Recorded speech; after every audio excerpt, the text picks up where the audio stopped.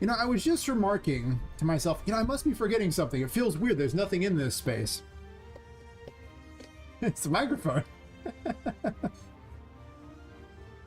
I guess I need that, you know? I was just saying, you know, yeah, like you do this enough times and you forget these things. It's just how it is. You just go, oh yeah, I guess that is something I need. Huh. I don't know, 300 plus streams and I'm still doing things like that.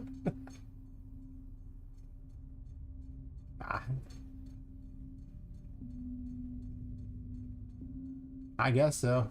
I mostly was just setting up. I haven't even really done anything with the game at all today. All I did today was my regular job. Well, I guess I should do this too. So I get myself back into the groove.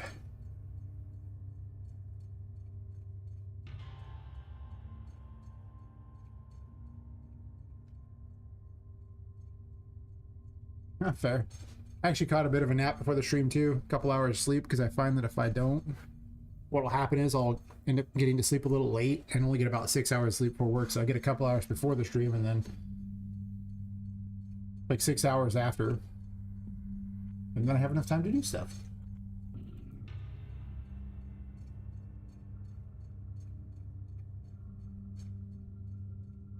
I don't know, part of the reason I have health problems is probably because I don't sleep enough. When you're younger, you can get away with it. The older I get, the less I can get away with that. So, you know. That's fair. We haven't hit truly hot days this summer yet here. It's usually about, I don't know, 105 most days. Around that. Yeah, 105 Fahrenheit. So, that's not really hot yet. But we have AC. I sleep with 2 fans on me. Otherwise, I'll burst into flames.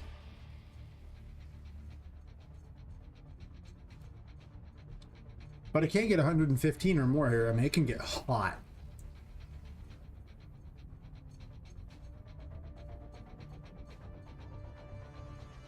Yeah. I mean, it's not good to not sleep. Everyone should sleep, but ironically, it's actually easier for younger people to sleep longer. As you get older, your body loses the ability to produce that, was it like melatonin as well? So it's harder to sleep as long. So I find for me to sleep well, it's better if I actually just do that instead. I did it.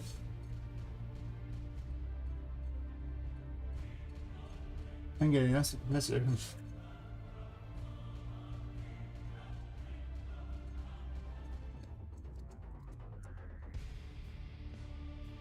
What is 35 there? That's only 95 degrees Fahrenheit.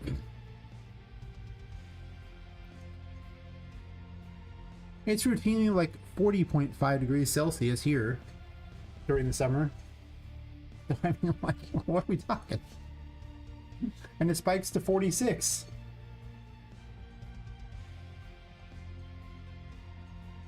So you're just like, welcome to California, everyone.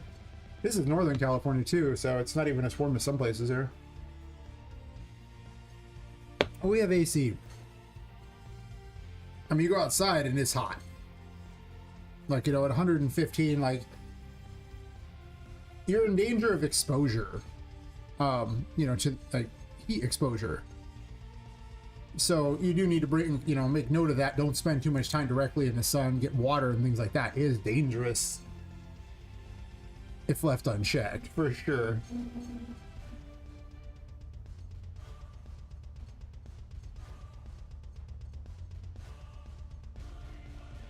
You don't have AC?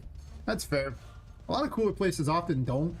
When we lived in Oregon, in like the Portland metro area for like a year, they didn't have AC there either, and there was 1 month out there that was miserable because the humidity was like 90% there most of the time. It was horrible. I know there's a tutorial on how to drink water. You know, some people, they're pretty dumb. Maybe they need that tutorial, you know? Maybe they're just like drinking gallons of this stuff, and you can kill yourself with too much water. I mean, water poisoning is real. So maybe they're trying to do that. I don't know. Also, here you can, they tell people, like, that you have to drink enough water. I remember I would take people out hiking. And see, I grew up in the woods, right? There's actually like a temperate rainforest up in the mountains, up, you know, in Northern California. And that's where I grew up. So I'm used to the wilderness. And I recognize that your people who have been in civilization are way too comfortable. You've never faced real threats to, you know, just your survival outside of other people doing things. But the things like the environment killing you never occurs to them. So one of the things they always forget is water. They never bring enough. I bring extra water because I know. I tell them, bring water. They'll bring some little tiny bottle, and it's like, you're going to be out here for hours and hours, especially if there's a lot of sun and it's like you're not in a forest. This is bad for you. Like, this is not good. This is not enough water, let alone food or anything like that, let alone how to deal with wild animals when you encounter them. Jesus. You love water, bro? You gotta be crazy to get that. You know, people just aren't used to it. You're used to be able to just go someplace and just be fine. You know, like, you know, get water at any time. Like, you're not in a survival situation where there's limited resources and you're like, okay, well, how am I gonna get the next drink of water? Because it does matter. Dehydration and extreme heat happens real fast. Hey, Hyper Studios. Has been a bit. I haven't been streaming that much, so that one's definitely on me. Hey, Sarah, how's it going? We're just discussing how people are silly out in the woods. They don't bother to do this little thing like, you know, have water. They just, you know, they've never had to survive. Someone's gonna be happy? Yeah. Pretty much, you know, people just gotta... They gotta learn. You gotta drag someone out into the woods and bring like the stuff to show them what it's like, or out into like, even just like the plains, because right now, like where I'm at, it's mostly plains, and that means you're almost not even shielded from the sun at all. So I try to, you know, tell them, like, you should walk during this time of day. Just try to take paths that are a lot more shaded, you know, like bring a lot of water. Hey, Adolph, how's it going? They said it's early tonight instead of talking to us, losers. I lay down for like an hour or two before the stream. Actually, about an hour and 50 minutes or so. Just so I was, you know, could get the 8 hours sleep, because afterwards I wouldn't have enough time to get 8 hours sleep after the stream. So, before I need to be up again. Me and my old extended family do this vacation every summer, so I'm just in the car watching stream. Oh, nice. I'll tell them all hi. Tell them I'll load their accounts and watch you so my viewer numbers go up. No, you don't gotta do that. But you could. No.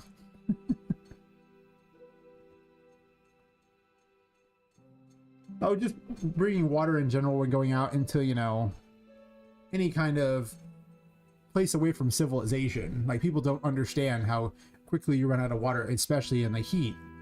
Like, don't get me wrong, if it's the middle of winter, you probably don't got to bring a whole lot of water with you.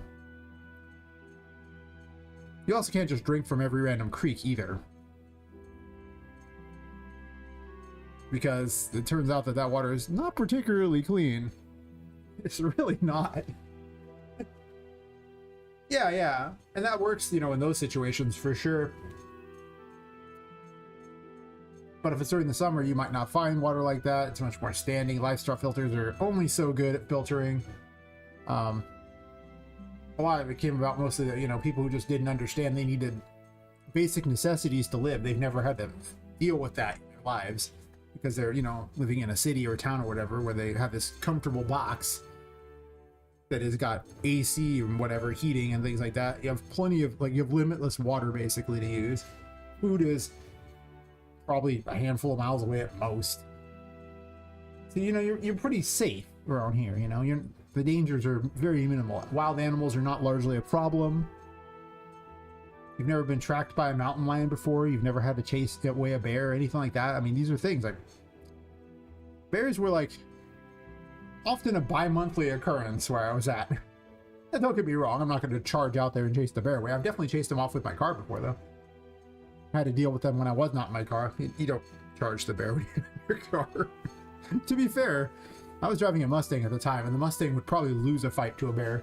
The bear would probably be hurt, but I don't think the Mustang would drive after that.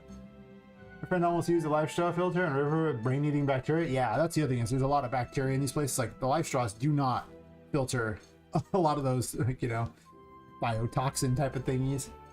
You know, talk about outdoor cheek clothes? Never went hiking? Yeah. Well, I mean, sometimes it's such a trend thing.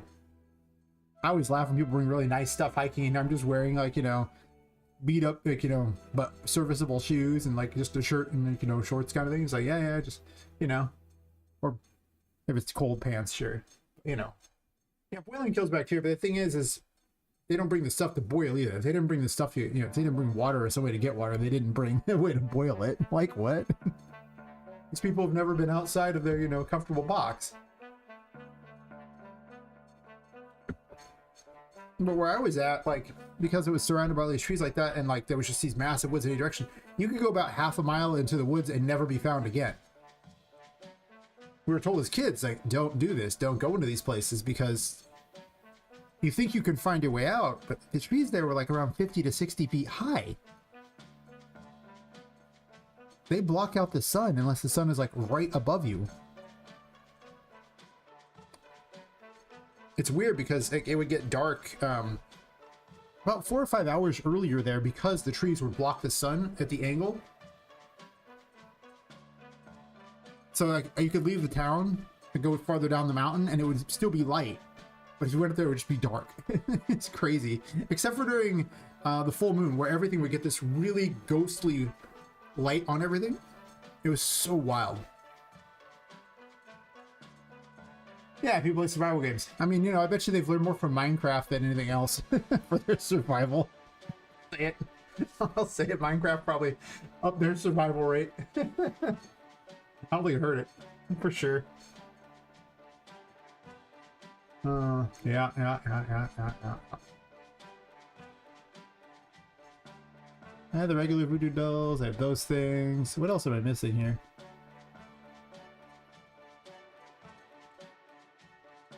Help holding back for the fire to start. Yeah. There's the thing we didn't do very often. Start fires in the woods. You could if you wanted. Was not usually the best call. If you were there at the middle of the night, you would. You know, but you want to try to contain it really well. Thankfully, the big trees would destroy. Prevent there from being a lot of underbrush.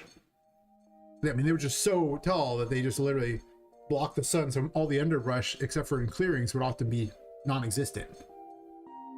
It's not like, you know, places where the trees are much shorter and they actually get all the bushes below it. No. Oh God, yeah. I was in the Boy Scouts, I know. You don't want to do it that way. Bring something that starts fires, trust me. That, and, you know, something to filter water in, i.e. just, you know, something to, like, boil it in would probably be your best thing for long term. If you plan on being in the woods for any length of time. Because you're going to want to fire at night. The animals there are pretty savage if you are not protected and just sleeping. Like, if you're not alone, like you have a group, well, even then you're probably still not in the best shape, but you know. You should probably... Fire keeps bad things away, for sure.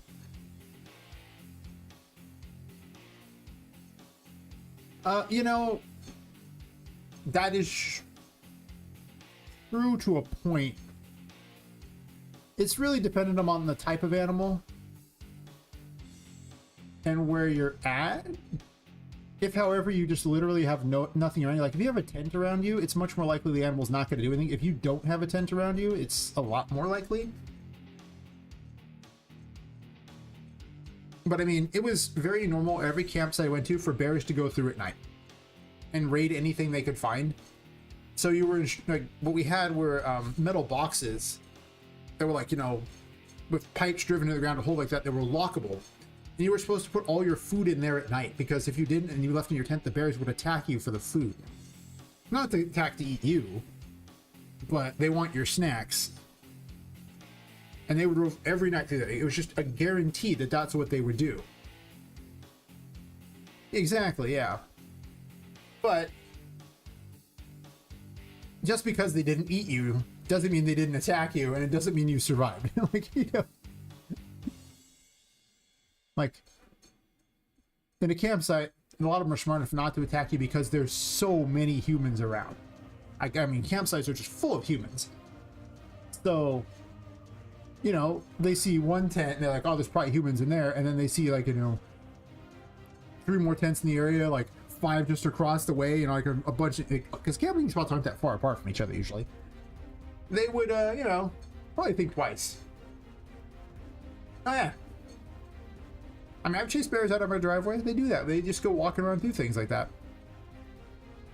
Most of the time, they will not attack you. There are exceptions like brown bears, which are not like indigenous to California. We have grizzlies, but brown bears are much more likely to attack you, but usually only if you're a woman. And it's that time of the month. That's a believe it or not, this is a very real problem. It turns out that you know, they can smell blood. So just saying, for sure, it's that time of the month you're a woman. Don't go camping where there's brown bears. Don't go camping where there's wild animals. I wouldn't camp at all. It's a bad idea. It's not a good plan. I'm moving this. Oh, shit, no, let's move to here. Got to load these into the thing here so that they get data layered and now organized. But for the most part, animals don't attack. I mean, the thing with bears, don't challenge the bear. Don't run from the bear. If anything, your best bet is often to just kind of, you know, keep your eyes averted and just kind of slowly walk backwards away from it. So that you get far enough away that it no longer considers you relevant. Because if it was going to attack you, turning your back is 100% going to make it do it. Running is a terrible plan. They're so much faster than you are. You're never getting away. It helps that I'm 6 feet tall. And like, you know, like 180 pounds. So I'm a big enough guy that, you know, most animals look at me and think twice. It's not like I'm ripped or anything like that, but it doesn't matter. To them, I'm just this much bigger than your average, like, you know, than the average person wandering around through there. So they just go, Doesn't mean they won't stalk me, though. Hey, Cortez, how's it going? A watch streak, nice. Well, a panda's a bear, by the way. I don't know if you know this. They might look cute, but they are, in fact, a bear. Bears are strong. They grip onto trees all day. Right? They just hold onto it. How long could you hold onto a tree holding up your body weight, right? Like, how strong do you think they have to be to do that? Hey, another guy, how's it going? Oh, I don't want to duplicate those. Not all of them. So, like... no.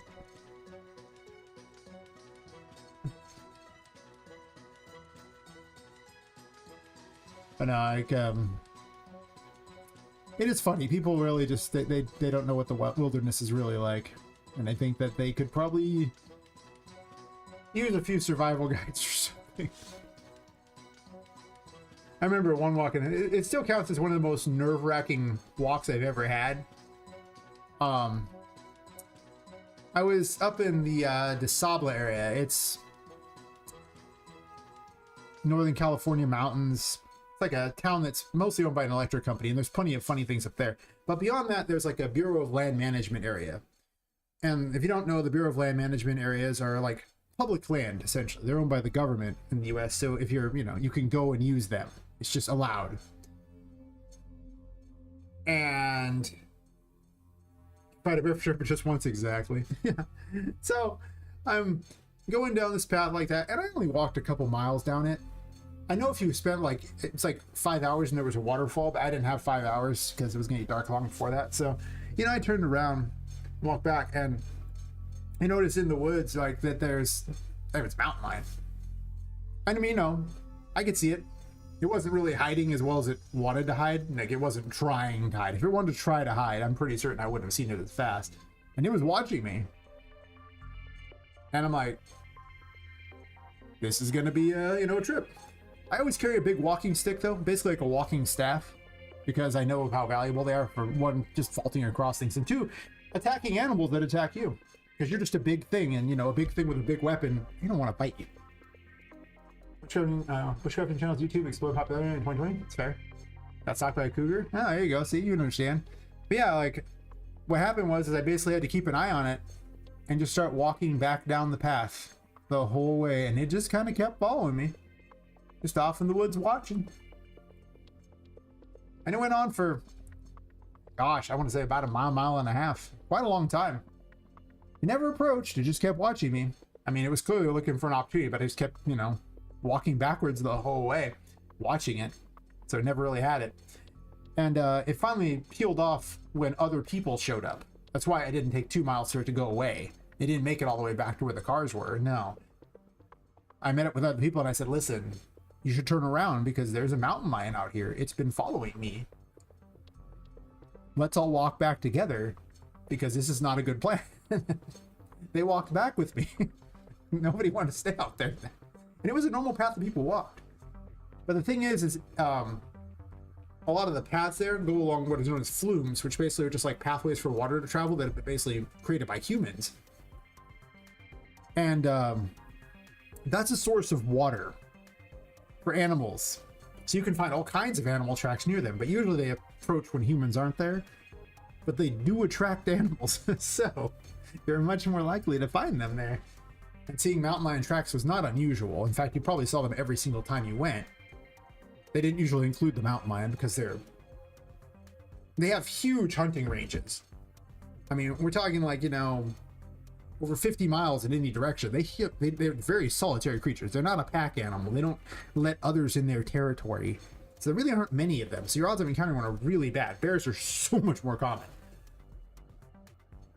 But like I say, bears typically, especially the ones around humans that live in the more human-infested areas, they didn't really cause as much trouble. They were more of a nuisance than a legit problem.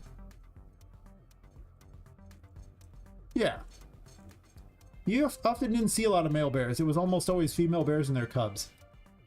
Which is actually scarier because, you know, a mother and her progeny, you really don't want to be anywhere near that. God help you if you saw like a baby bear, you're like, uh-oh, this isn't gonna go well. Oh wait, why am I using these? Yeah, I thought about putting letters on these, and maybe I should put letters on them. I guess if I don't include the whole alphabet, though, they can't spell things out, so it's less exciting. We'll get you into puts female bears in our woods. Yeah. They're everywhere. They're taking our woods. It's definitely different out there. I was not as big of a outdoorsy person as my brothers, but... Oh, I was filling it up with various things you could find in here, like various toys and everything like that, and putting little sale signs. And since it's like the like 1928 or 9, I can't remember, the prices are really cheap for sure. So I'm just filling it up with crap because, you know, and Andy's one's got moved over here because it was just kind of an empty room, you know. Like I was like, well, it's gonna eventually be a store, but I'm like, well, there's nothing on the shelves. Should there be something on the shelves?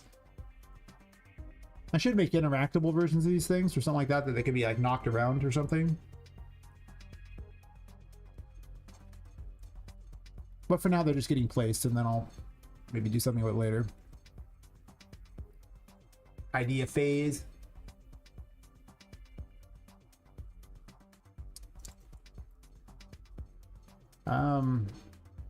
Just call it one cube, I guess. Sure. These are probably really cheap because they're just a cube. Yeah, I figure it has more of a store feel now, which is kind of nice. It just needs things on the shelves and everything like that, which means I need more toys or things to put there. But one of the problems I'm encountering is that this is about midway through. I don't know if I wanted to showcase enemies that haven't been seen yet by this point.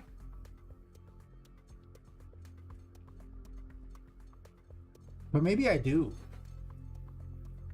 I also thought about putting them in cases because it's kind of weird. So they probably should be movable.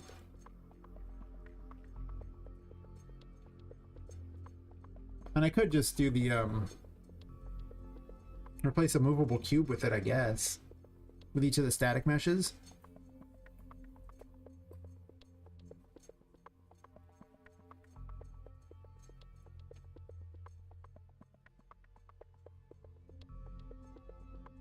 Hmm. I might want to level instance them though to make it a little better for purposes of that, because it will get pretty bad with so many different things loaded in here. Like, it's not bad when they're just these static meshes. Is Unreal's enemy AI good? I mean, it's got the tools to make a good AI. What you do with it is what you do with it, you know. I mean, it's not like they make all the stuff for you. I use blueprints to do it. There's multiple ways to do it. Blueprints are just easier for me because I understand blueprints. Some people use behavior trees. There's state machines. I think there's a couple other ones that I've never seen used before, but a lot of people use behavior trees. They seem to work. I mean, think of all the AAA games you've seen. Okay, the good ones. Did they have AIs that worked? If so, it should be fun.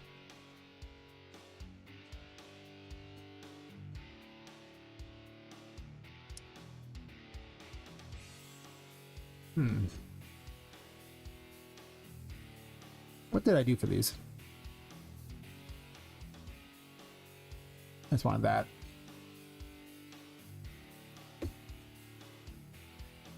Oh yeah, it's a child of the destroyable parent.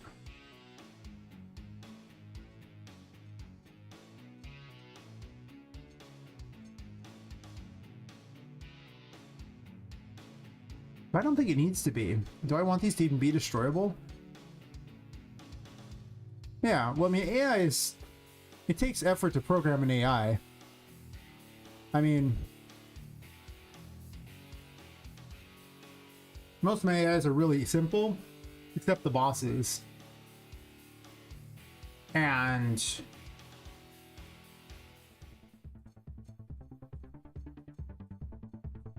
we can talk about Patrick's AI here.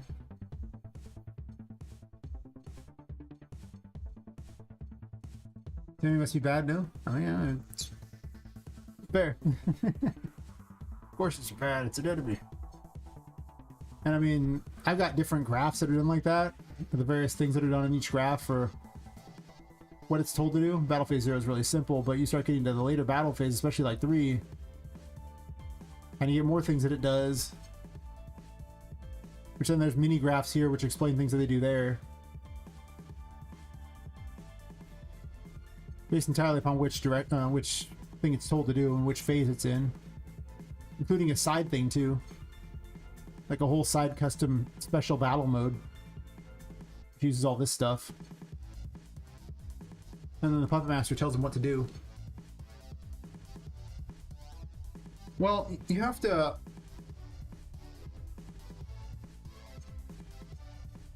And you have to basically tell it that the wall is there a lot of times. Like, Unreal provides a nav mesh, and the nav mesh will let you move, like, will tell the enemies they can only move around an area. Like, I have a nav mesh down right now, I think. Yeah, which I need to get rid of because it's just waste now. So wherever there's this nav mesh, the enemies could walk. And if there's nothing connecting it, they can't walk between them. So here it would understand that there's a wall because of the nav mesh. But a lot of people will do proximity-based, you know, attacks like that. It's like, okay, we are within this range of the player, and then tell it to initiate the attack. That ignores the nav mesh. The nav mesh is just a movement-based thing. It just goes, okay, move there. It doesn't tell you the wall is there. It tells them where they can move, and the wall just happens to be an area they cannot move. So you would have to direct that the enemy could see something here, either by including the wall as some kind of actor it understands, or forcing him to have to be a certain distance from the player that is to attack that is, you know, greater than the wall. Or if you're smart, you just build an arena where that's not a thing that can happen. Like, because, you know, if I made my boss arena this ridiculous mess out here, it'd be almost impossible to program a boss to understand what to do here. All the platform would be super hard. That's why most boss arenas are often just, you know, a giant open space. Because, well, you don't have to deal with all those extra objects.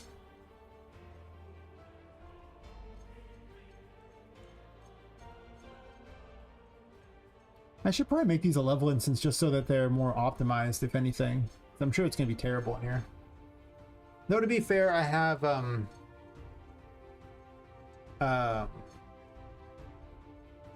data layers, so it is reducing a lot.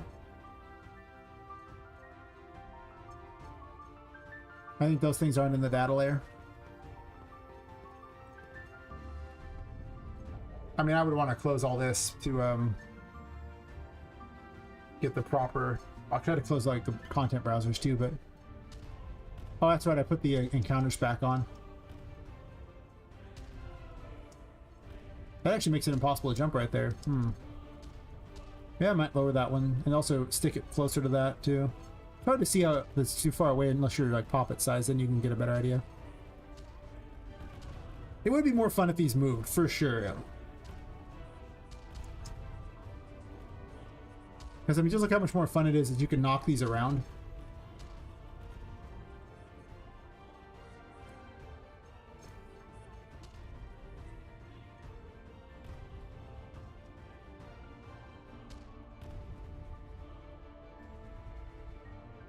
Okay, well, I was gonna knock the cubes around. I don't think you can actually knock the runs. You have to actually push. You have to use the magician to throw them. I could just have lots of these enemies spawning here, having them launch all the time. So I kind of wanted this room to be more, like story-centric in a way. Like I realize I don't have a lot of story rooms, and that's a... Like, there's nowhere for the story to happen in this game.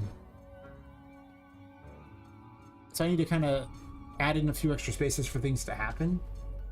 Yeah. Alright, well... The destroyable stuff set up better than this, though, so I guess I just use the destroyable parent.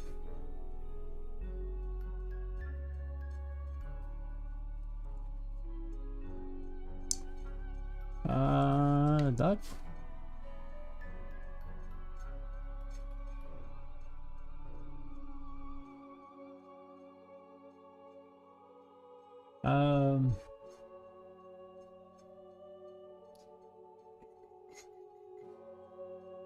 Just gotta do them for each one, I guess.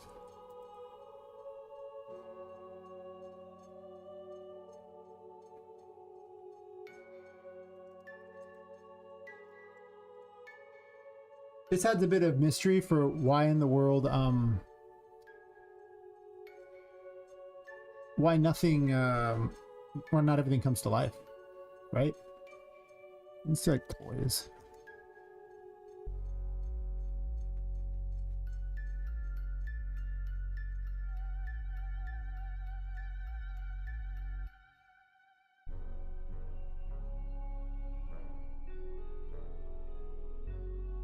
This might not actually work because it's not a singular thing.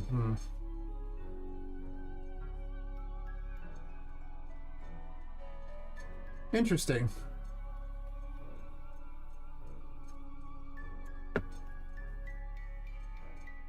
Well, I guess everyone should just make a mobile gacha game, right?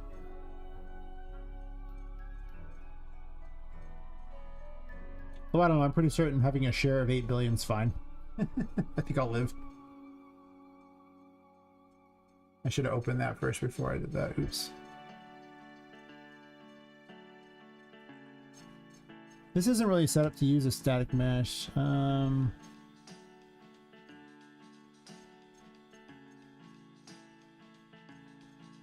I don't think this will do what I want. What is the method for this?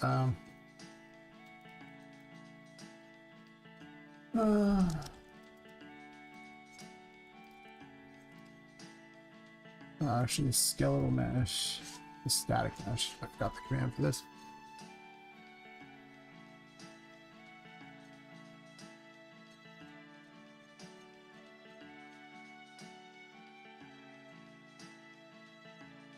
Interesting.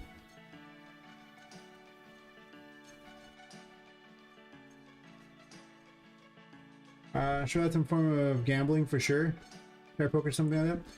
You know, in the RPG Maker game, there was a tarot matching thing, so maybe I'll have that. Unlock it all bigger booties, 1 in 10 chance. Every roll is $1. Hey.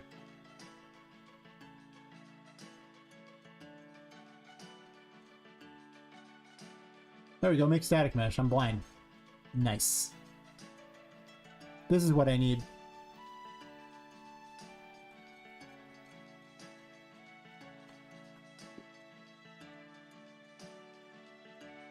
I'm supposed to say Voodoo Doctor, I guess. I don't know.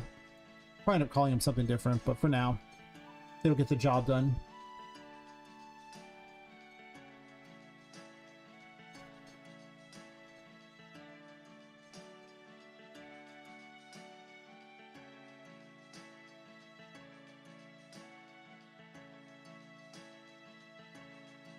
Now I can make him destroyable if I want. I might include some kind of weird little tarot game, something like that. But the thing is a lot of it's not all that fun to sit and do, I think. I also consider having like little toys that like had shops and things like that you could collect and everything like that to populate the hallway. Actually, the haunted gallery. Because originally in the RPG Maker thing, I had a whole gallery thing. You were rescuing the toys and bringing them there, so it would fit with that. And maybe I still will. I don't know. I'm gonna have Annie's-ons in all the shops though, because it's more interesting. Oh, yeah. It's like a super hot version of Poppet. It's like, you know, but you gotta roll the Scotcha thing together. For sure, for sure. Oh, I need, why didn't it change the picture? There's no ducky on here. Lie.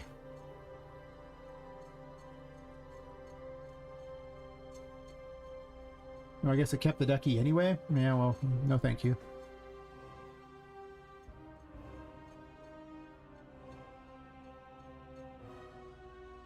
Open it back over this one over here. It's making my life hard because you can't just have it select two different things. It doesn't understand which one, when you use last, is the one you want to do. Nope. Yeah. And then I'm going to take it and convert it to a level instance too. God, it's been so long since I spent so much time not doing it for like the last 6 months. I'm trying to remember myself of all the dumb things. Horse Girl game is 1 in 20. I see. Well, there you go. Now you know you got to make the Horse Girl game, but with dolls. Yes. Yes, this is a great plan. It's not a great plan. I mean, it probably is, but... Whoa there, buddy. Calm down there. That's huge. Should be like a 3, I believe. No. How about 1? No, 1 looks pretty close. Yeah, that's about right.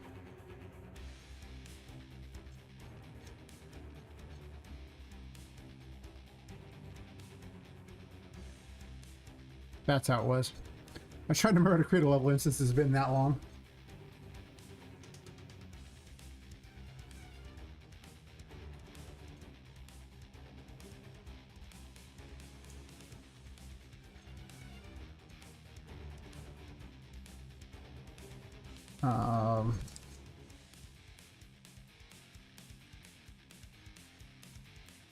This extra step is an optimization step, because what happens is that I want to open it. If you just have an actor thing like a over and over, Unreal treats it like a completely separate thing that has to be loaded, and it can't really save on anything. So it's just a bunch of extra dollars. But if you have a level instance, you can't have them be, like, they can't be unique between each one, but it'll just load the level instance over and over, and it reduces the amount of, you know, resources required, because it just treats it as loading this one thing over and over. A static mesh would also be fine, like I have there, but a static mesh can't do a lot. Well, I mean, it wouldn't be able to be interacted with and picked up and done things like that. Like, you could knock it around, like you could actually make it affected by physics. It would also probably not stand if you did that. I'm not sure this one even stands, to be honest. We'll find out.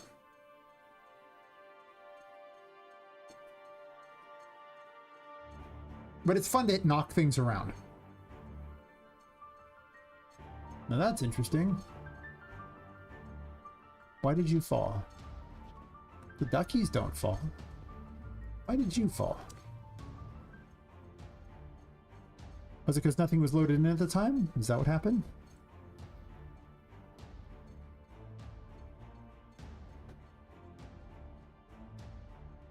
It was cloned off of a ducky.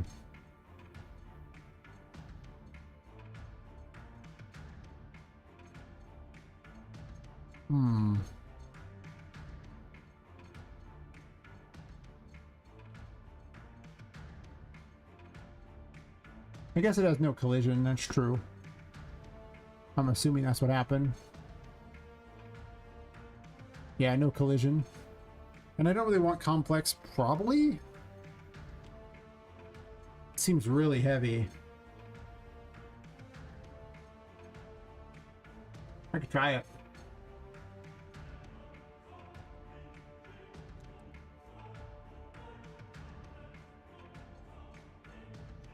I mean, after all, I am making use of data layers, so this is only loaded in when it's like visible anyway. DJ Predators are finally up. 80-100 for Ultimate. Sounds about what I'd expect. People will pay it. You know they will. Those were so popular previously.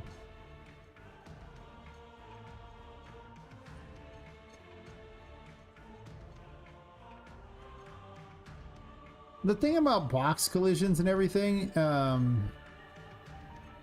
is that it'll be kind of weird when Poppet walks around it. It'll be maybe not perfect or like that. It'll act kind of weird.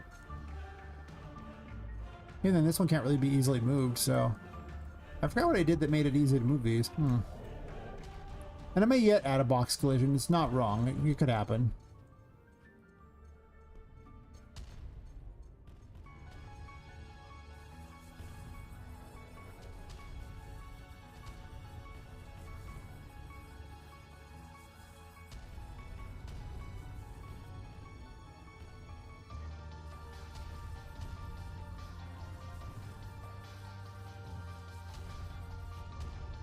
Huh. What's the problem, buddy?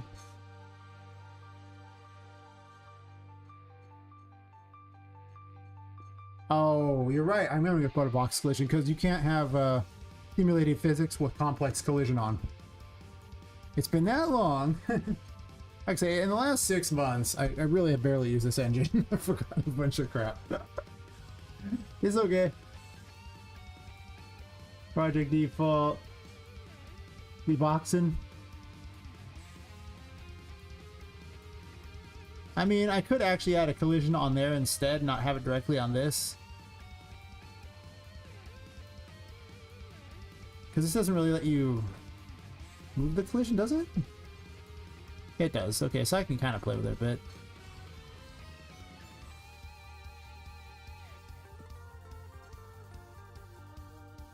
Maybe I'll do that and let the arms be a little not completely blocking. Joel's supposed to be better physics engine, must be a pain to integrate. Yeah, there's a lot of things that could be better, for sure. But if it's one thing I've learned as a solo dev is you really shouldn't open a can of worms if you don't need to. Like, trust me on this one. You don't need to open it. You don't want to open it. You just don't do that to yourself. It's better. Like if you need a system, like go ahead, use it, but Epic produces stuff so fast and there's so many little side things people make that you could just fall down a rabbit hole and never find your way out.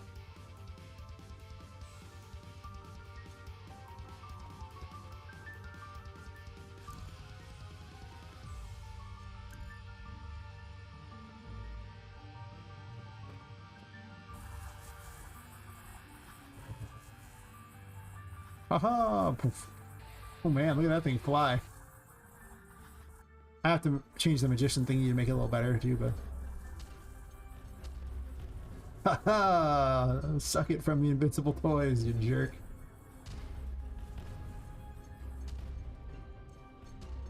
Where'd it go? Where's my toy?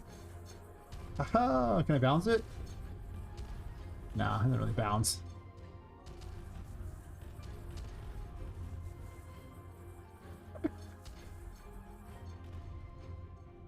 Maybe I will have a shooting gallery now, I don't know. It's upside down, I love it.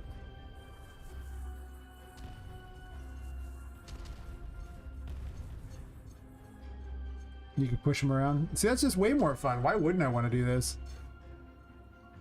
Whee! They definitely don't have a lot of weight to them. I could probably adjust the weight a bit so they don't just fly everywhere, but eh.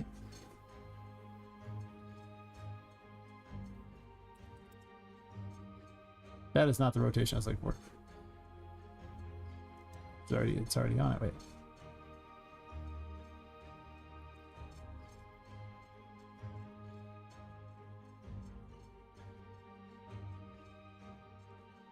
Oh, I see. 1 second.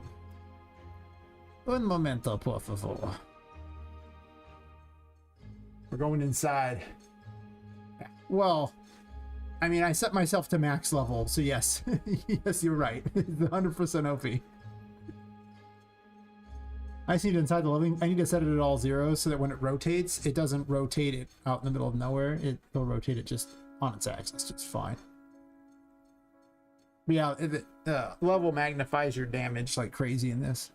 Really, I might change the numbers. Right now, it like multiplies. You know, I think it multiplies your level times damage. It's really high. So the enemies can have huge amounts of health, but for them, it just adds their level to their damage, so they are not as effective at all.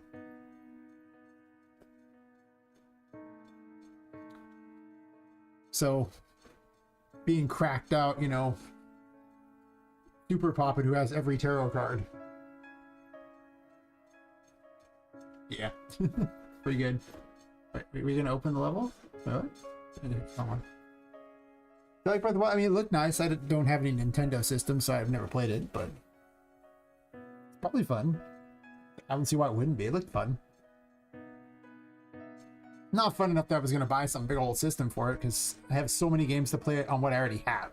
That was always the justification. It's like, well, I already have so many games I want to play, and I ain't even got to those. What in the world do I need a whole other system for? If they released a PC version, I'd play it. That's true.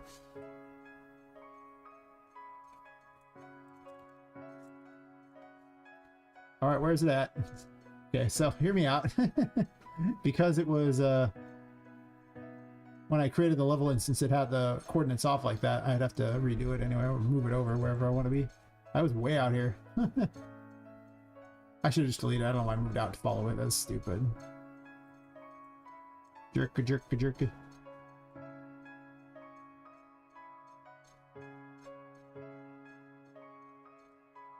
It's all stuff I should remember, but I don't remember offhand. I have to figure it out again. Fine, don't hate. I mean, you can hate if you want. I deserve it. Emulators for the Switch? That's probably fair. I haven't looked into it. Again, it's time. The amount of time I have to invest in something like that isn't really that high.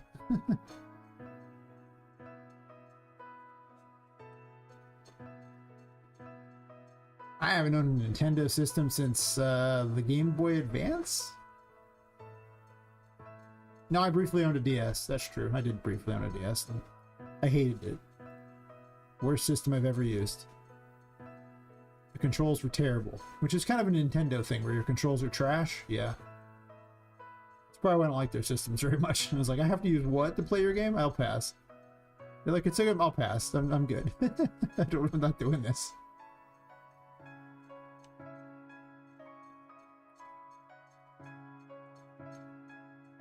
Assassin's Creed for kids? That's fair. I mean, I can get behind that. I gotta put these level instances in Creepy Curios. It does pay to keep things in order because there's 5,681 actors on my level. I'm trying to figure out where they all... If they're just in a giant list, it's terrible. Plus, it's also easier to do this than I can, you know, make them vanish and appear. Also, this shows me what's not in the Creepy Curios thing, or what needs to go in there, so these need to go to Creepy Curios as well. But I'm gonna actually just replace them with level instance thingies, so... But I mean, Assassin's Creed for kids was... Well, there used to be a time when Assassin's Creed was cool. I don't know. Like, I have flying currently, but flying is really boring. Like, it's not a fun mechanic. It's mostly effectively walking in, like, you know, like, well, three-dimensional walking, essentially. It's just, you just go up and down and, like, you... Cool. Great. It's not very fun. So... And she can climb up on things. She can pull herself up stuff. I mean, she grabs shelves and pulls herself up all the time in chairs and things. But a floor is only so tall, so I have to limit how much each thing she can get, because otherwise I have nothing for her to really platform on. So, you know, I mean... She can easily grab this and pull herself up. And when she has double jump, she can just bypass the chair entirely. I guess at this point she'd actually have closer to this. That's not even double jump. What am I doing? Screw it, let's go max level.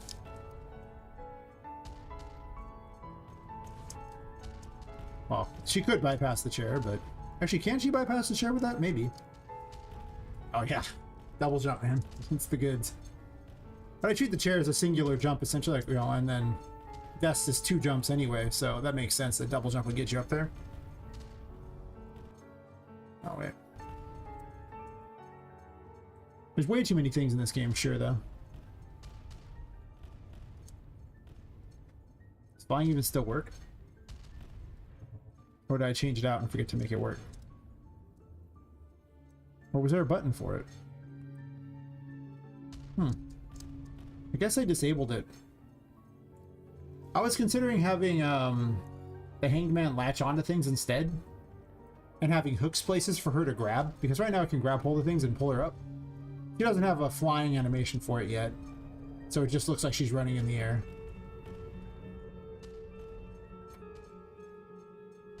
It is more fun than flying, because it's just uncontrolled and crazy, but if it had hooks to grab hold of at specific points, I could use it as a more, a better gameplay element, I think.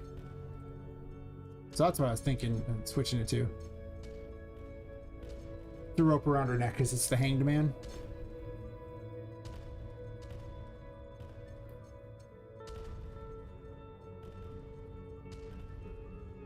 It doesn't really stop her from moving around though, because it's you disable flying. I've had them as flying before, and I'm debating on if I want flying to be in the game because it's not fun. Like, it sounds cool on paper, but so far, gameplay-wise, it hasn't been fun. I need a better noise than a squeak, I guess. Oh, I turned out of the tarot form, so I can't throw things.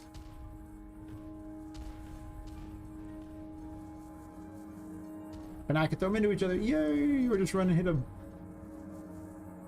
That's just way more fun than just them being static like this crap. That's just not that fun.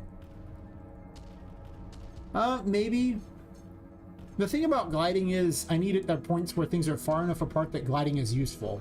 Because you can already get really far by just jumping twice. And swinging is already a thing that, you know, might potentially be a thing, so I need to figure out how I'm going to play around those two. I've also got things like cubes and stuff to work with. And, you know, growing plants and things, so I want to keep those kind of relevant for a long time if possible. Other ones are obstructions, so I block things out with doors. There are many like super movement ones though, for sure, because you can only build around so many movement-based things. So the main movement ones are going to be the magician being able to move things like, you know, manipulate the environment, such as doors, cupboards, things like that. And then the Empress creating platforms so you can go places. The Hierophant, like, making objects that are possessed behave, which also creates platforms places, so it lets you go places you wouldn't be able to normally as well. Almost like, not really flying, just lets you get places you couldn't, so those are pretty good. Chariot, it's currently double jump. I don't know how I'm going to make it scale into flying, though, and have it be double jump. I really like the wings appearing and making you flap. That's kind of cool. And so far, I hate flying, so... Yeah, flying kind of was a Metroidvania thing. Yeah, exactly. Every time I forgot flying in Metroidvania, it's never been fun again. Like, Bloodstained, one of the games that definitely inspires me. They went with the reverse gravity plan, which I also got to play with in Terraria, where you were just reversing how the character's gravity went, so they were just constantly in a state of falling. And that was way more interactive. But that one, it was basically flipping the world upside down. I'm not going to flip the world upside down. That's a bridge too far, for sure, in this particular setup. Like, I'm not doing that. A mechanic would be so hard to implement. It's with how the game currently is. But having some sort of limited way to fly, like, I mean, even in the Metroid games, usually it's like a super jump thing that you can do. Eventually, like, screw attack force you to constantly jump over and over and over. At least it makes you do something.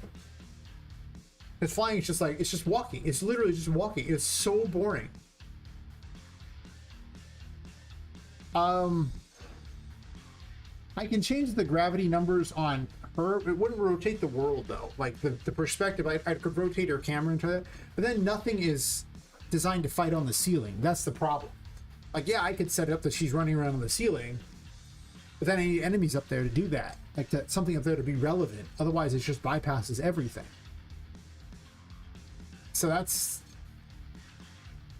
I now have to program in a whole group of enemies that literally exist on the ceiling of things. Otherwise, what you have is walking. You just have walking everywhere. Whereas you could tell that Bloodstain was built to work around being flipped upside down. Like, they made the areas designed for that.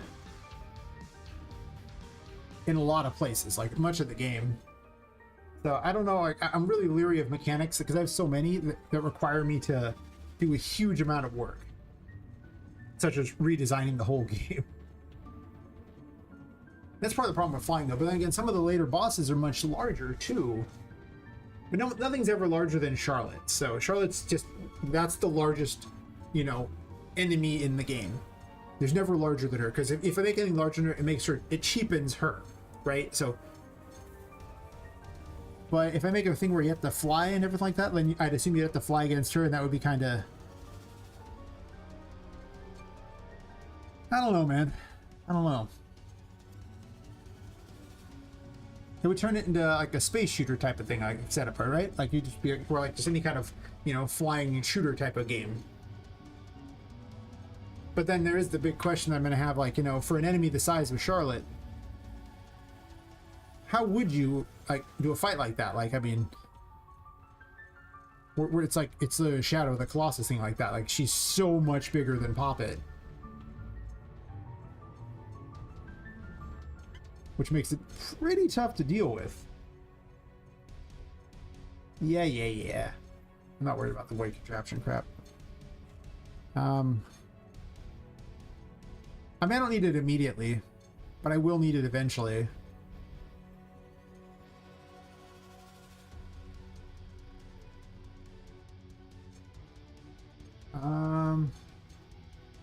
Where's the Charlotte at?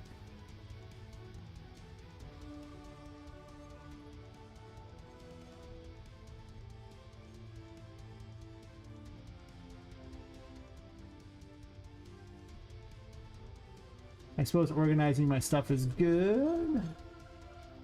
That's not what I want. I want to know which model I was using specifically for her.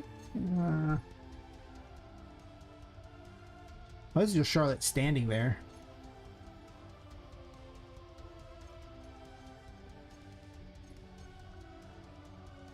But I mean, consider a boss this tall. I don't know if she has permanent on or not, but I'll have to see if she just vanishes upon entering or not.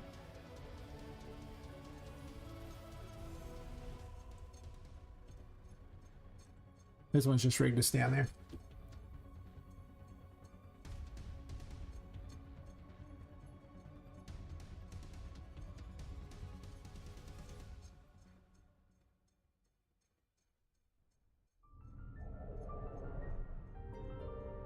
Oh yeah, it makes her vanish. I had to give her like some kind of permanent thing or something so she stays.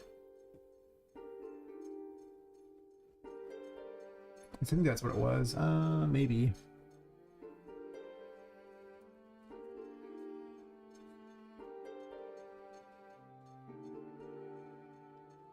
I have so many things to try to work around the various systems. I'm trying to remember which things have, but I don't really have to remember that much. I can simply go look and figure out what I used in the Puppet Master. This Puppet Master is my thing that does all the spawning and controlling of NPCs. Technically, I could just copy her into there. I should just do that, probably. I can make my life easier. I don't need to change the model encounter table.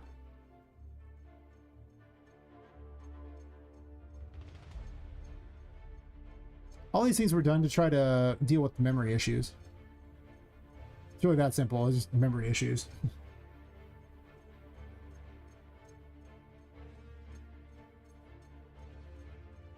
So you could be level 99. Why not? And star, no. 99, sure. And then what's her locations at? This. Copy that into the transform.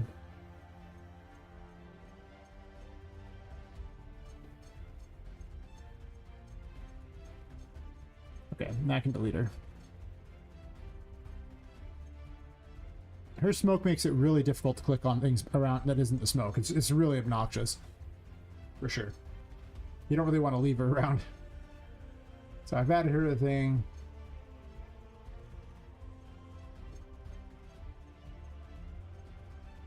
I was gonna have her appear and watch you at various points just because.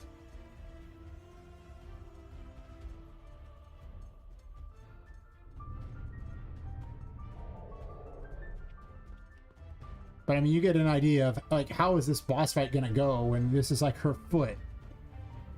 Like, I mean, she's kind of floating in the air. She's a ghost, so she can float in the air. That's fine. But I mean, you know. Oh, I was within range of her. That's fair. You're not actually supposed to get near her. She has a kill thing. And I don't have immunity to that, I think. Do I have a kill on that? That's a good question. Is on her. Yeah, like you just get an idea of like how it's gonna have to be like that. So maybe flying is necessary for this thing. Because you know, I would be up to like I would be like the size of like her shin. And that's about it. Like so I'm not sure that that's gonna happen later, because you know, she's crawling on the ground for this first area, so you don't really realize just how big she is. But she's not actually big at all. She's just a regular girl. And you're just really small. I actually looked up about when women get their growth spurts and like that. So she's actually about 5'4". Like 5'4", 5'3", something like that. Because they basically women hit their full height close to around like 14 years old. 13, 14. So I was like, oh, okay, well I should probably make her about that. And Poppet's about 10 inches tall, so roughly. And those are kind of my scales for how the world is set up. So, you know, she's like just so much bigger than Poppet that I'm not sure what I'm going to do. And flying could be a thing, but then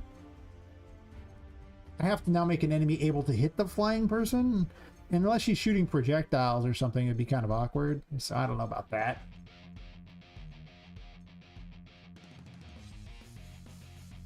Something to think about. I don't need it now.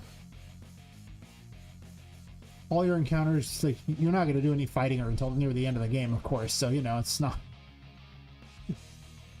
She's going to antagonize you the whole game, of course. But you also have no way to fight back, so... Until, you know, much later, obviously.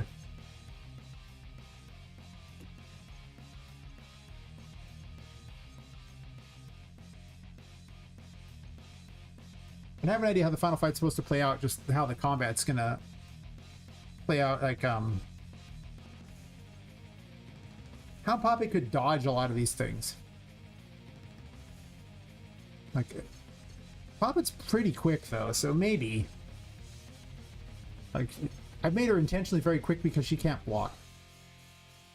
There's no blocking mechanism in the game at all. You just need to not get hit. Just don't get hit, Smile. You have 100% damage reduction if you just don't get hit.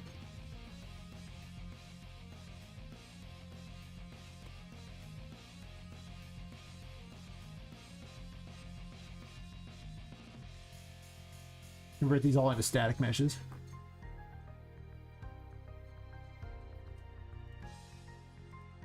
Yeah, I call that a Mr. Bitey. Names are, of course... Well, these aren't terribly important for the names. I mean, you know, it's just a doll, so it could be any weird thing for sure. Yeah, that's the thing. It's just like, she's really frail. I mean, if you look at her, she's not... She's just a doll. She's a really thin little doll. She's got tiny little spindly arms. Like if something like this were to hit her, what? Like Poppet's little. Yeah, so her ability of blocking doesn't make any sense at all. She's tiny. Let's put a Poppet next to her. Next to him.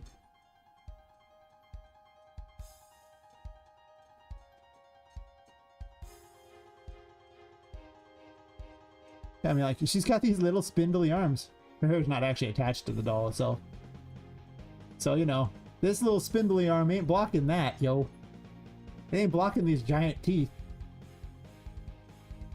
That's why you basically, to make her believable, you basically have to essentially make her a magical girl. That's just how it is, you know, for female characters. Like,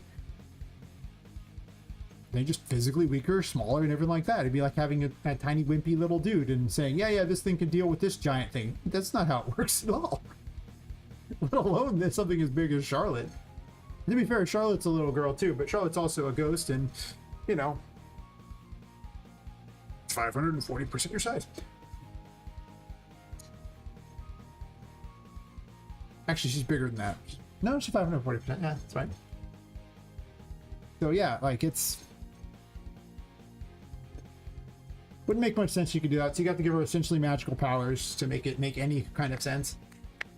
And then suspend all disbelief because you now have magic and, you know, whatever.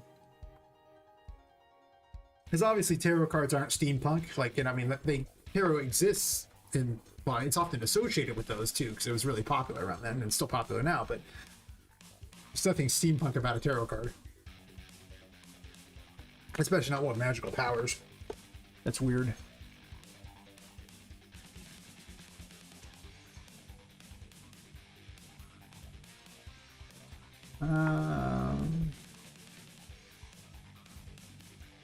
Gotta make one of these. We'll just duplicate.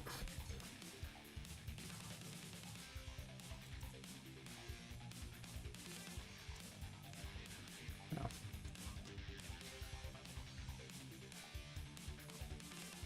We'll add Twit at the end of these so I can tell them apart, because I don't want me to think it's a regular enemy.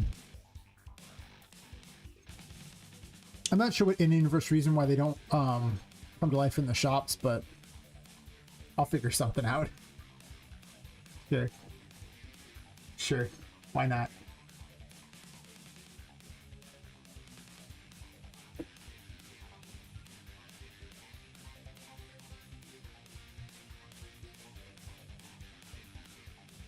A lot of these rooms are kind of fun to screw with too, so I think people will enjoy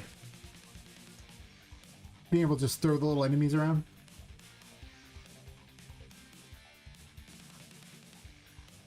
Probably. I mean, maybe they won't. I would assume they would enjoy it.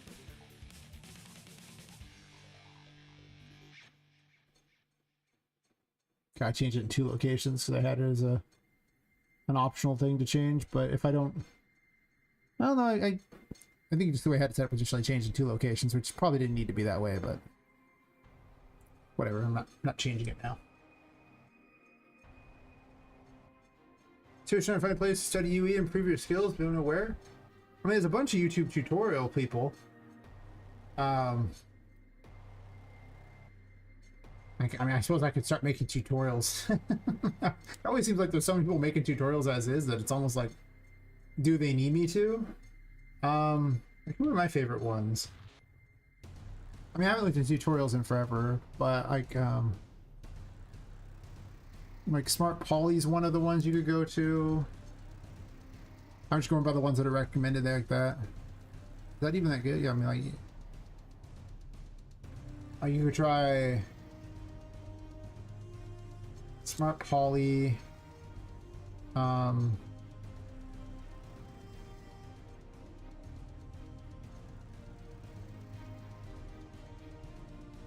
I'm just gonna search for YouTube tutorial. Actually, Real Engine tutorial.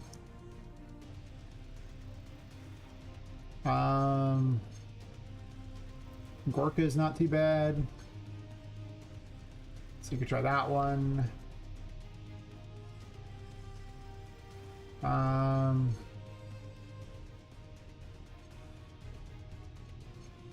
I've watched Cobra Code before. Try that one. And I mean, there's another one's really good too. But he was really a lot of his ideas were high level, and I don't think I would send someone to him to start with. I would say, I don't remember if Unreal Sensei is any good. Maybe is, I don't know. I'd have to look at, because people change their names, so I was like, did I watch this guy? Well, he changed his name.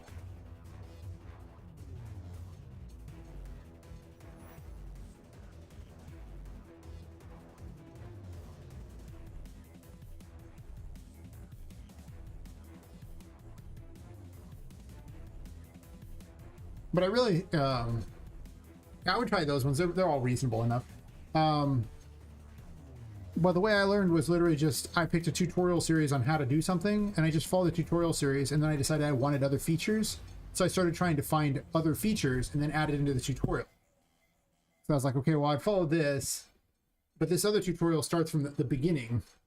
And I don't want to start from the beginning. I want to add this in here. How am I going to do that? So I started figuring that out. And just make sure you keep backups of your stuff, and then you're not afraid to break anything, because you can always go back to the version you haven't broken yet.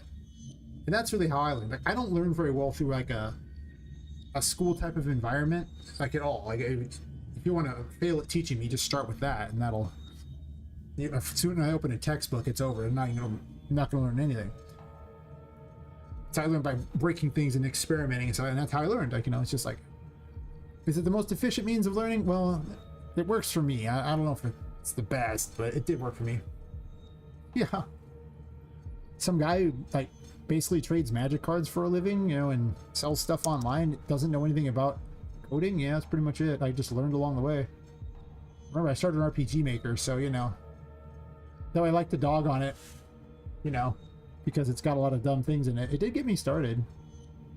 Not saying you should learn RPG Maker by any stretch, but I learned, you know, JavaScript and how to break apart that engine. Because if you wanted to do anything in that engine, you had to learn to break it apart and, you know, add your own code in.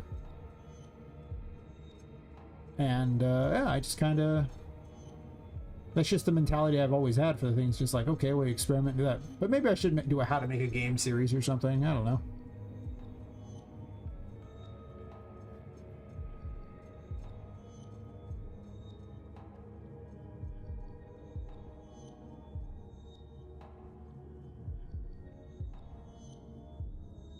I mean, you can make 2D in Unreal. I do think that there are things that Unreal could probably improve with their 2D. Their support is obviously almost entirely reliant on Paper ZD being good. And Paper ZD for its, you know, part is good. Sure. And you can definitely fake it all like that. It's not a true like 2D thing. You're always in a 3D space, but you can definitely do that. And I think I like the 3D space better because you could do the whole Paper Mario type of things or Octopath Traveler, those things.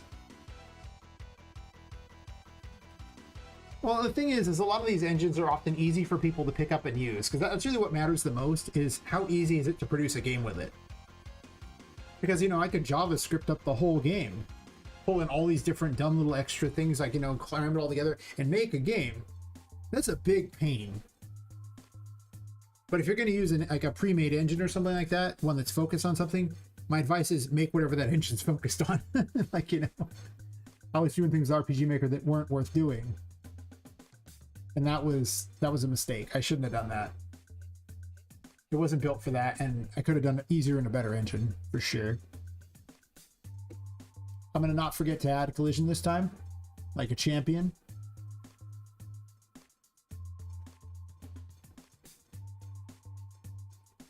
It needs to be a little smaller, probably.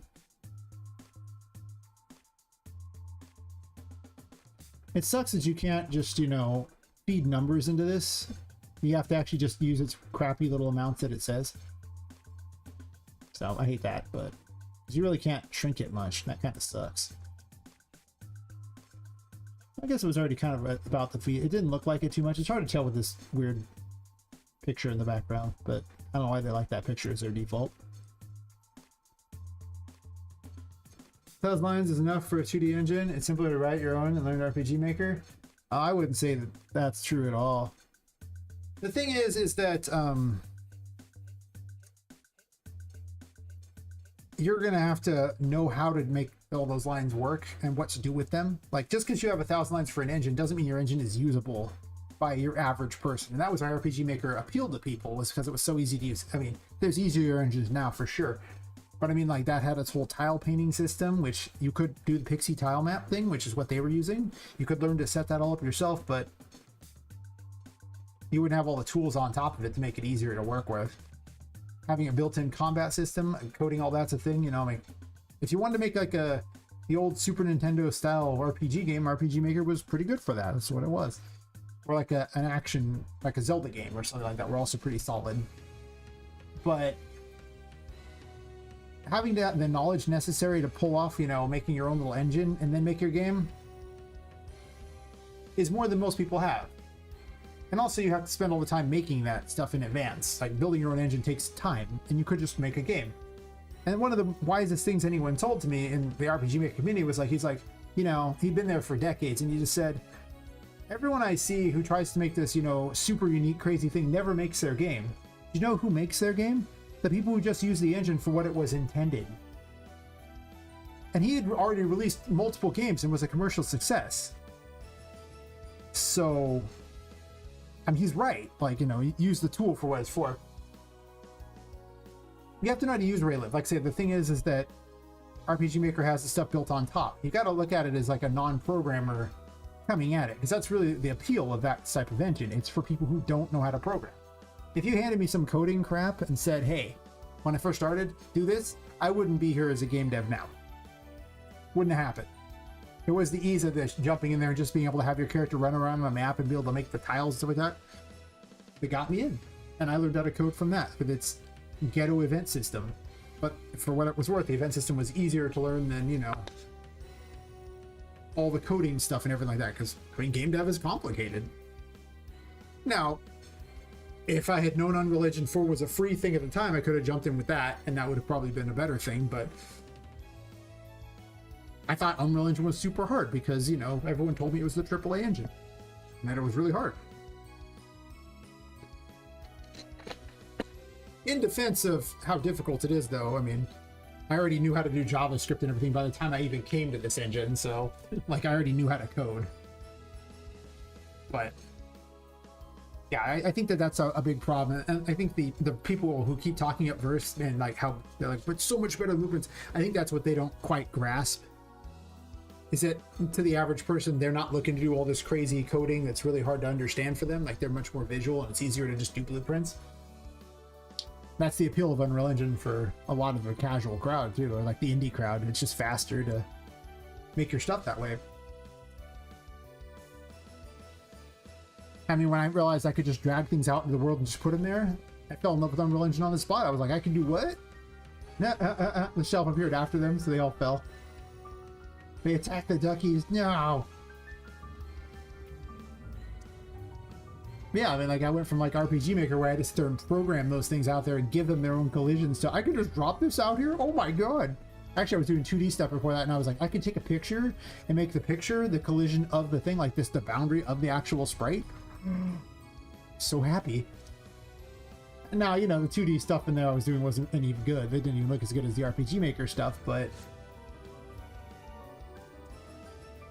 simplicity is definitely a thing. And it's funny too, because when I left the RPG Maker community, I actually released my tools for them to use that I'd made, and basically there was no adoption for them because, well, they were so much more powerful than anything they'd ever had access to. They were so complex to use that it didn't appeal to the market that existed, right?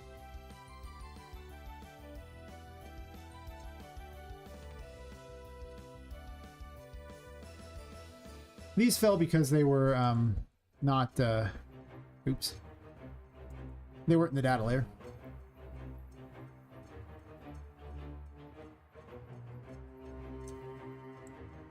So they loaded first, then the data layer loaded all its stuff.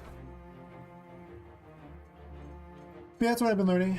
It's taken me a long time to, you know, go from the butt power to all this other stuff.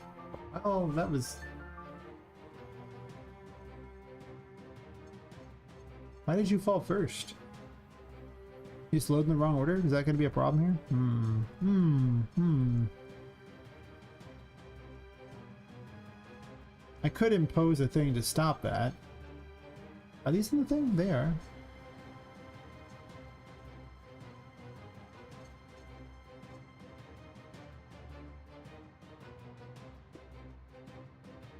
Yeah, I just kept trying for all these things that were so cool, but so complicated. It kept taking so much time and effort and everything. And, you know, if I just did, like, if I just said, you know, I could use Unreal Engine to make a 2D game, but, you know, it's much easier to make a 3D game in it. So I just do that, you know, like, you know, use the engine for what it's intended. But 2D wasn't that hard. It's not a very clean example. But like a racing game in here is super hard to make. You have to use all this excess extra crap, and the game's not that built for it. Or the engine's not built for it. Even then, this engine's so wide open, it's good for everything. Who am I kidding? You get to import one C library to menu. Most people probably want to avoid text. It's much simpler than me. Yeah. That's the thing, is like, you look at it from someone who already is in the know. Like, you already know how to code and do those things. So yeah, for you it was way easier. And just like for me, it was easier to, like, you know, add code whatever I wanted in the engine too. It didn't start out that way though. And most people aren't coders. That's the thing. Like, it's a real problem that I think a lot of coders do, is they think everyone else is a coder or wants to be one, and they don't. And that's why blueprints were so good. I know blueprints is a form of coding. It is coding. It's entirely that. But it's so much simpler to deal with and understand for people that all the artists out there who have no idea can pick it up. But I expect Verse to be a complete failure, because coders are only a small portion of the game dev thing. Like, they're a little tiny portion. There's so much else involved than just coding.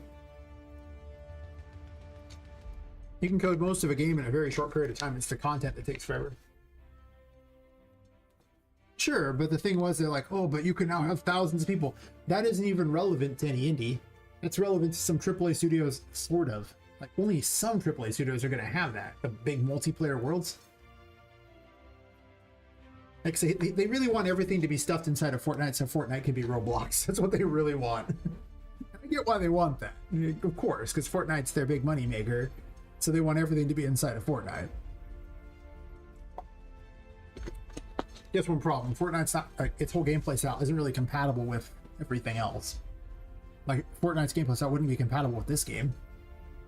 Imagine if you could just build your way up to get the stuff.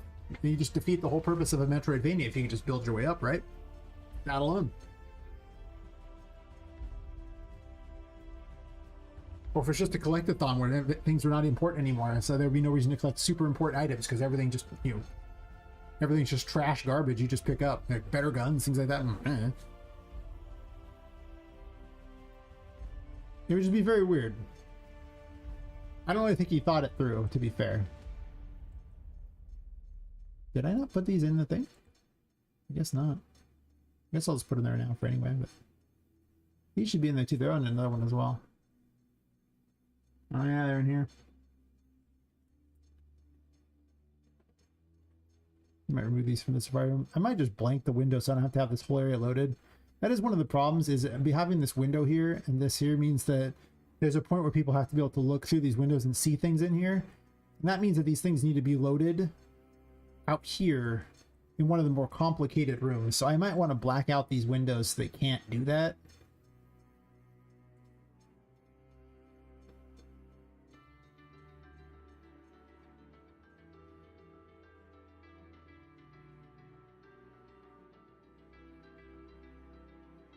Then I can block a door out. I've already there's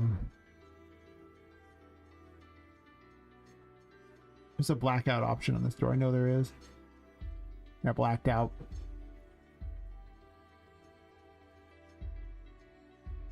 And I could put like advertisements over the window or something like that, and maybe have the window like something you can't really easily see through.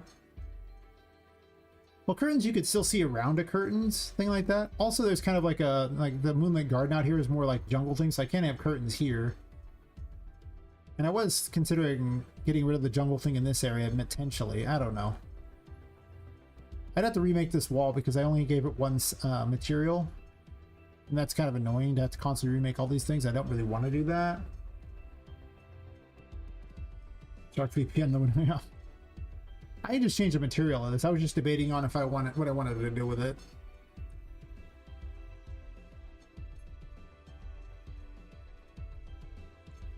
You can still see through that.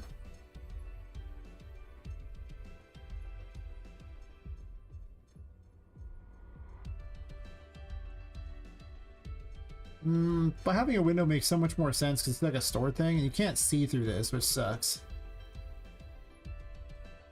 Be cool. Well, one-way glass is still not that great either, but the issues with, I mean, it improves the FPS immensely if those windows don't exist. Wow, I don't know if it improves it immensely. I mean, I just have to make certain that things can be seen, have to be loaded there. So every little toy on this would have to be loadable if from in this room, just in case you were looking through this window, especially if you were standing like on one of the mushrooms over here or something, you could see into the room. Or worse yet, later on, if I have flying as an option, then you'd have to be able to fly and see in here. So there might be an argument for blanking the window just to avoid that because of how many items are on the shelves in here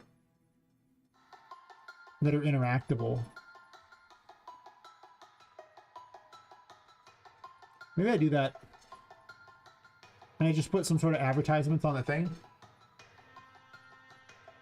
It really does reduce the amount of crap. Plus in this room I don't have...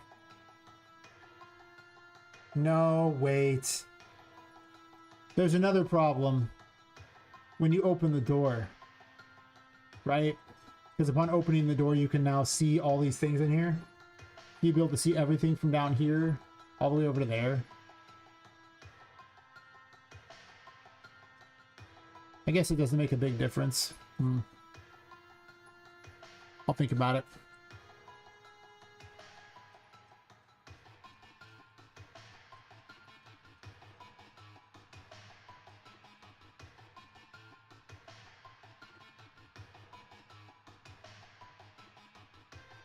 Put it back for now.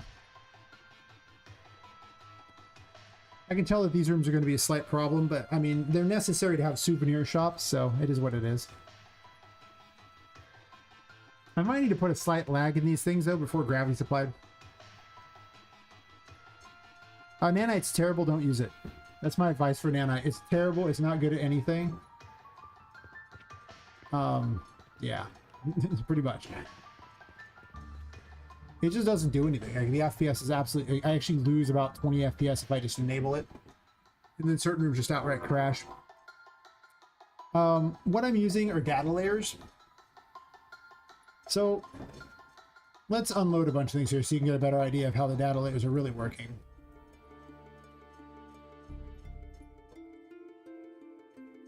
Right, so this is everything that is loaded basically always. Sadly, this landscaping stuff, the foliage stuff, cannot be data layered. And I don't data layer the building because it's kind of one solid thing. I mean, I could do it. It's kind of weird. I'm kind of worried that if I data layer that they might find some way around it. But and then every single one of these rooms here has a data layer. If you load that data layer, then all these things pop in like that. And anything that I have certain things in these rooms viewable like that. So I've already kind of gone through and said, okay, from this window, you can see these things. So I added them to the data layer too. And then at this point, only 929 actors are currently loaded. And that's a lot of static meshes too, because you have a city out here as well. I mean, like,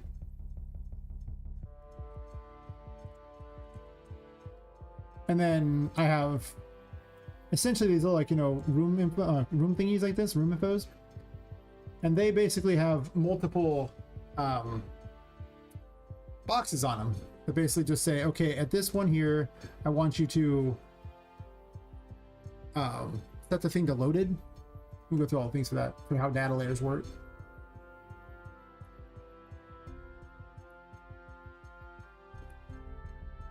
Yeah, basically there's unloaded, the farthest ring out unloads it, the next ring in loads it, but it's not visible, and then the final ring activates it. And an activated stuff will load everything that is in the data layer so you can see it. And that's essentially what's happening all over the place. So instead of having to have, you know, 5,000 plus actors loaded, I don't have to have that anymore. I just have whatever is currently, you know, in the data layers that are loaded. And then stuff that's in like the level instances and stuff out here.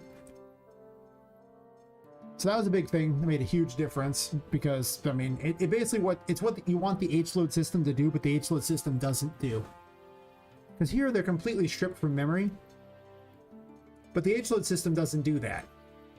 Like, you can have a bunch of instance stuff like that. At some point it starts to crack. You get around 3,000 actors in a small area, it starts to have real problems. Like, you know, this building is not really that small of an area, but it's small enough that it started having real issues. And originally I actually had the game separated onto 4 different level maps because it couldn't handle it. And then along came data layers. It's like, hey buddy, I got you. And I've remade my whole game to work around it. It took about a month to remake everything to use data layers, but only because I already had so much on the map that I had to start moving everything into data layers over like that. It was a big pain. And then restructure the building because the levels didn't really line up perfectly at all. You know, it didn't work. That did a big thing. Merging static meshes together, also pretty important. Like, this originally was a spline mesh, and the problem with spline meshes is every single point between, you know, each spline point is yet another draw call. But if you merge them all together in these things, it's one draw call. So doing that helps a lot too. Merging a lot of complicated things together, so it's just less draw calls. Reducing the complexity of textures. You don't really need everything in 4K. In fact, you almost need nothing in 4K because it looks the same either way. That light switch you have does not need to be 4K. I don't know why that guy thought the texture needs to be that big. It doesn't. I forgot the tool which actually reduces the scope of that, but it was... it was an audit device, I think. Was it statistics?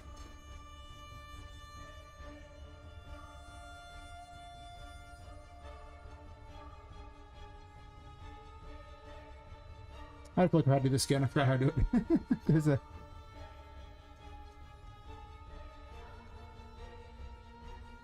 No, I never do anything in Blender. I've never used Blender in my life. I tried to open it and use it once just to see if, but no. There's no point. It's really not necessary. A lot of what you need to worry about is the size of the textures, the number of draw calls, which I don't have nanite enabled, so there's not an easy way to see draw calls, but if you have nanite enabled, you can actually see the draw calls, if memory serves. It's like, where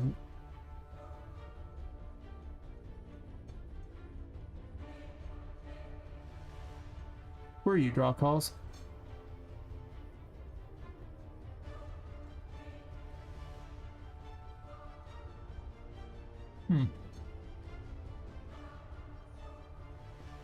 Where are you? Nanite visualization. I think is what it was. Was it? Primitives, yeah. Nanite visualization primitives will show you all the draw calls if you have nanite enabled, and it'll basically put colored blocks everywhere so you can see. In some of my videos I actually had nanite enabled just to test this out. And I merged all the meshes together so that it didn't reduce all those. Yeah, reducing the resolution of textures is pretty, like, you really don't need that much resolution-wise for textures. Like, it's really not that necessary. Very few things actually make use of that big of textures, is what it was. I spent so much time optimizing. The game runs fantastic when it's I'm not streaming in Unreal Engine, because I was testing on a 1060 and it was getting like 70 to 90 FPS on a 1060. So I mean, I ain't supporting less than a 1060. Okay, like if you need less, if you have worse than that, you ain't playing my game. You could try if you want, but I ain't supporting that. So it's perfectly fine. Running Unreal Engine plus streaming on top of it, I'm happy if I get 30 or 40 FPS because my computer's a potato. It's just a lot.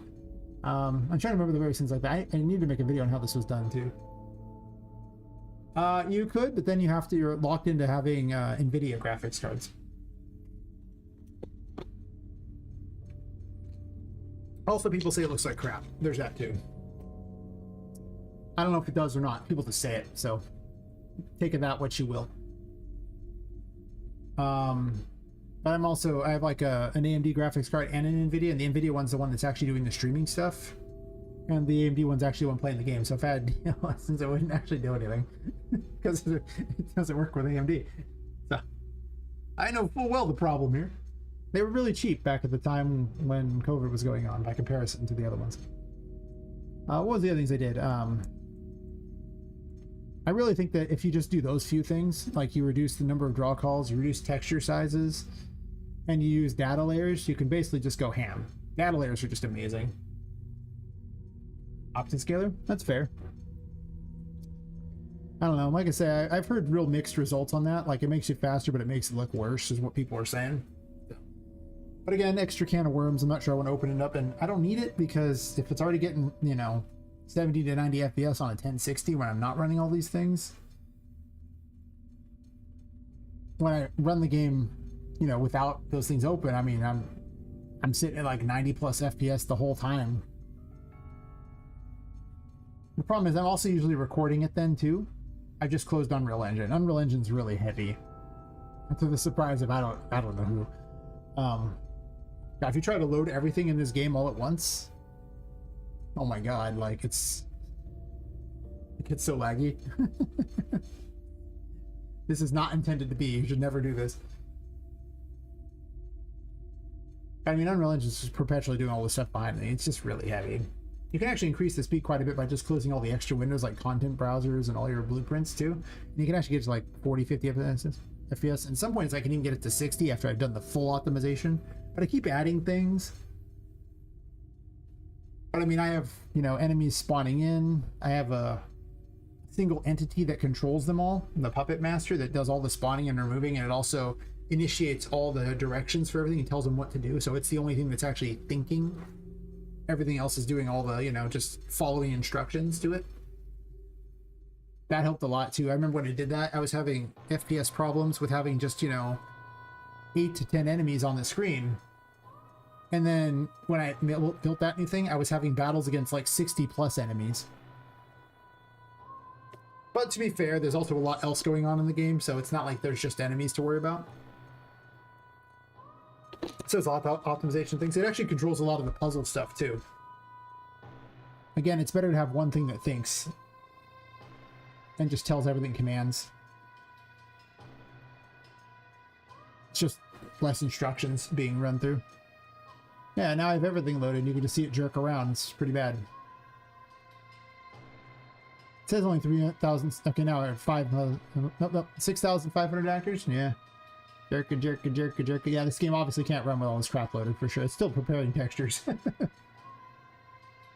Yeah, so data layers are the real deal. Like, these are super easy to set up and the most worth it thing in the world for FPS. It is kind of annoying to have to constantly add and remove things to data layers. That's true. I even still use the H-load system for out here. Like, all this is H-loaded. And then they're inside of level instances because they're more optimized for purposes of that. Like for the whole H-load system. And you can see how much easier, more optimized they are too, because, well,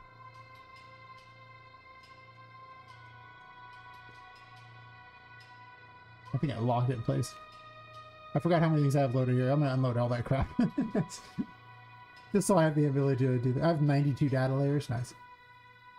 You can also do neat things with data layers because they don't actually exist until they're loaded. So you can actually have two things occupy the same space. So you can have an area, a town that's perfect, and then later on have a data layer for it being destroyed, and just load it right there. They're amazing. Yeah, like this thing here is like hundreds of assets. It's just like 360, and look how easily you can just move it. I mean, the navigation's still building, sure, but you can just move around all those assets like that. That's how much more efficient level instances are. And that's why I was converting the toys over here into level instances. Sure, it takes forever because the thing, but one more step. I'm not going to be doing it a lot faster, but I also haven't used the engine for like 6 months. I'm forgetting things. But you'll notice I converted all these to level instances too. Because the way the engine treats it is it just loads one instance of that and it just copies it over and over and over. But if they're blueprints, it treats everything as some unique entity, especially in the H-load system where it's like, well, that's totally unique, it's new and everything like that. And the difference is that you can have, you know, unique stuff on each one if it is a regular blueprint versus a level instance. They're all the same thing. There is a brief load, but the thing is that that's why you set up the rings, right? Why you set up, like, you know, various rings and things to load at. Let me bring these up here. Like, you can see the various rings I have here like that, and the final ring is here. And this end one here is like an unload, and then there's like the load ring like that over here. Actually, there's a fourth ring for something else, but this is like the unload ring, the load ring, and then the activated ring. And the thing is I mean, obviously if you put like a bajillion things in there, like if there's 10,000 assets in there, okay, like you just told it to load 10,000 things. Data layers aren't magic. If you load 10,000 things, you're loading 10,000 things. It's still going to be just as bad either way. It's just that nothing else is loaded at the time, so it reduces the number of things that are in the world. But in the time over here, where in the loaded thing, it's actually already in memory ready to go. It'll just make it appear over here. So as long as it's far enough out, there shouldn't be any kind of real lag between it.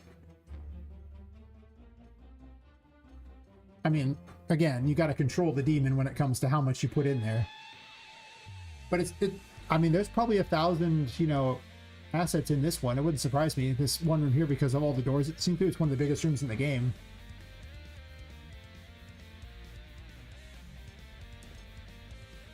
So you do have to play it a little smart.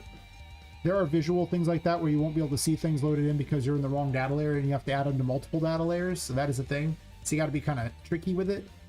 And like I say, that's what I'm worried about with this room, with how many toys are in here, that it might be really heavy.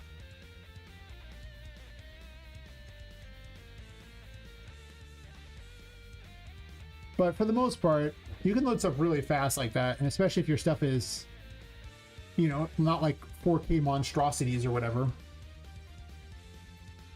Not everything needs to be 4K. Even in 4K, a lot of things don't need to be. So it's a good tool. I mean, like I say, I will open doors and you can watch the data layers go to work. You will see popping on anything where I haven't loaded it into multiple data layers, because that's the other trick. A lot of times you won't see the popping on things because this data layer includes the visible stuff through these doors. That also, like, deals with some of the load-in problems. Like initially loading in, because I don't have it turned out, you can see, like, you know, there's a data layer in here, but everything that's visible from here is available there, just like over that one there, but it hasn't loaded everything in there. It's only loading exactly what's visible. I haven't put those in this data layer, so you can see them pop in and out because they're not in the data layer. But if I add them to this data layer here real quick, you won't even see a pop-it anymore. This room is which room? I forgot. Waiting room. I switched two of them around. Waiting room here, yeah.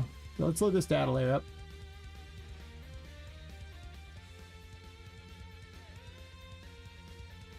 Well, I guess I swapped them. I just didn't change the name of this. Okay, so you are which room? Hall of Records, okay. This was a late game swap because it made no sense where they were located at. So I'm going to take these things here that are all visible. And I'm going to make certain that they're also in the control room.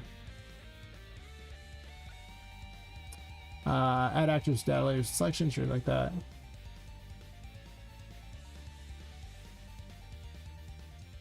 Wait. Did I find another weird thing? That's interesting. All the records are added this way. Yeah, that's it there. Sure. Yeah. So now they're in there.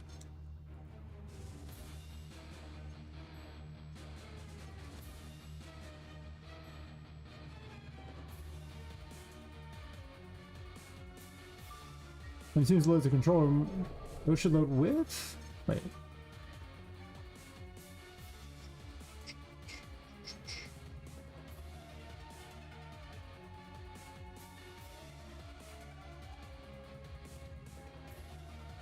I have to add him to the control room one. I'm dumb. Okay.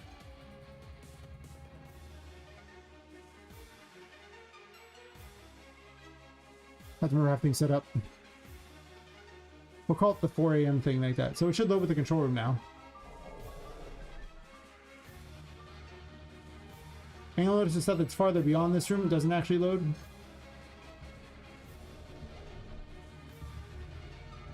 But you'll see like these are in here like that.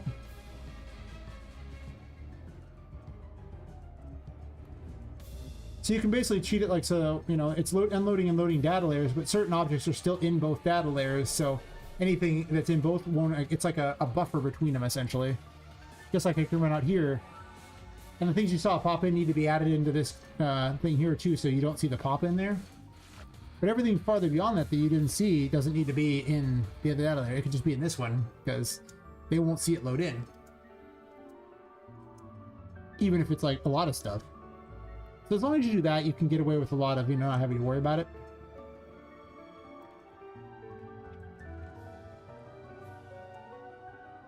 It'll still look completely solid, but you'll have the benefit of way better FPS. I gotta re-add all those over, obviously. You can see the ones I didn't add very easily. Here's the unload. Yep. So right there, everything that was not relevant just unloaded, but, you know, the ones over there that are currently in both, it's like, oh yeah, those are fine.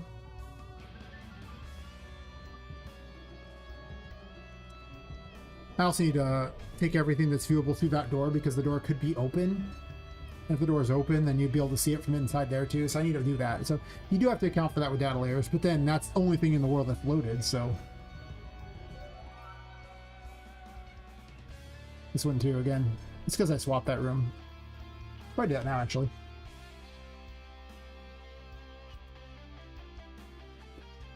And then as a benefit, you can also do this. You can just select everything, select actors and data layer and get all of them. And you can see everything that's actually currently available in there. And of course, all these are unfortunately in there because I moved them over. Because I swapped those two rooms, so they don't need to be in there for sure. They really don't.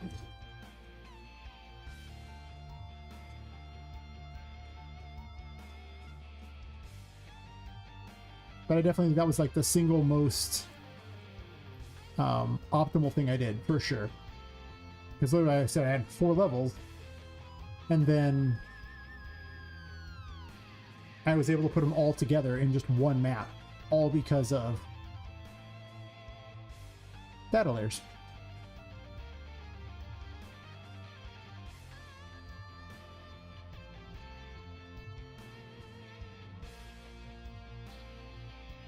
And you can see which things are in the data layer pretty easily too, so I can figure out exactly which ones are not supposed to be there.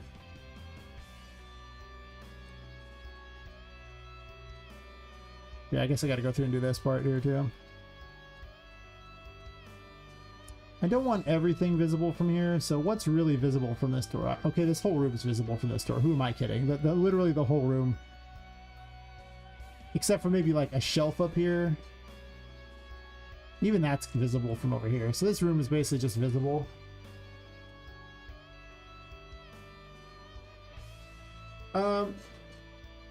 Basically, there's just 3 different states a data layer can be in. And I'm essentially using those things like that. Like, I have a thing where it says, okay, here. At the farthest one out, it just unloads a data layer. And then at the next one, it loads the data layer, and then at the final one, your closest in there, it activates. And activates it, puts it in the world, makes it affect the world. And as far as how the data layers are coded, it's actually really simple. Though I have a bunch of extra checks in there to deal with my own use cases, so you will probably want to do your own extra things, but much of the game runs around Poppet, so this way I don't have to worry about, you know, she can go to other maps and it's not even a problem. She's just golden. So where did I put this? It's probably on the system graph, knowing me. All right. Maybe.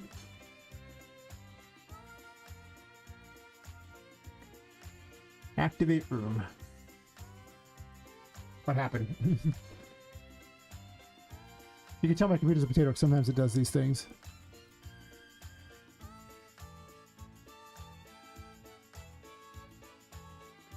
So the actual important stuff you need to do this is actually not as much as you think.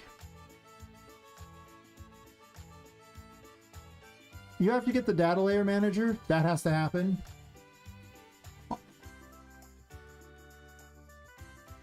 And that's just the target. And then you just set data layer and runtime state. And then just whichever data layer we're talking about and the state you want it in. That's it. It's just these two nodes. Everything else in here is extra crap I have to make certain it doesn't double load stuff. And I check the current state because this can tell you the current state of a thing, so it doesn't do it again. Like it doesn't say, hey, load it again. You know, it's just extra checks, but all you really need is get data layer manager, set data layer and runtime state. That's it. That's all it is. And the state's just literally just pick the one you want, you know?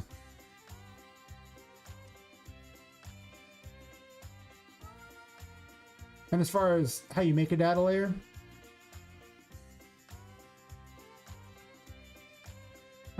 if you don't have the data layer manager, where are you at, data layers?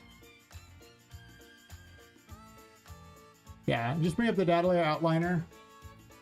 And over here, just pick which level you want, and then create new data layer with asset. Or just create data layer.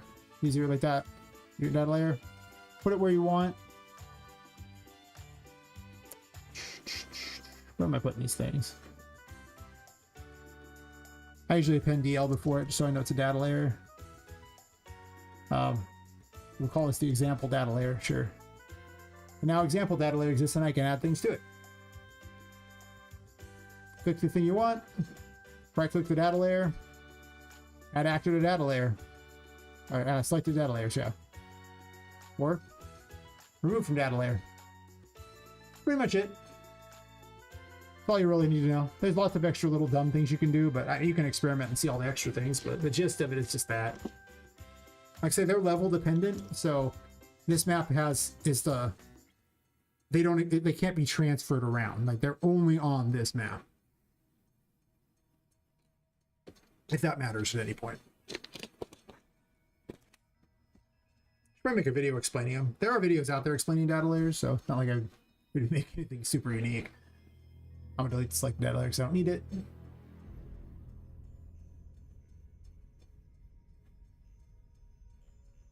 Doesn't actually delete the file, by the way.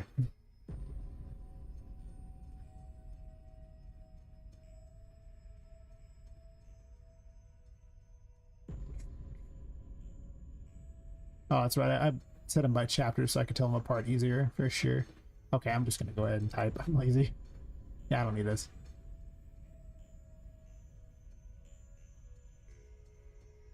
It can stay. I don't want to force delete it yet.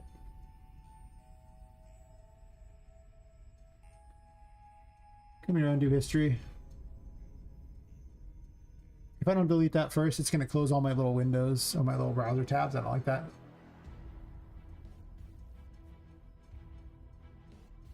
And see, now I can delete it.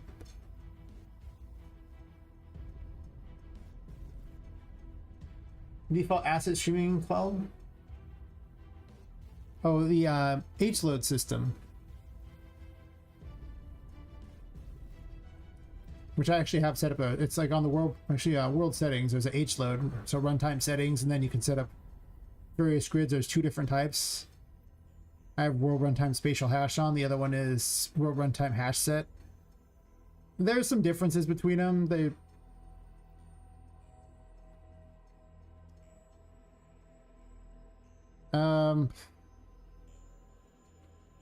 What was the thing? One of them was based more around instances, and the other one was mostly like based around cramming things together at a distance. Was the difference between them was the one I'm using is more for level instances, so I can have like a level instance and it counts it only as one thing, and I can use them over and over and over. Just take the cap off that. It won't make very well it was. I don't know why I'm putting the cap back on it. It's just a water bottle. But yeah, like the H-load's already set up like that, and then you can just add things to the H-load by, you know, this, and then like I think H-load. You pick the H-load layer, and then you gotta add it to a grid. And these grids can dictate how far things load at a distance. I have like 3 of them set up. And they mostly affect the building in the city. I used to have ones for stuff inside, but I found it's not very efficient. It really wants it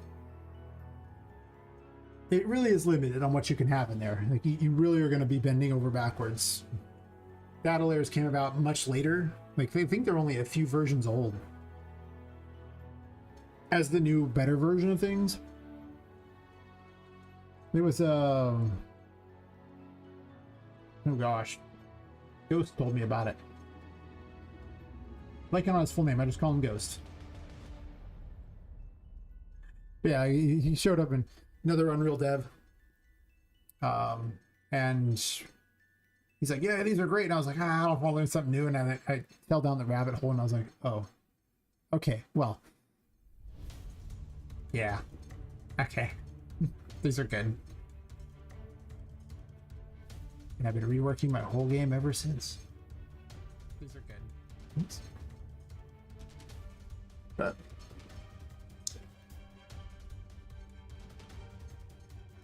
that'd be my advice. If you really want to improve your FPS, though, everything else I said is irrelevant. Data layers. Not all irrelevant. Draw calls are important too. For every amount of, like, basically take your entire dev time for making a game and just double it. And that is essentially the optimization and polish phase. Is going to be like just as much time as building the rest of the game. Yes. The way it works is you'll notice I've organized my stuff real easy. Like the Hall of Records has all this stuff here like that, so I can keep track of what I want in each thing. That makes it easy, so I can just select everything that's supposed to be in the Hall of Records. I haven't added everything there apparently. There's certain things that need to get added. But if I want these things to be in a data layer, like if you go over to the data layers tab, it'll actually light up the ones that it's currently in. You'll notice these turn into italics. So these are the ones that they're currently sitting in. So it's just the control room, the Hall of Records. And if I want it to be anything like that, you have to, like, you know, right click and then add selected actors to the data layer. And if you want to remove bits, remove selected actors. And that's what I was doing here when I was using the control room here to show which actors were loaded. Like I can select actors in data layers. You can see which ones are loaded by this one being loaded. Like if I load this up, it'll put all these actors into the world. I'll unload these ones real quick. See all the stuff that vanished because the control room doesn't have it in there yet? So this is the Hall of Records here. So everything in the Hall of Records is supposed to be are these things, right? But if I want these things to show up when the control room loads, I have to now add them to the control room one as well. So I load the Hall of Records up, and then I go, okay, well, I want these things to all be loaded. And most of the time, you just want to make the stuff that's visible from, like, whatever doorway, things that people can see, you know? Like, if they can see everything, then it'd just be the nearest data layer, I imagine. But I want to put all these things in the data layer so you can see them. So there's no pop-in.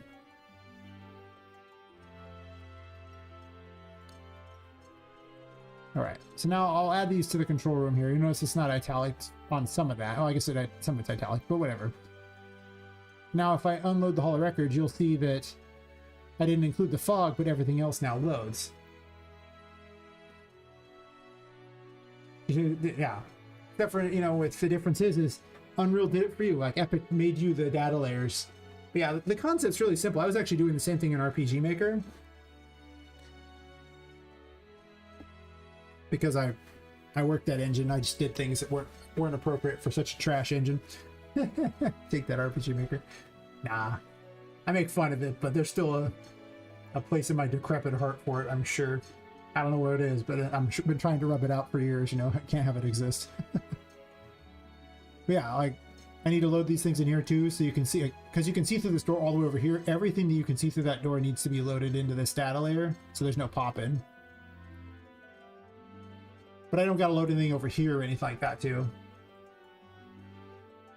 Actually, if I did this, the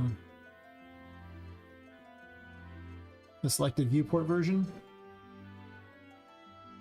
I don't even remember how to possess my thing. I never used selected viewport.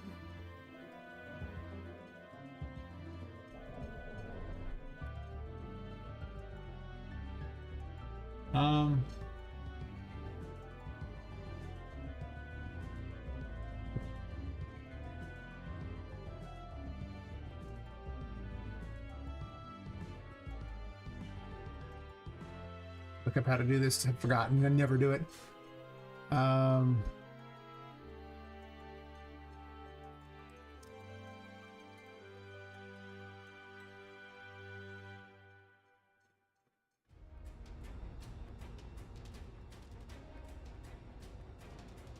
Oh wait, wait. Middle mouse button, orbit. No.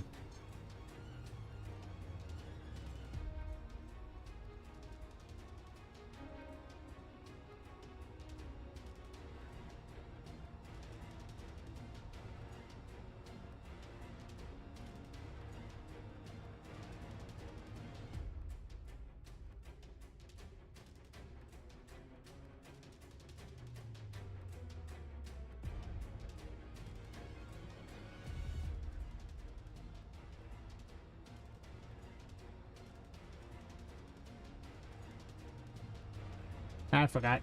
I said there is a way to sit there and view, roam around the map inside this mode, but I never remember to use it because I never use it. And I forgot what it was. Also, I probably can't click those anyway.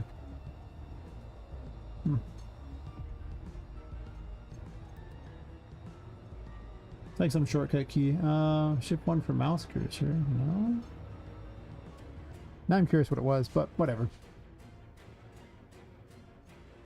So you can actually use that in order to view what is actually loadable. This is what happens when you don't use an engine for 6 months. You forget stupid little crap. Also, I'm loading a creepy curios because I'm way over there for some reason. Let's not do that. Whatever the case, I need to do this anyway. It's one of the things that needed to happen. Everything that's completely visible through that door needs to be loaded. And nothing else. But only from back here. It's like all those things that can be seen just through there should be loaded. Although those in the control room. This is only if the door's open too. The door won't necessarily be open, but there will be times when they open it. We can't have Poppet. Also, there's a fog in here too.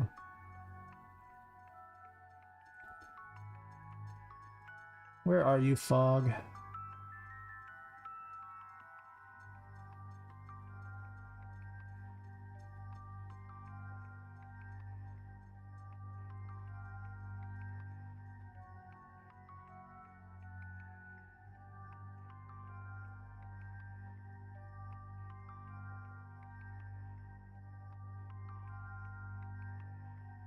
This is why I put everything in these there so I can figure out where everything is.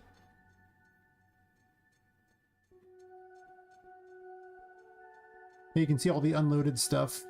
Waiting room, saying the right room. This should actually be... Man, I did not do a good job of flipping these rooms around at all.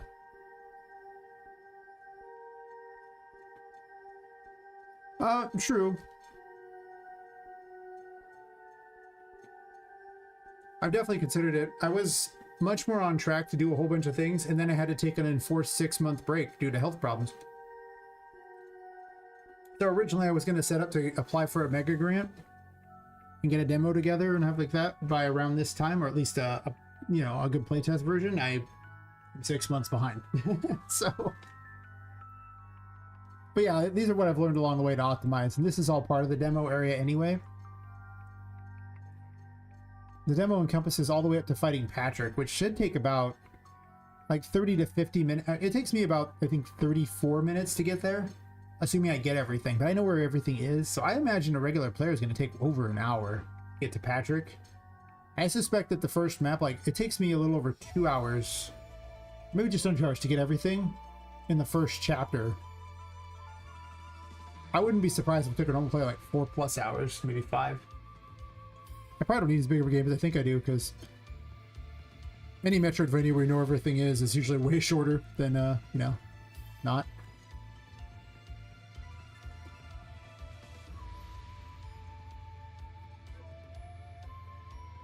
This needs to be moved to the other one.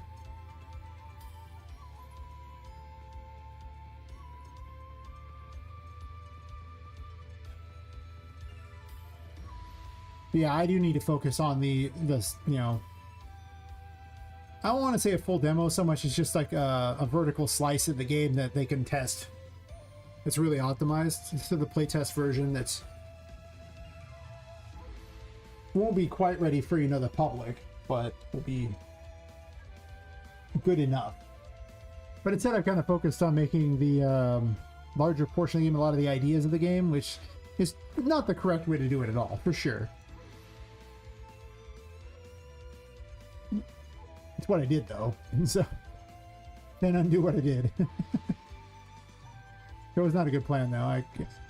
This is my inexperience, you know, is not an actual, like, you know, accomplished game dev or anything. Like, yeah, I've done some game jam stuff and like that, and had like an RPG Maker version of Poppet Quest that I have like on my itch.io thing. It's like a couple hours of playtime. It's a very different game and not very good, but you know, whatever. Local fog volumes. These are what I wanted.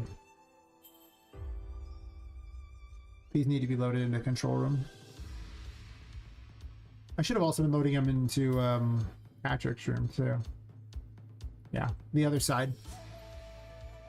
I had already done all this except for since I swapped everything in these rooms, it doesn't work like that now. Now I have to redo it. That's why you can see everything beyond this room, but when you load into Patrick's room, you can't see in this room.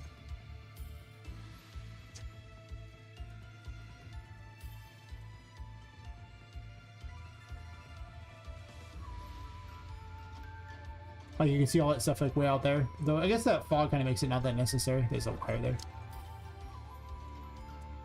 The fog was not initially there. Some of the stuff is loaded in, but oh, that's because I got too close. Yeah. You can see the pop-in load there. It's pretty fast. You see how fast it loads in. But they're still pop-ins, so you do have to kind of double load it from each data layer. Make it look good.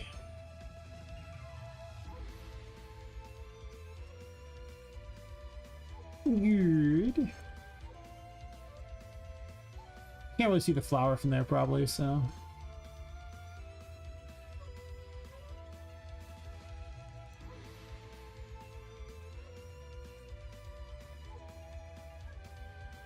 Most of the time you wouldn't load everything in there, but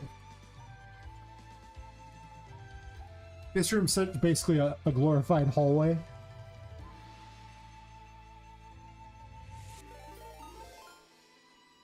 Hey, Shawnee B, how's it going? Did you see anything? No, sir. I didn't see you playing with your dolls again. Good. Exactly.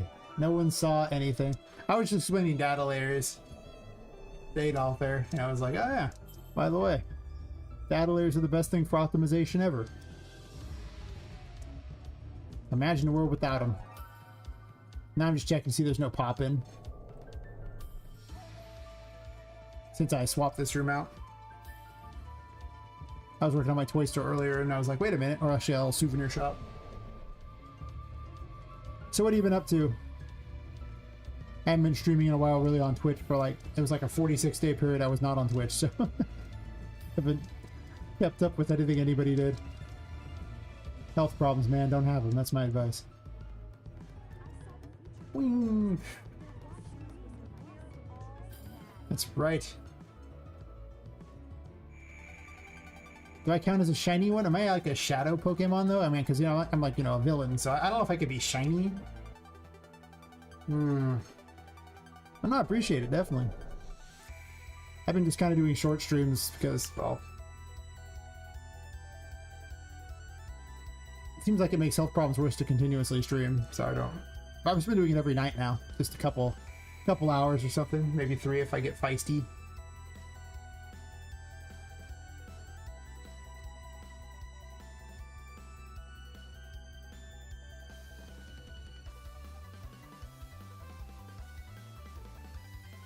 Yeah, dungeon rooms for the algorithm. Almost done with it. Single room. Nice. And I gotta check it out. Oh my gosh. Like, you just have like full-on dungeons ready to go? Like, is that what's happening here? Like, I remember when I last looked at it, you had some pretty exciting looking stuff. I think you had like the, what was that giant planet looking thing out there? It was like the last thing I saw. The creepy planet. Making toys you can just play around with. These ones aren't set up yet, obviously, but yeah, I remember seeing that. You were wandering around out there on a pathway like that. It was probably the last thing I saw.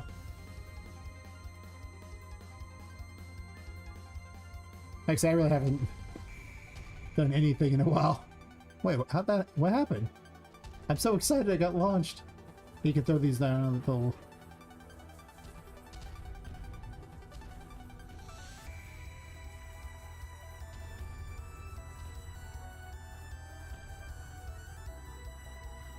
Whee!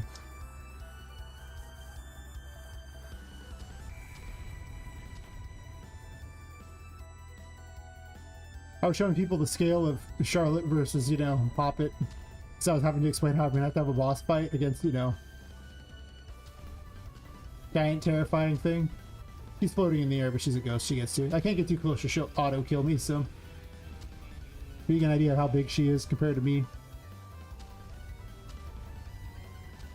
That's right, that's her shin. Apparently she's got a line on her shin. Never really noticed. It's on this side too?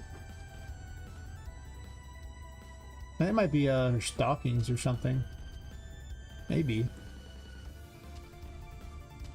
Yeah, it's gonna be pretty hard to fight her.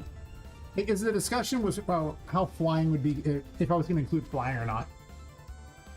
Because flying isn't fun. That's the issue. It's not fun. It just kind of defeats the whole purpose of a Metroidvania if you can fly.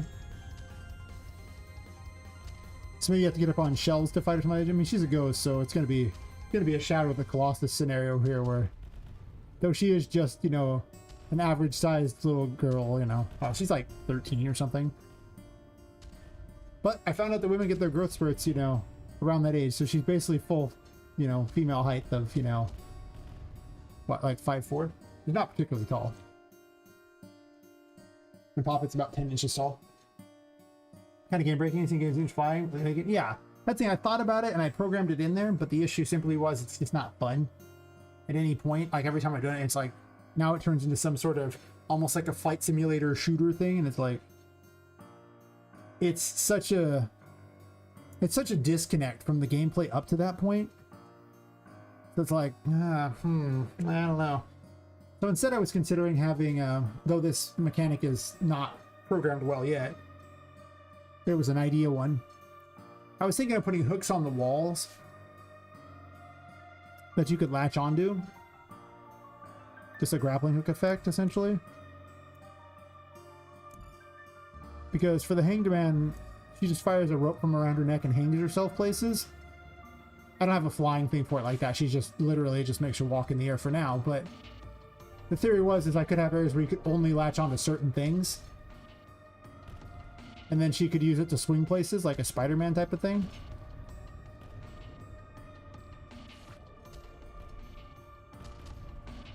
Because it's, even though it's nowhere near as efficient, it's significantly more fun to fling yourself around.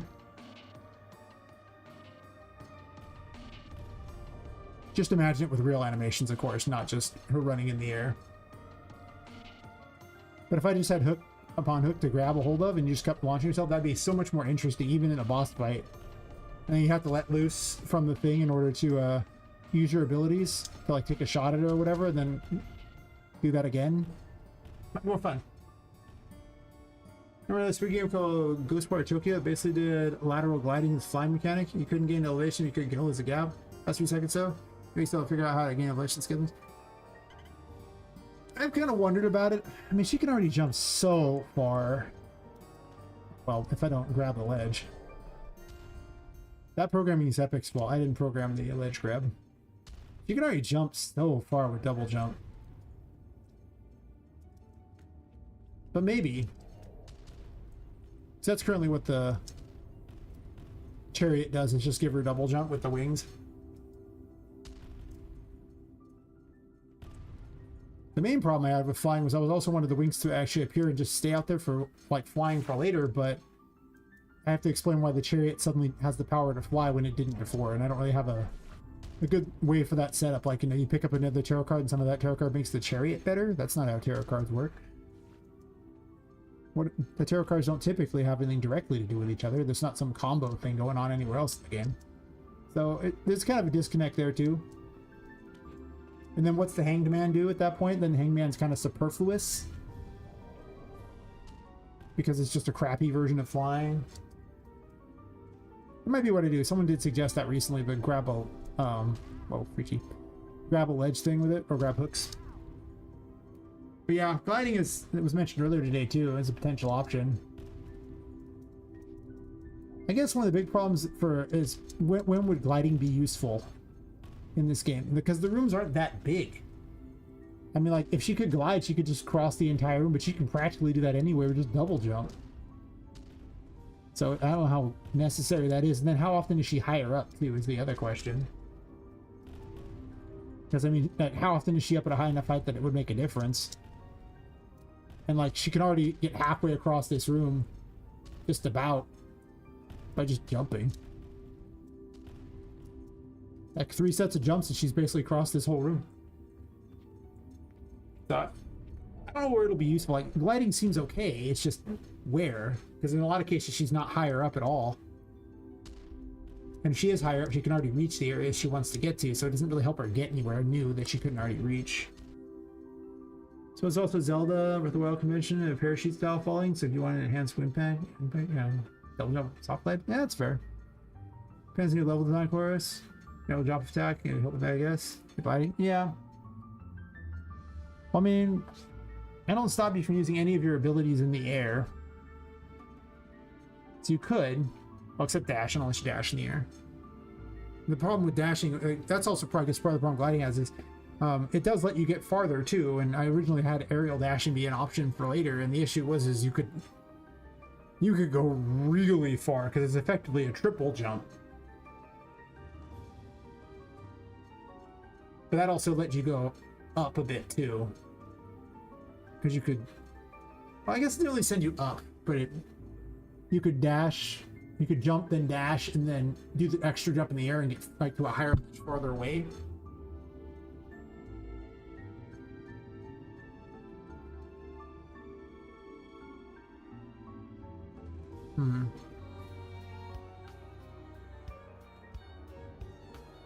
Yeah, it would depend. Like, I'm not sure where I would use it. Like, at what point is that going to be handy? I mean, I guess in a room like this, I suppose, but you can also just kind of jump your way down to the areas that are relevant. So it's like,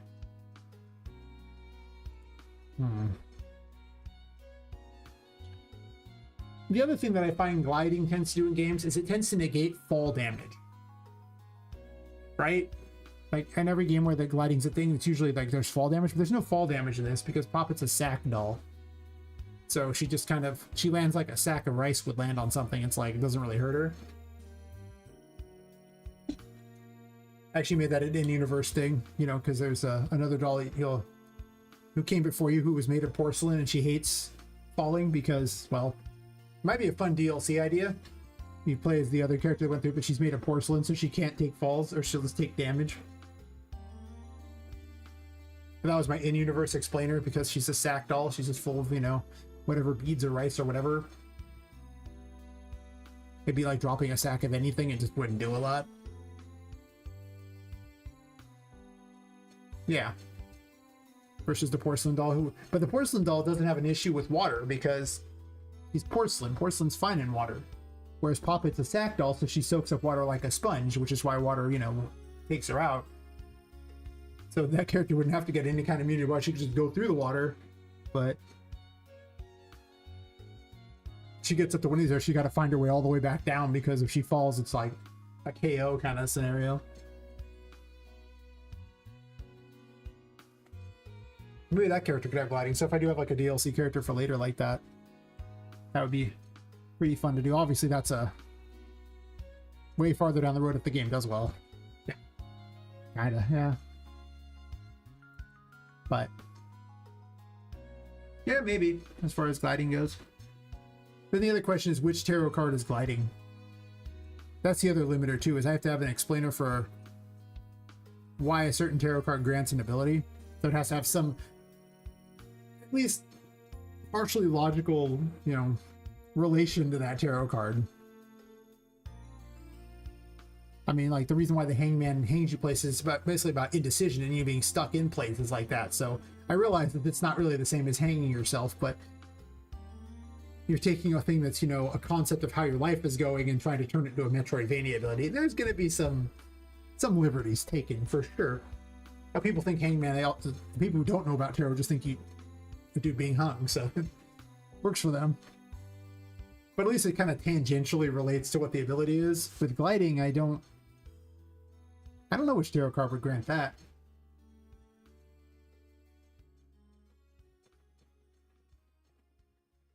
Most of the abilities are already pretty set in stone, though, at this point. I basically set it now where it's just every tarot card gives 2 abilities. One where you're in, like, tarot form, which was the fix for having too many abilities that required you to basically have to switch just that one thing to use it. Like, I couldn't have duplicate abilities. So I just had tarot form where you, like, you know, when you were in this form, I might not use this outfit for it, but for now it was the only outfit I had. You're able to, you know, use special abilities or like enhanced abilities of the tarot cards. And that was how I made it easier for certain things. Like I could have, you know, for the magician to be able to pick things up, and if you're just in regular form, it's much easier now. We just go, okay, well, and now you just, if you're in regular form, you just drop them, but if you're in tarot form, you fling them instead. That type of setup there. And it meant that I could also have one cost for a lot of things, because like there's just a cost when you're in tarot form, and you're like, you know, for curse power like that. When tarot form, the hammer just gets bigger in this one. Obviously, with everything enabled, I don't really have as much of a cost problem. The hammer shouldn't probably be that big, but yeah, whatever. And then the same thing happens for like, I think the real upgrade was, you see it down here.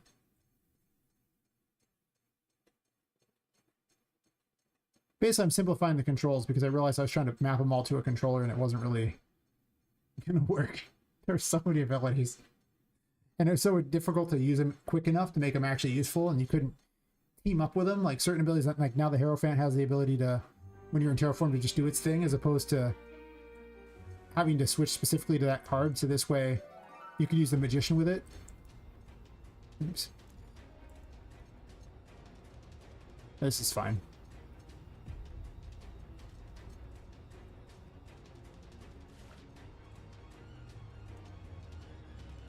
Yes, they float about that, but in tarot form they stop.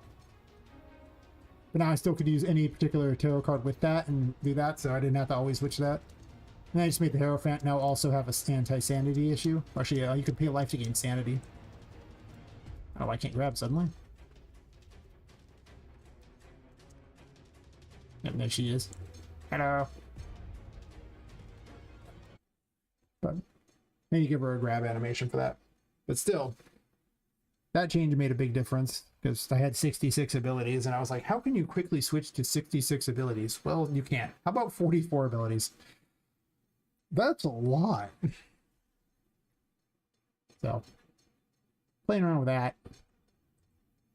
Then I can have things where, you know, you can use the Hierophant to lock things in place and then grab things with the Magician and carry them places and stuff. Fight while doing that, which you couldn't before. You just had to, if you were standing on one of those blocks, you just had to take it. There's nothing you could do about it. You just had to take it. Or get away. There's nothing. So, yeah. I guess by that standard, I could make it where if you're in tarot form, you later just have flying. But I guess it doesn't solve the problem of the why does the chariot suddenly have flying when it didn't before? I don't know. I don't need it yet. These are super late game.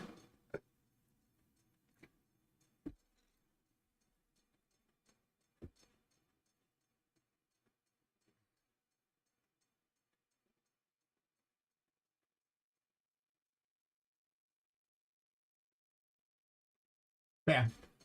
That's kind of what I'm thinking right now. Going through the various abilities like that. And trying to decide, like, I was going to give out, I'm going to give out one ability early up here. And I'm really trying to decide which one I want to give out. I was going to give out Temperance, the little bubble wand. I still could. It did seem pretty strong. Right now I have the blanking on the name now. I haven't done anything for like 6 months. I think I've messed with this game a total of 5 days in the last 6 months. I have the Hermit one. The Hermit's a fun ability, but I think it might almost be too good. It's a weirdo ability. Guess I don't have an Amash down anywhere else. I gotta pick which one, because these are the ones gonna be in the demo, so I guess Temperance is much better set up to be ready to go. This one's not that bad, though.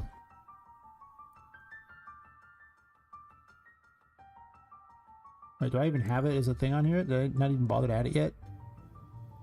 I didn't even bother to add. I actually still have Temperance on here. Nice. Okay, well.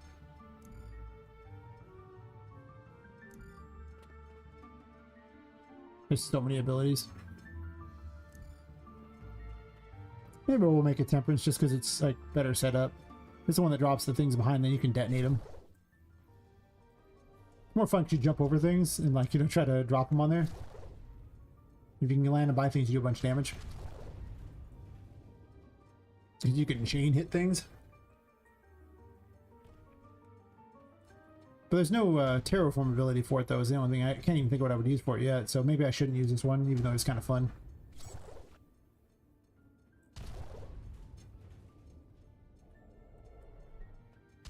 The working theory being that you're basically running away and you want to be alone, like the Hermit thing.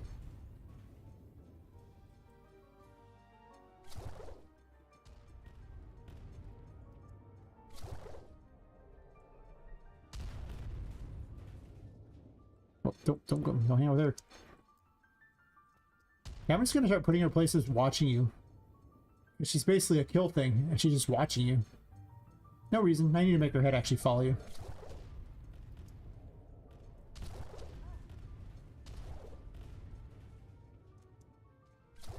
It's not normally this effective, but since I'm at max level at the moment. With unlimited everything, basically. Well, not really unlimited, but nothing here costs enough to really cause me to use up resources. Oh, it is a fun ability. But I need a thing for that.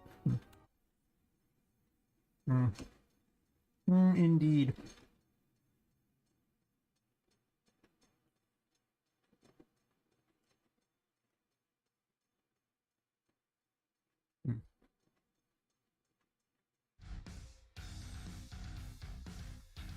Meanwhile, Temperance, I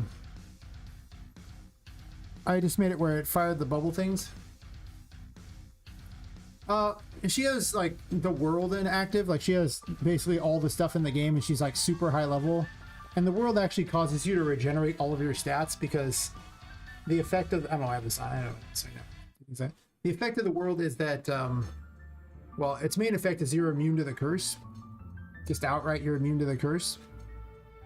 And because of that, you have to be able to regenerate your stats anyway, so that's what it does. It gives you regeneration of basically all your stuff, I think. It might not regenerate... Does it regenerate health? It might. No, it's not that regenerative. One of the other things actually regenerates health when she's in that form. That's what it was. There's a whole bunch of different things with passive abilities that appear later, but for the most part, she's got a bunch of regeneration things going on later that make it where these wimpy things that are like level 5 don't do any damage to her, because she regenerates a certain percentage and her health is so high that they don't do enough. She should take damage though, like, unless I forgot to program damage into these things. I mean, it's possible. Spawn in, buddy. Anyone? Shoot me in the face. Shoot me in the face.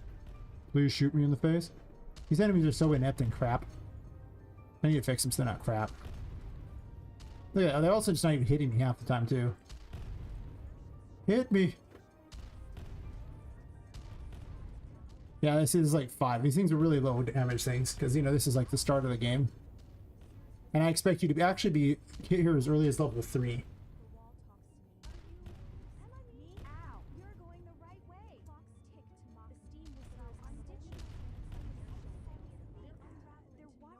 I also have to worry about sanity issues too.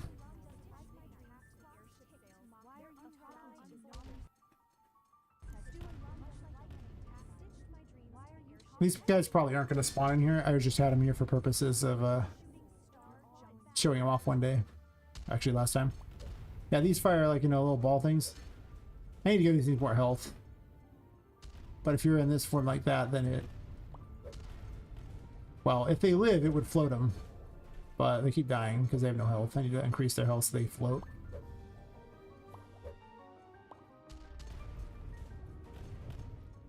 It has the best hat. Oh my god.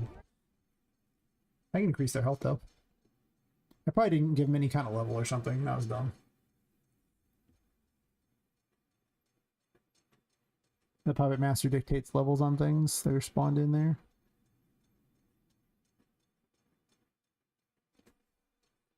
I mean, let's make their level like 10 or something. They'll do way more damage and... I wonder what their base health is. I don't even know. I do need to increase the health things like that too. What did I put this under? It's like NPC struck stats, I believe, is it? Yeah, I don't think they even have health. Wait, is that the one? Is that what it was? One moment, please. Gotta remind myself I haven't set up. The enemy abilities right there. Yeah, sure. Yeah, I need to give them health here and variants and all that. That's what it was. So with no health, of course they are... I don't know why I made their level supposedly 22. It doesn't make a difference. They just spawn at whatever in their variants. So we'll say they're like variants 19 or something. It doesn't matter. They didn't have so much health from this one thing. It's not gonna make any difference.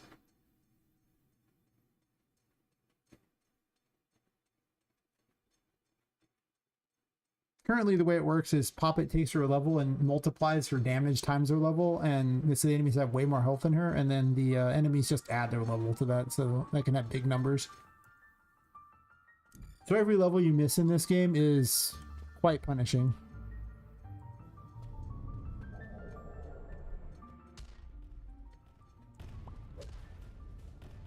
You're not spawning with more health?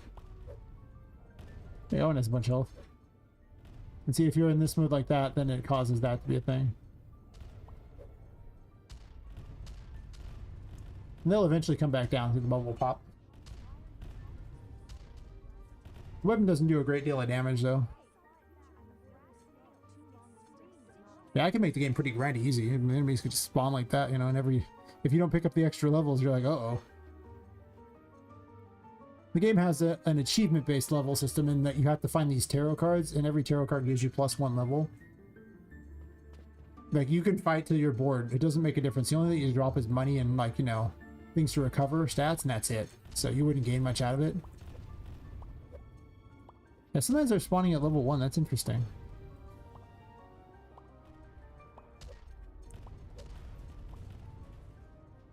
They're almost more fun with more health, honestly. I don't know why those ones are spawning at level 1. One of them spawned at level 10.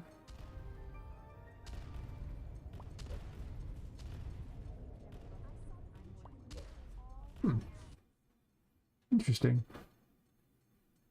Seems like a fundamental flaw. I mean, they're supposedly that level. Everything else is usually the right level.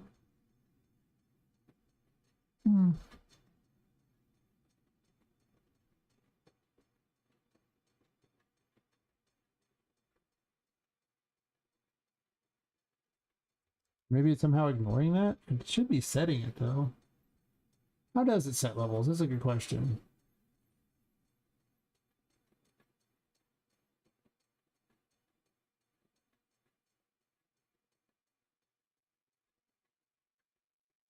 Spawn enemy.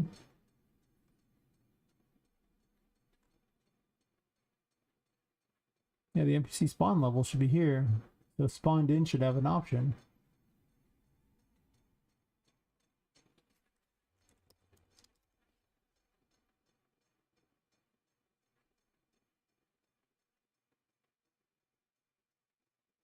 I thought BP NPC should have spawned in though. It shouldn't be this one.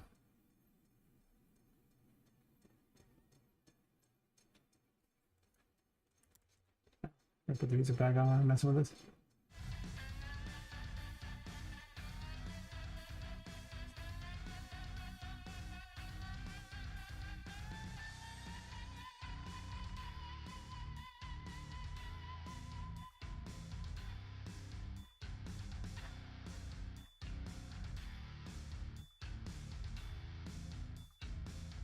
Yeah, it pulls from the struct there. I don't even know why I have the level listed in the struct at all, because I'm just spawning it in now at this point. I think when I initially made it, I put that in there thinking I'd need it, and then I didn't hit. That shouldn't affect anything. It should just be at whatever level it tells there.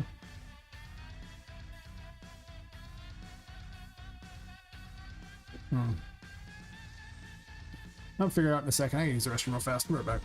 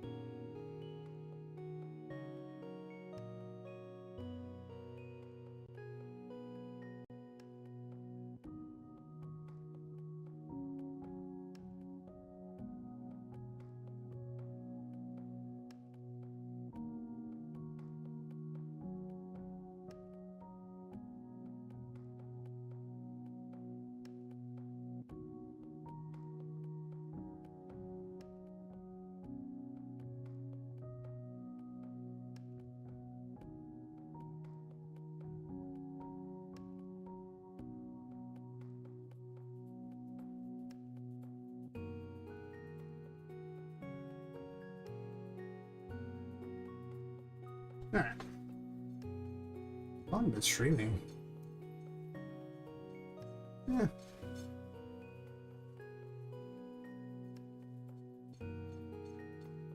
No, 2 hours and 14 minutes. Next, I probably do incredibly long streams. Gone are the days of the 10 to 12 hour streams. I didn't think I ended with all the health problems. Do that, work your regular day, sleep like 6 hours a day because you have no other time left in the day. Perfect. 10 out of 10. That's weird. No one else has a spawn problem. Hello there. Yeah, Lapis is going.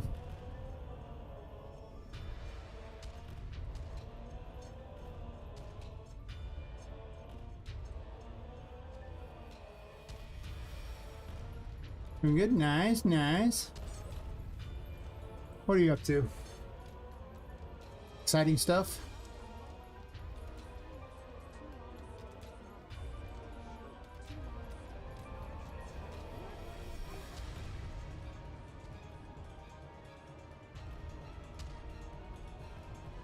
Those ones are level 10.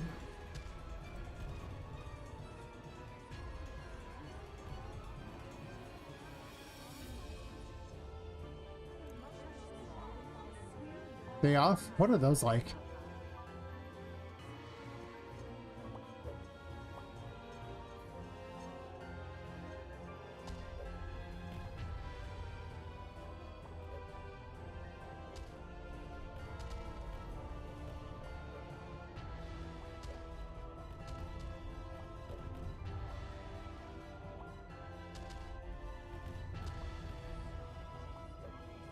It seems like it didn't break quite right. Weird.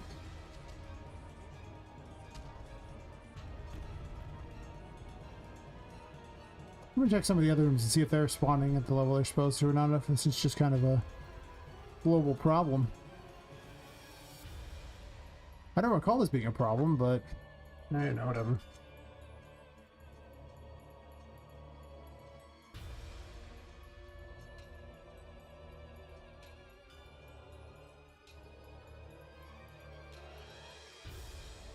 Hey, Senator, now he needs to do games with Unreal? I mean, you already do games with Unreal, I mean, yeah. He's already one of the most friendly engines of the lot. It's amazing the amount of crap it lets you get away with. Yeah.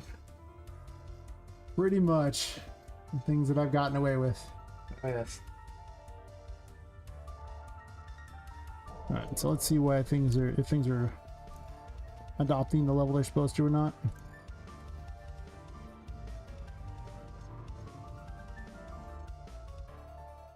Wish I had a thing that muted the music just as I was testing the game and then turned it back on afterwards. Yeah, that one's only level 1 as well. Wait a minute. This might have been a fundamental problem I didn't even notice.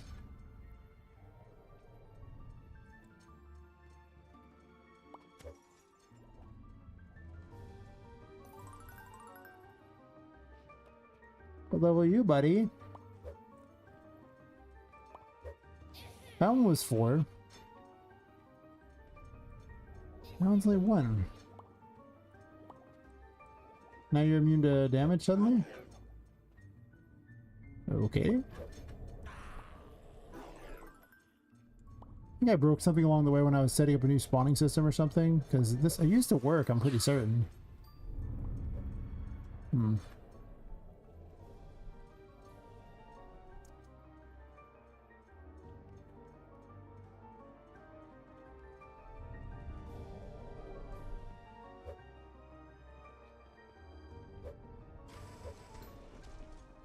Aha, I have you now. Such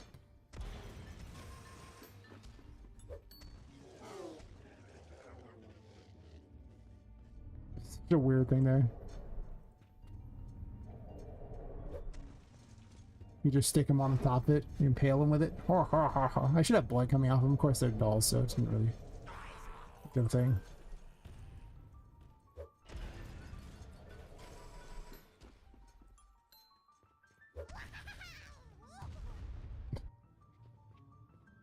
I should make it if you impale those ones, they explode. Of course, I don't know if I'm gonna do that or not, but it's kind of funny. Yeah, I wasn't checking for that one, dumb. That one's 4. And those ones are 1. Yeah. So it just seems like it's just they're getting the information after the fact or something. Like it's not setting their level because they're setting it somewhere else first. Hmm. That's a good question on why they're doing that there. Construct NPC funds. Well, where's all the other references to this? Well, it says name.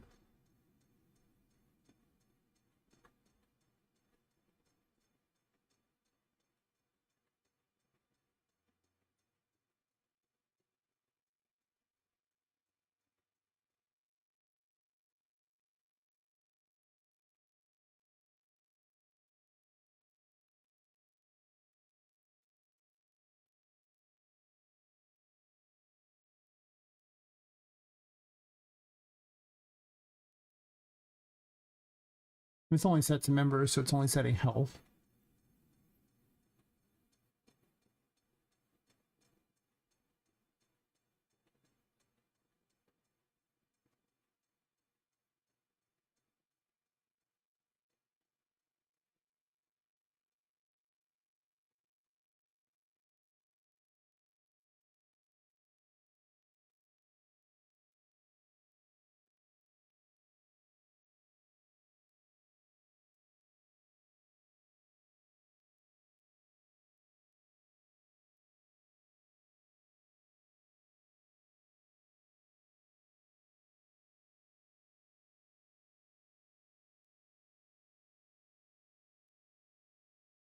This is me reminding myself of all the things I had done because it's been so long since I've looked to have this crap I don't even remember.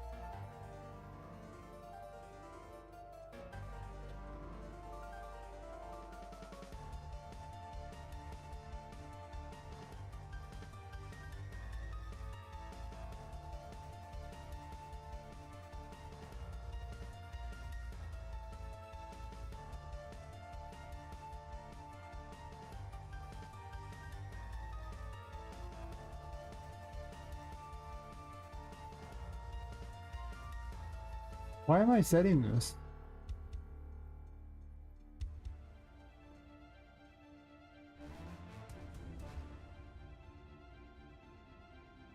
This wouldn't go off first though. I'm just getting what's already there. I'm not actually setting it inside this truck, so that's not going to make a difference.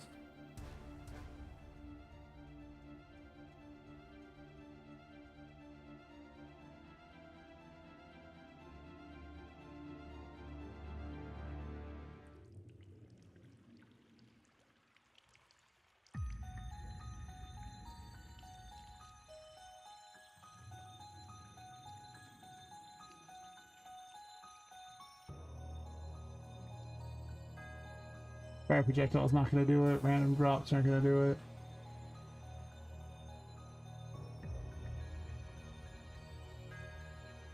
Boss info's not going to do it because not everything's affected by boss info.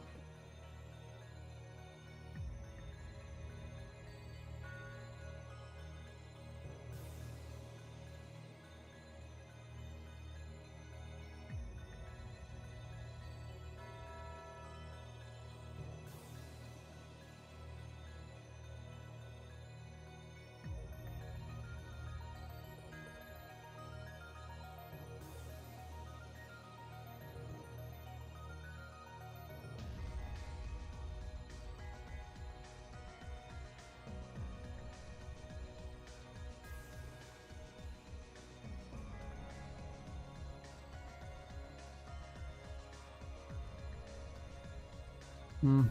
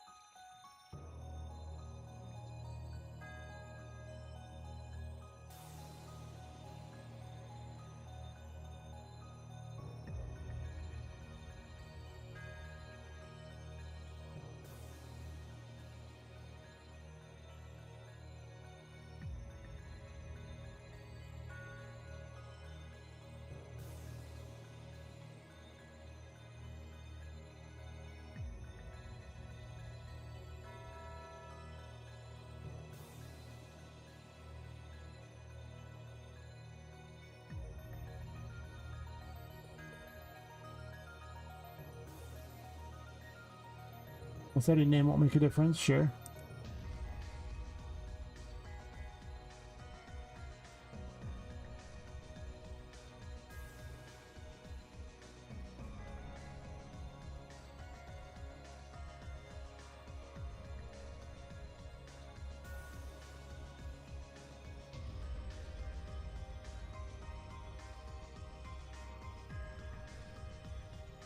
I get the feeling the problem is actually not not on NPC. I think it might actually be the spawner itself. And Smallest doesn't really do anything other than just keep checking stuff on this here if memory serves. To show the health widget, sure. Rotate the health widget. Falling check, sure. Forgotten check, sure. Forgotten check just make certain to see if it's around or not. If it doesn't move for a while.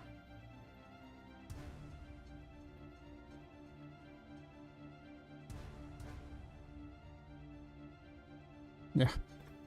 All because of some weird bug with an island that turned out to just be it was hitting the water and killing it.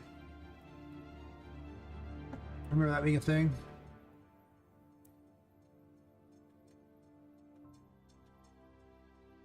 I probably should only go another handful of minutes anyway. Yeah, none of that's gonna cause anything here. Alternate death's not gonna do it. It decides if they explode into pieces and they die or not. Here's a spawner, only checks if they're actually spawning things in. It's a shop, checks to see if they sell things. If they're savable, it's not even a thing anymore. Set up health bar thingy, doesn't actually set anything particularly in there, so that's not a thing. Down. Nope. It has to be something to do with the other one.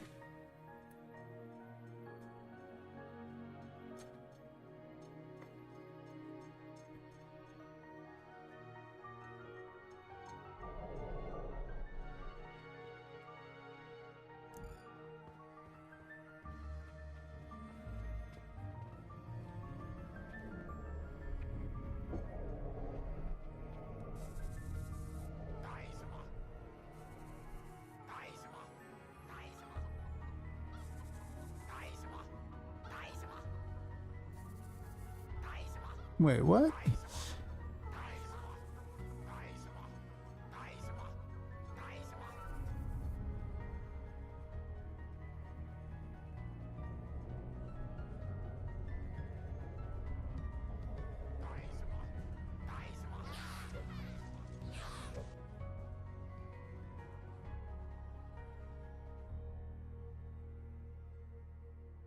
Got a little creature there.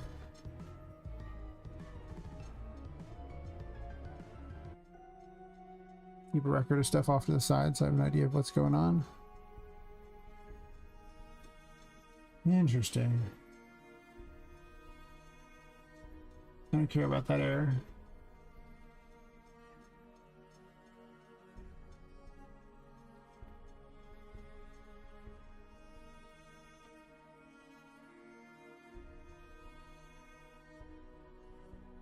So what I was seeing there,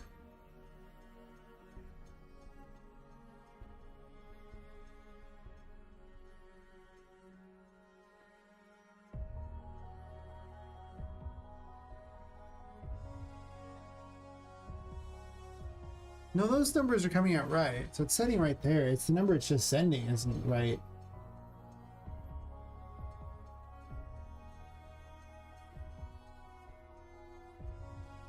Where are you getting NPC spawn level then?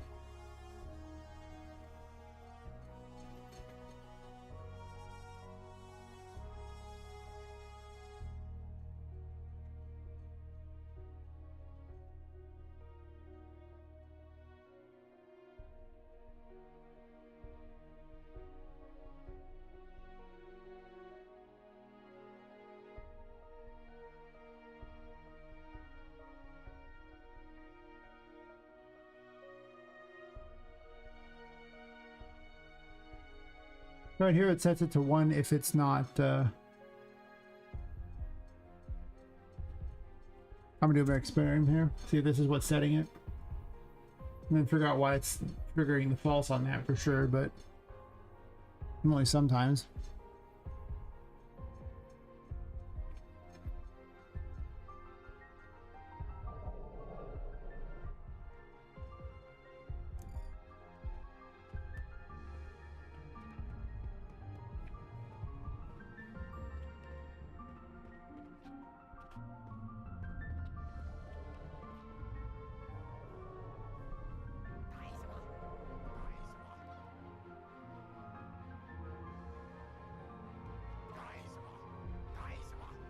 Yeah, it's right there. It's now they're just all spawning at 5 instead of 4, so it's just deciding that the result is somehow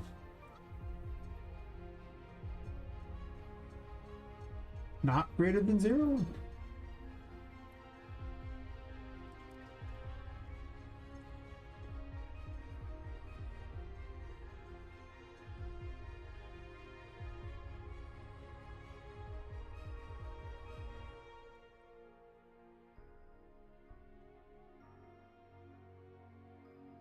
I shall just do like PM1 or something, and then PM2.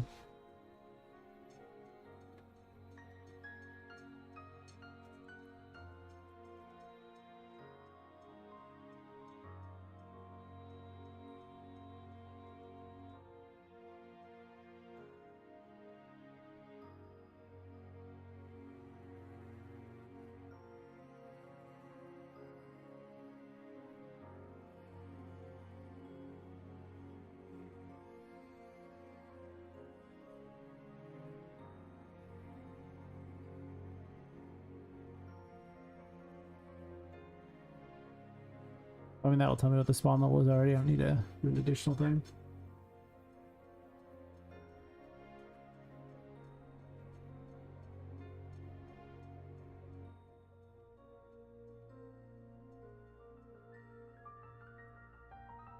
I'm gonna stand out here instead.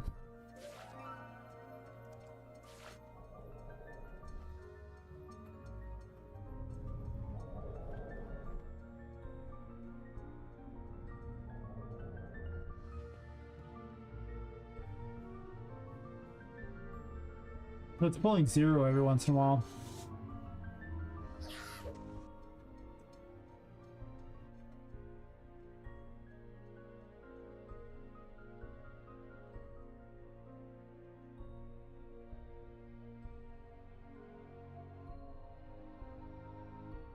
Why are you pulling 0? It must be randoming a slot that doesn't exist.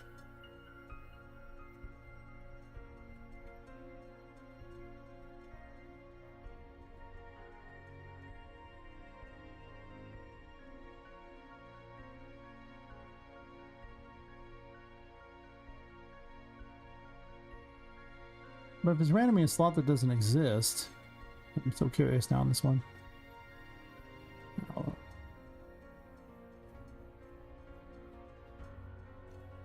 Can I pull a name? I guess it's not a loaded class, so it's not a... You can't just directly pull the name into there, sadly. I can forcibly load it. I don't think that matters a whole lot.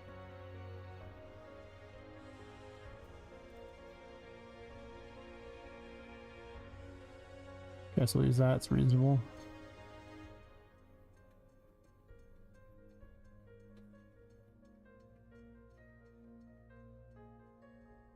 Well, I mean, this is an array, so 0 should be fine.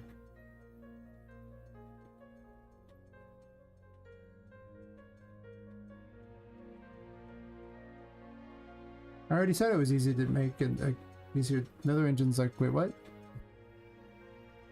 A game that's as like complicated as this one, where it's like multiple hours of gameplay and like 44 different abilities and like that, it's gonna take a lot. You know, I wouldn't recommend making this game. But you know, a lot of games are easier to make. It's definitely the easiest engine to use by far out there. Oh my god. Having tested Godot, Unity, this, and RPG Maker, it's easier to use than those ones for sure.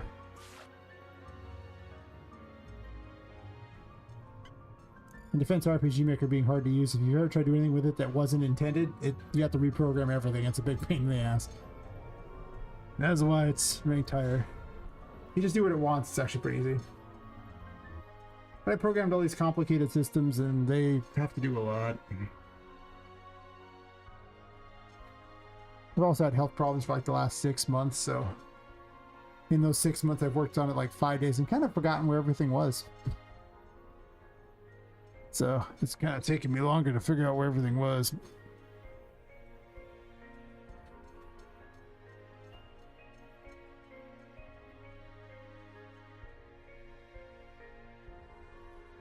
Complex problems could take a while to fix, though. I don't know why this spawner is handing the wrong level, though. It doesn't seem like it should be.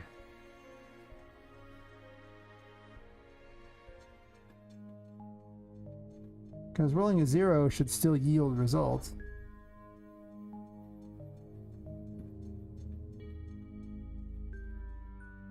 Because if it wasn't getting a class to spawn out of it, then it would spawn nothing. It would just reveal a fake thing over here when it checks to load the class it's supposed to spawn. It would fail. Yeah, right here, async load class. It would just hit right here and fail if it never completes, so should be perfectly fine. That's a legitimate break. I'm okay with that one.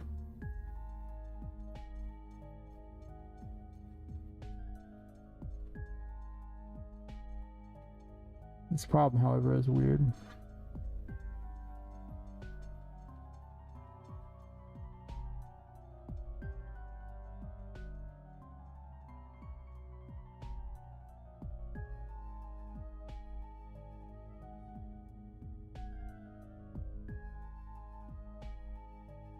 Looking for where it failed, though. Like, you want it to fail right around where it says, I'm looking for a false right here.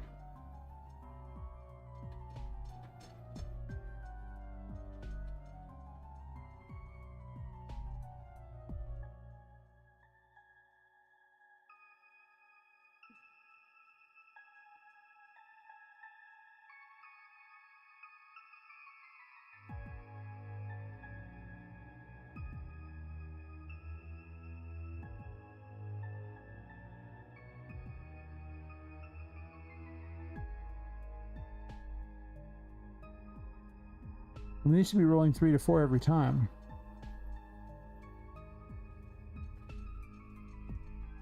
Alright, well, tell me the numbers here between these here.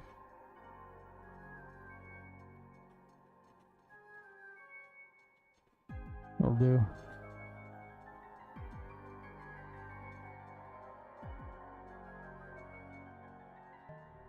What numbers are we rolling between?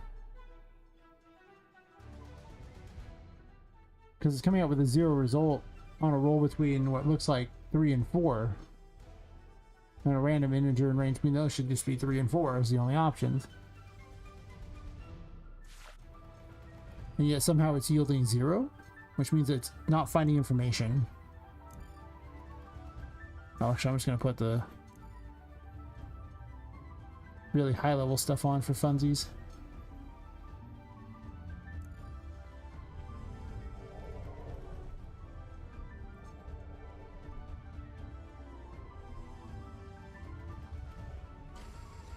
Got some results already.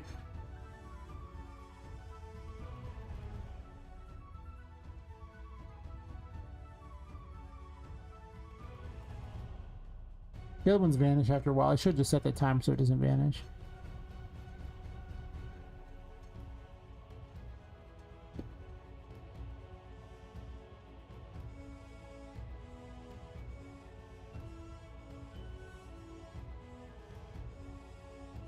Well, it rolled between 3 and 4. The result came out as 3, and then a false. I think what happened here is actually just doing it in this order here. So this is the PM1 I was talking about here. So somehow it rolled between 3 and 4 and came out 0?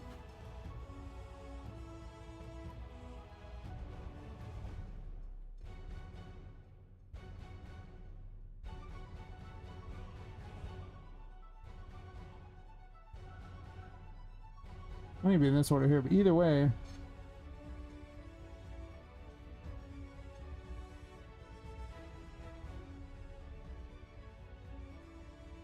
I mean, I should still run in this order. That's weird. How can a 3-4 roll come out with that? Because it's basically saying this node doesn't work. Not consistently. Because every single time it's gone between 3 and 4. Every one. It's the light blue one there. It's always rolled between 3 and 4. But here a roll between 3 and 4 yielded a result of 0.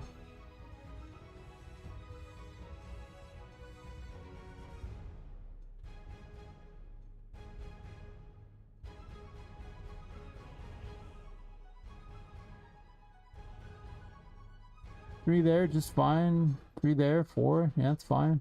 3 here, 0.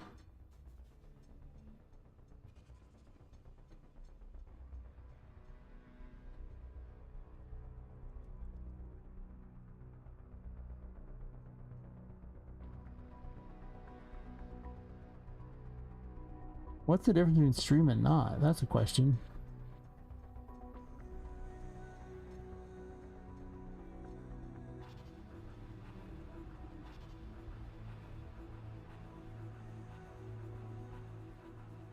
I mean, I could have it random again, but that seems weird. Like, why would it do this? I guess if it...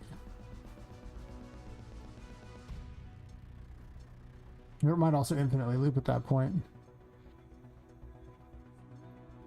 I'm curious if random int and stream does different. I'm not sure what actually... What it... actually, I know what the stream thing is, so... Stream structure, so probably not.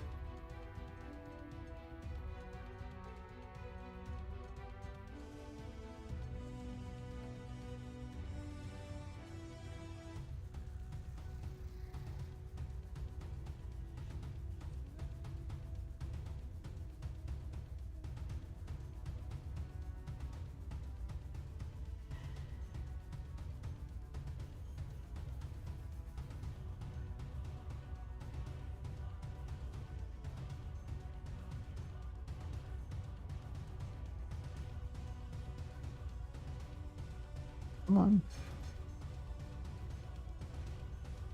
Guess I could jump it all the way back to here just to see the information again.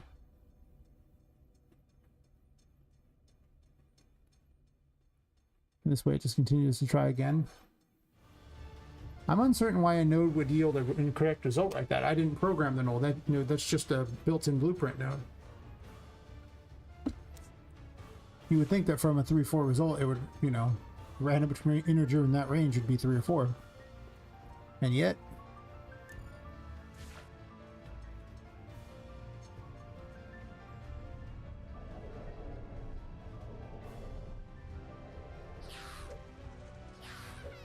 three.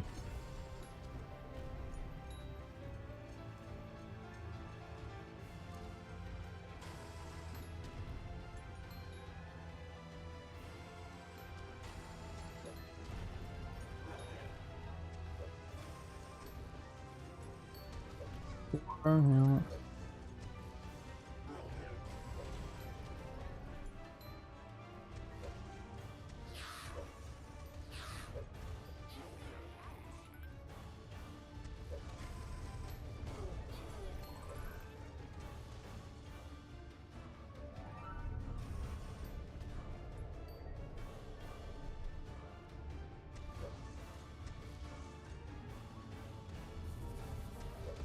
I should be checking the levels.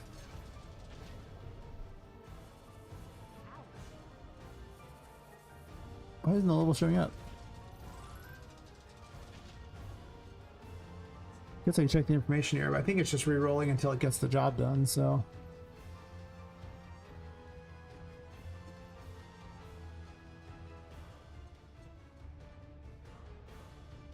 Maybe not, though.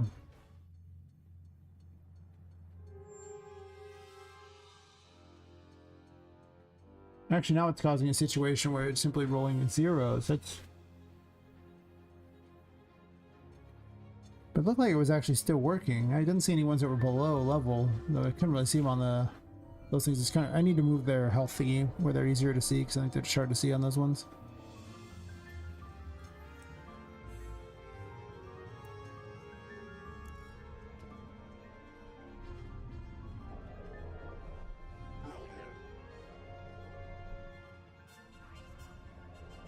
Yep, 3.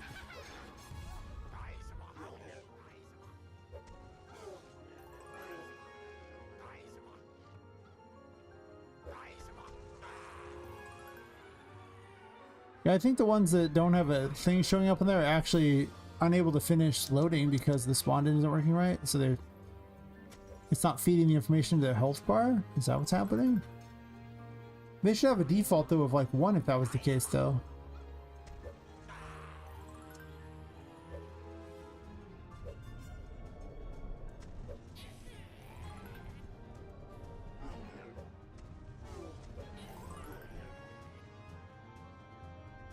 Yeah. Yeah, the ones without bars, it seems like that's what's happening. Huh. Interesting.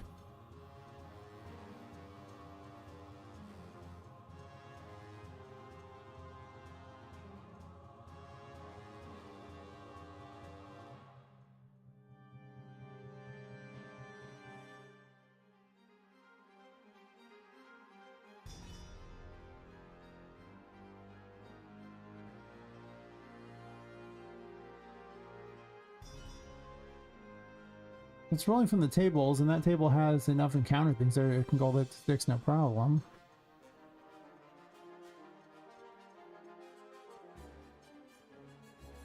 The spot 6 is just this one, so that's fine. What is the fundamental flaw going on here? It's almost like there needs to be a delay or something in how fast it's doing this stuff. That seems weird that it needs a delay there. It's just... It's not like this is done separately, but maybe it's just taking a moment to load this?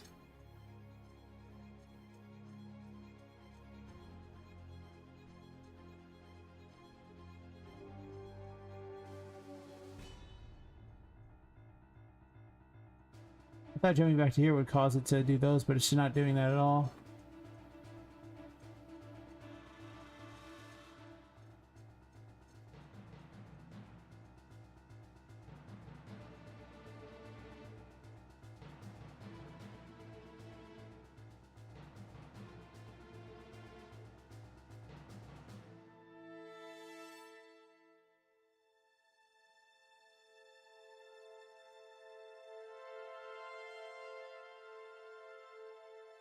Actually pulling from the struct weirdly or something. Hmm.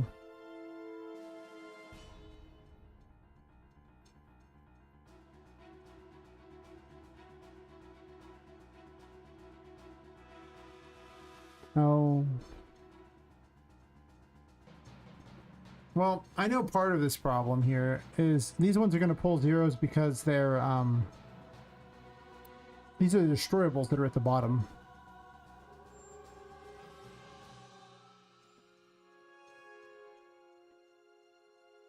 Whereas these ones aren't. That doesn't explain why the other ones are having troubles getting their level, though. Unless it's going through it so fast, just doesn't have enough time. That might be possible.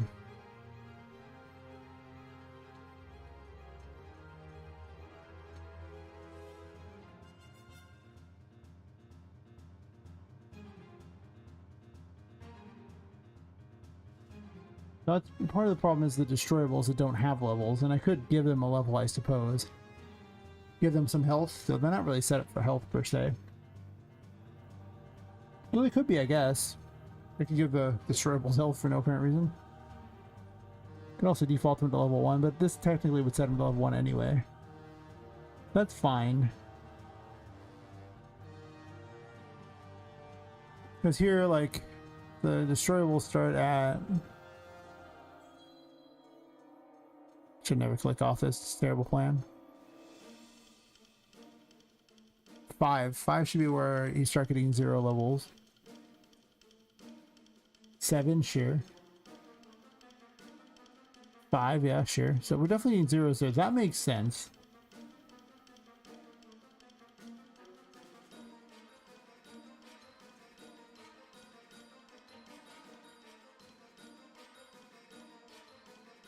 I think it's setting this information here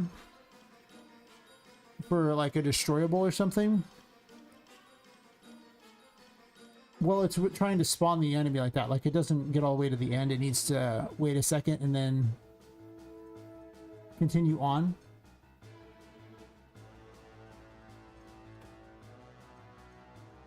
But doing continues all the way down here, so this should already account for that. That's the whole point there, is it only re-enters when it gets done to the do end spawn enemy thing all the way down here.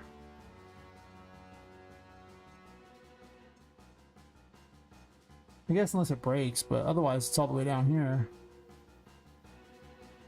We do end spawn enemy, so it has to get all the way through this first, which was already past where it spawns.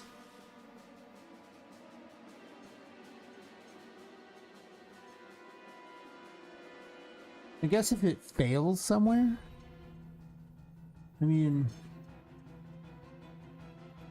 what if it never got past this point, then it would stop.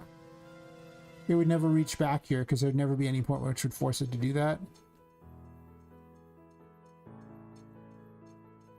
And eventually it would stop spawning enemies entirely, because it would only be able to enter so many times before it ran out of... The ticker would never go down until this reset's triggered.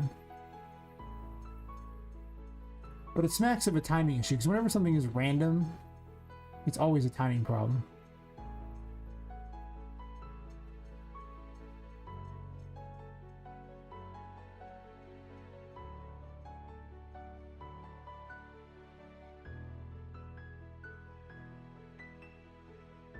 At least I've solved some of the logic for what's causing my problem.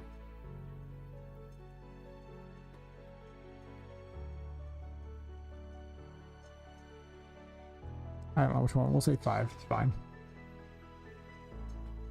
We'll pick like this weird yellow fort or something, sure. And what is the name of the actor too? I don't want both those here.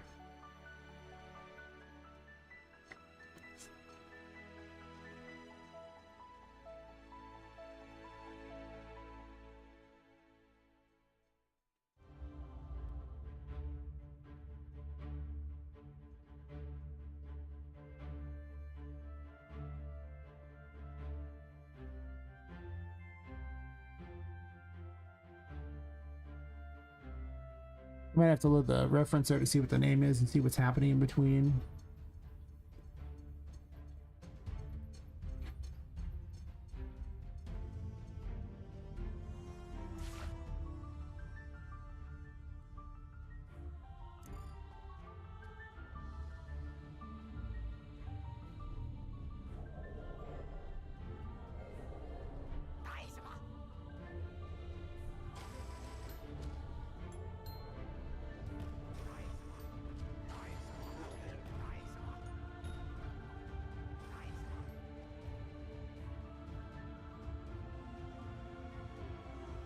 And the pipe contraption got some false information. It doesn't seem that consistent.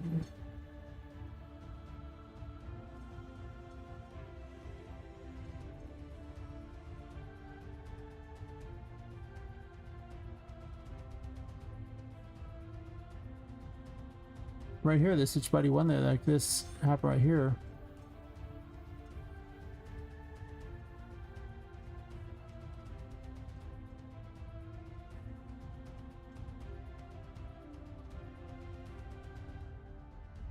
I guess I can put some more delays in there. That might help out, I guess.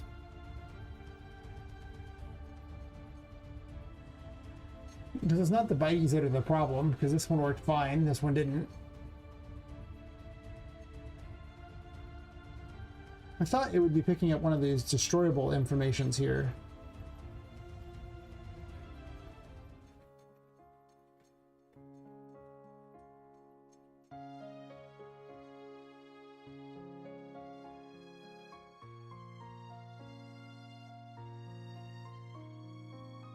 Right here you have 0. Somehow that's consistent is true.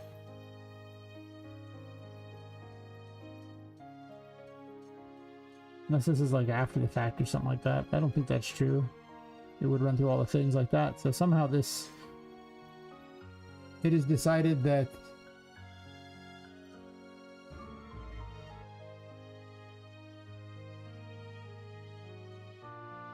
somehow 0 is greater than 0. It's what it's telling me right here. Somehow 0 is greater than 0. Very confusing when it decides that 0 is greater than 0.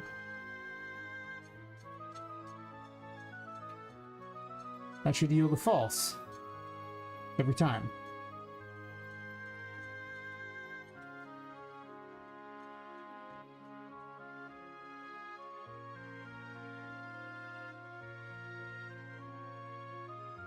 So how are we getting fake information there? Because this thing has information correct in it. And yet...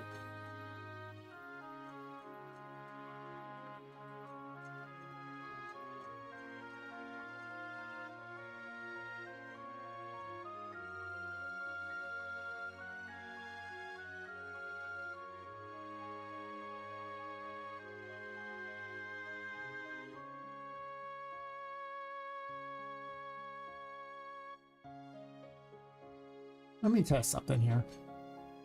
Maybe the information is just displaying incorrectly in there like that. Maybe that's part of the problem. But what I can do is I can simply remove all the destroyables from there.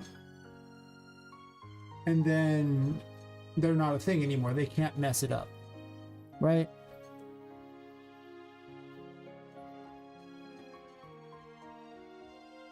So no destroyable base, none of these things like that. All the destroyables go bye-bye.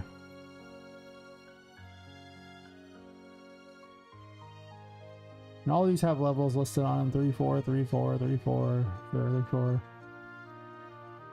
The whole area is supposed to be like, you know, in that range, so.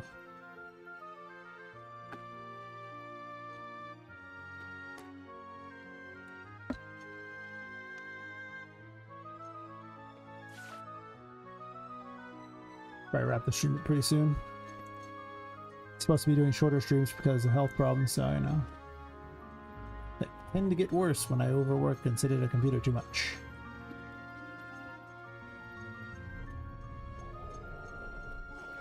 Oh, it happened again.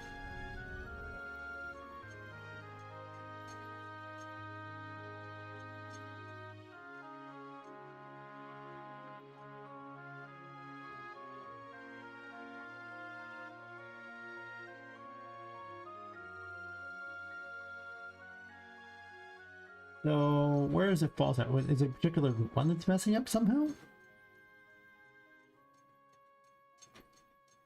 3 yielded a false. 0 yielded a false. So it's not particularly at any one in particular. 5 yielded a false.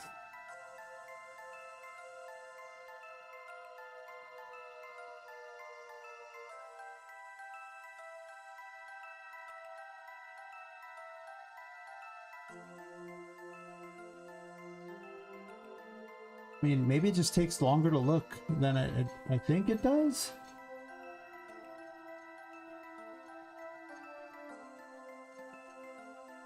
I have to assume that's got to be it.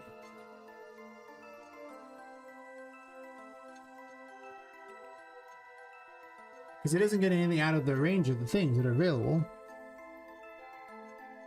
And 5 is still a one you can get, right? Like, that's not pulling outside.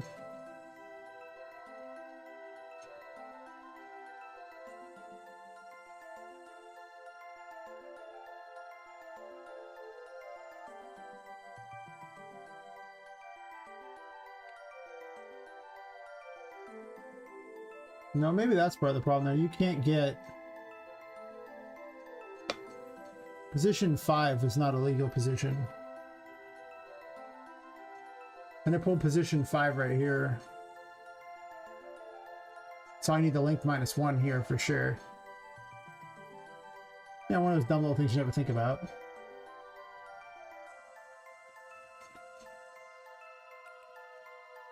It's finding anything there. Though I'm wondering why it's successfully spawning with there's nothing there. Like, how is it pulling a result that shouldn't be?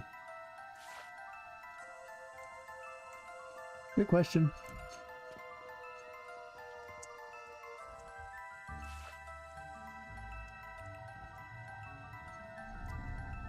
Yeah, they have a hard time jumping on this. I don't know why. Shouldn't be that hard to jump on. 3, 4. 4, 4, 4. That was probably it, actually. It was just finding a result that was out there. I still don't see how it was successfully spawning, though, because it wouldn't have found any information there. But I guess it doesn't super matter, because if the problem is fixed, I really don't care that much. It's probably just the data getting jumbled up somewhere and all that. Let's murder things and see what happens.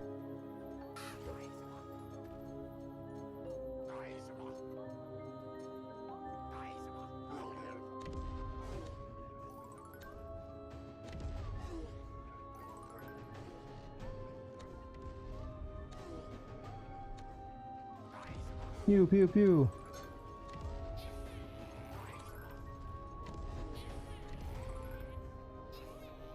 Hey, buddy, how's it going?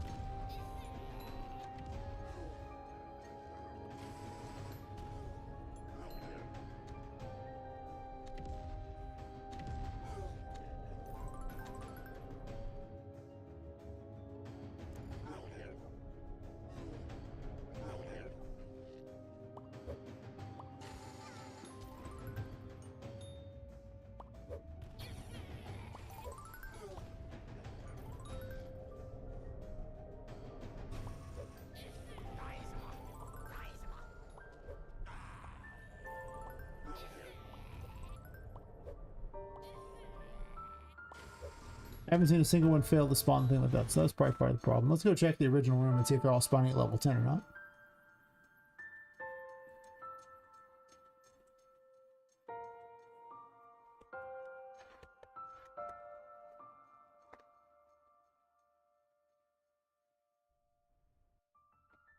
We'll drink a lot more water. They load in and not very good with these. Need like about a couple seconds before they drop, so they don't all fall off the shelf.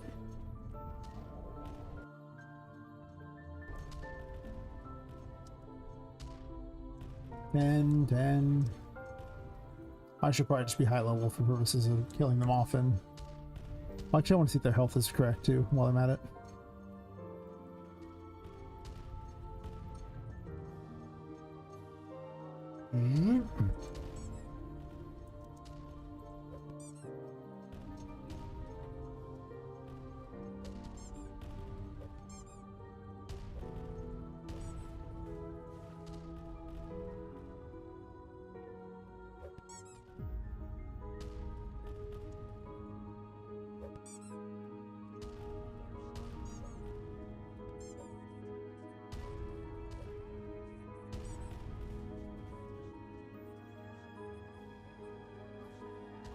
Oh no, my sanity.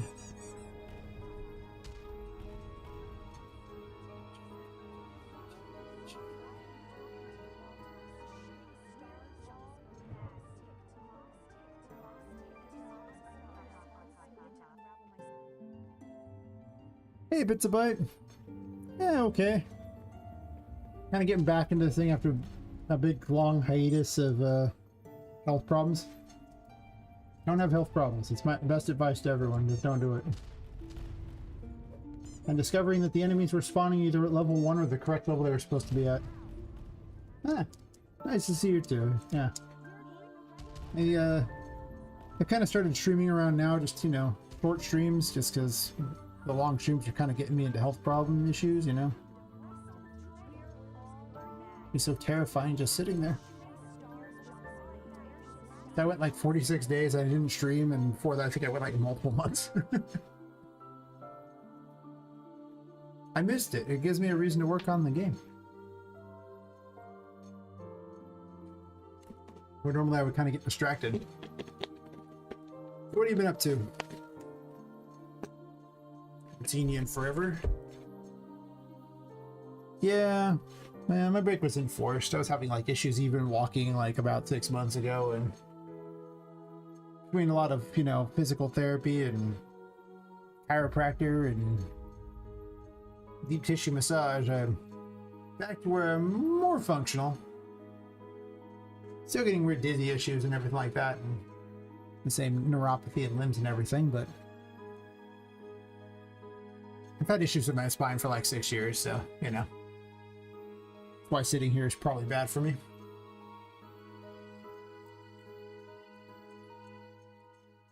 Playing a 2D RPG game?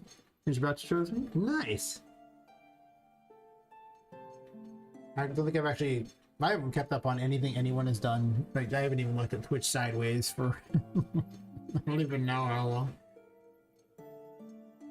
Is it one of the ones I've already seen, or is it a new one? Like, I can see ads.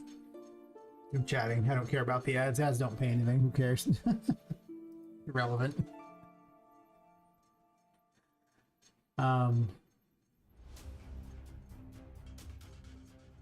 May have. It's fair. Yeah, and I didn't even like when I wasn't streaming. I didn't even like swing by Twitch hardly at all. It's terrible. I think the big problem. Hey, Renlight, how's it going? Yeah, I think my big problem with why I didn't want to watch streams is because then I'd want a game dev, but I wasn't supposed to sit in front of a computer very much. So I was like, I better just not watch because I might get tempted. And so I just didn't watch any game dev hardly at all. I was like, I won't do that to myself. I won't put in the temptation.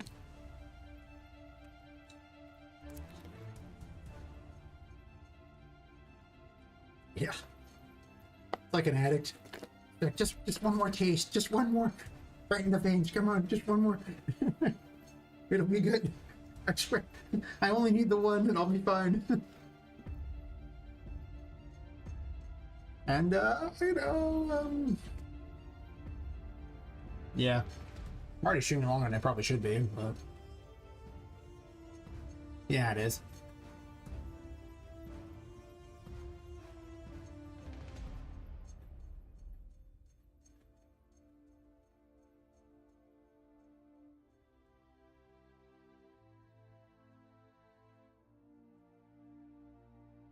At least I fix this problem. The big problem now is I come back and I find everything is, well, thankfully, there's at least a logic to what I did. So it's not that hard to figure out where stuff is, but the game is so big that remembering where I put everything and even how to use the engine in some cases, it's weird the things you forget. Just dumb crap. Enough that I can easily work the engine, but I have to think for it's like, can I do that again? Oh yeah.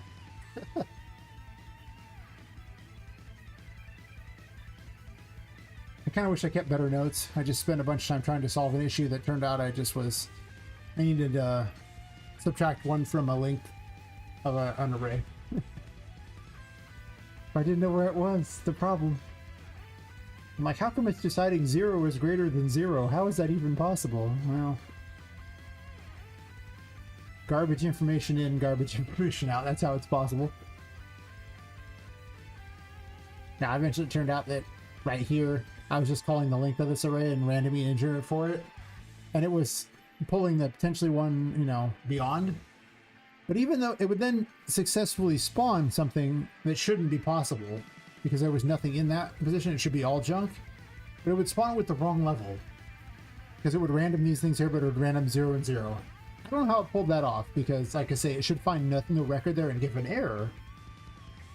So I was so confused where I'm like, going, so here it would reach this point, and it's like, and the result was 0 versus 0, and it's like, well, 0 versus 0, this is obviously, true. 0 is greater than 0, and it would do that, and it would set the level as non-existent, and spawn a thing that it wasn't told to spawn anything. It might have been spawning a previous thing that was told to spawn, because it just had the same class thing. It just never, well, no, it would have pulled from a non-existent thing, so somehow a bunch of garbage information pulled from the end of an array that shouldn't be there was causing some enemies to spawn at level 0, or default for 1. So I had a default setup for 1. It's very dumb.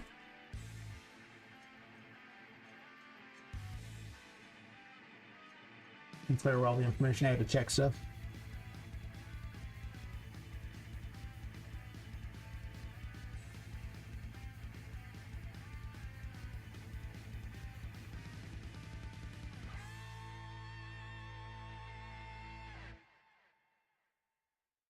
This.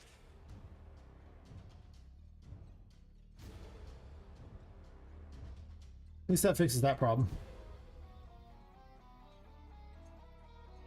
These need to think so they don't fall. There's so many things in this room that I might want to reduce the number or something like that. I mean, these are supposed to be... Wait, are these level instances?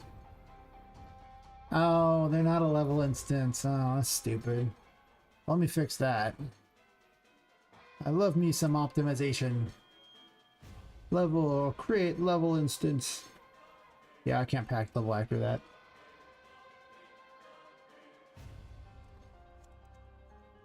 Oh yeah, you... Mr. Bitey. I'll call it a toy.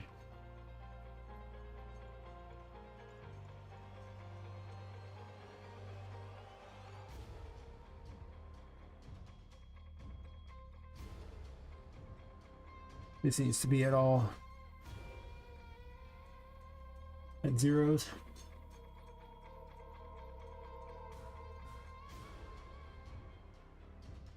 Unfortunately, directly editing the thingy doesn't let me place it as a default at zeros.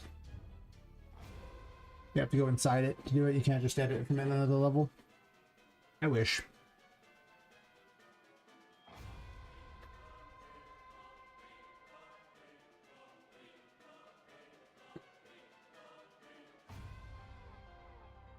And then it puts it wherever the heck it's supposed to be here. And it's probably out in the middle of nowhere, and I don't really care where it is, honestly, at this point. It doesn't make a difference, because I'm just going to delete that one. Drag a new one in.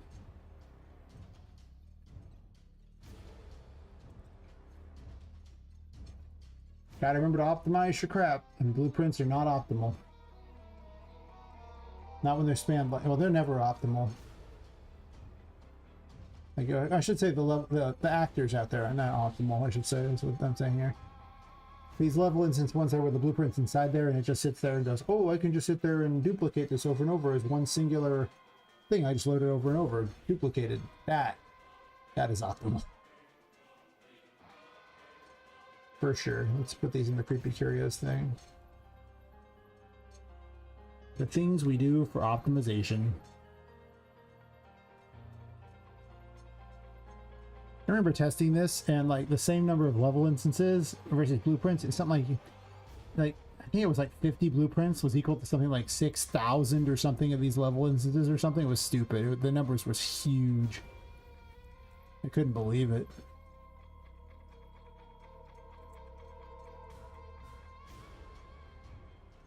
One thing I can even do to further optimize it, I can do what I did with the ball pit here. The ball pit is a level instance as well. And it has all these actors inside it.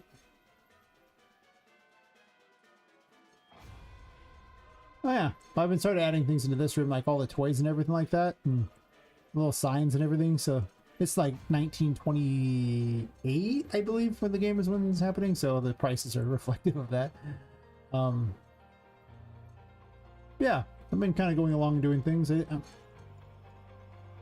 I should have had a good vertical slice by now, but since I lost about 6 months of progress, I do not have a good vertical slice right now. No, that's actually a good idea. What I should be doing, I should just be putting like a bunch of these actors in essentially a level, and since they always just pop right back there like that, one giant level instance.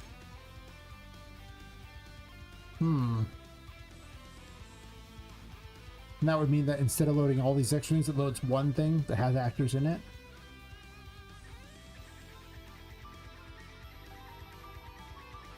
Gotta do optimization, yo.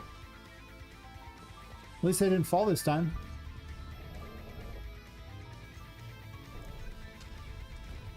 Yeah, I want these so you can knock them around. Oh, well, as long as there's not a little piece of ground there. Apparently jumping on them is kind of awkward. Yeah, you just knock them around. Unlike these ones here that aren't the things that are just basically stationary static meshes and super boring.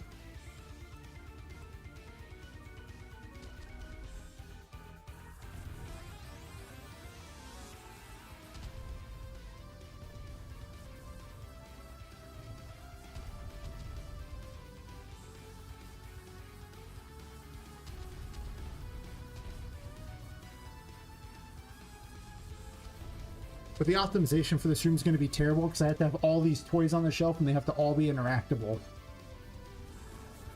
So I'm thinking of all the various tricks I could think of to make it work.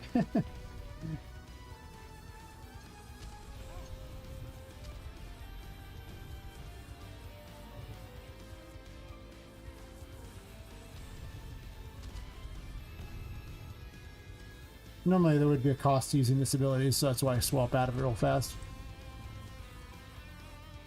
Yeah, like all these work just fine, and yet there are a whole bunch of them, so that it would probably make a lot more sense, so.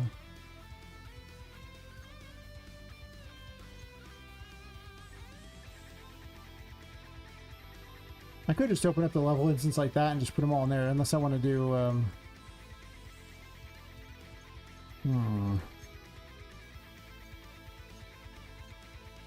Do I want to put any kind of container to hold them? Nah. It's more fun if they're on the shelf and you just knock them around, I think.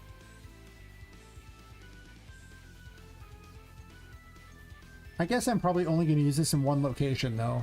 Probably. Because there's going to be other toys in the next store for, like, from the second chapter. Oh, well, thanks for hanging out. Good luck with work. I guess it is Friday. That reminds me I have to set up my plans for the weekend. Yeah, I'm probably going to log off here pretty quick. I was only supposed to stream like 2 hours, 2.5 hours, and here I'm at almost 4. I told you, it's an addiction, man. So I can't watch people do this, because I start doing that, it's going to be over. But yeah. Have a great one. Let's add a light to this world here.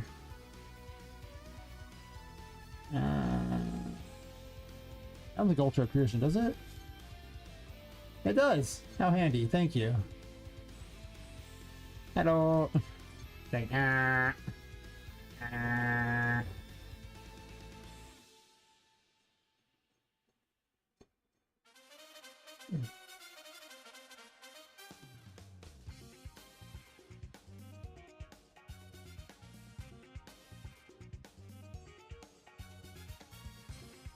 don't remember how to get the map. I think was it 6 maybe? I don't know. And then let's duplicate a ball like this.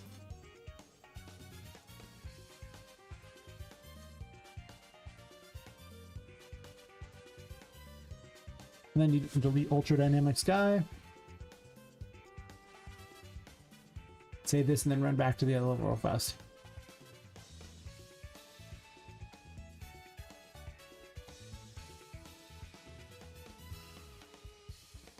Ugh. I have so many neck problems. For most of my issues with my spine arm. Oh god, there's so many. It's because I already had a bunch of instances of things. I need to delete all the extra instances and just have one.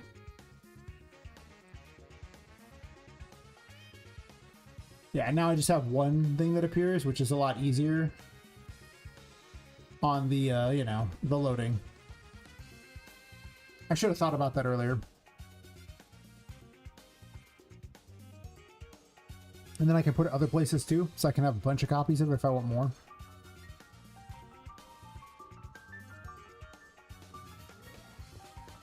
And I can H-load these things too, so they don't all load in at the same time. And they still work just fine.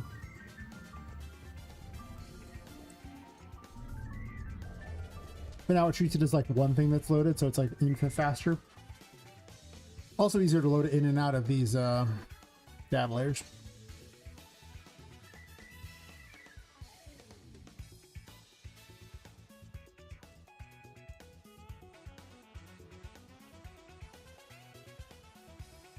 It tried to give me an error when I did this.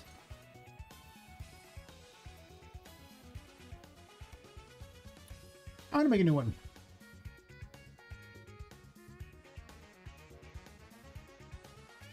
I guess it doesn't have to have a different name. It's fine, whatever. Same thing as the other one. I'm just gonna drop an Ultra Dynamic Sky so I can see what I'm doing. Dupe a bunch of them.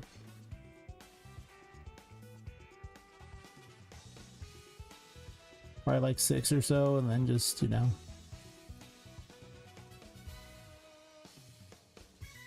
Select them all and do this. Didn't take me long to remember how to optimize all this crap. I have the ultra dynamics guy. A few things I forgot, but like riding a bike.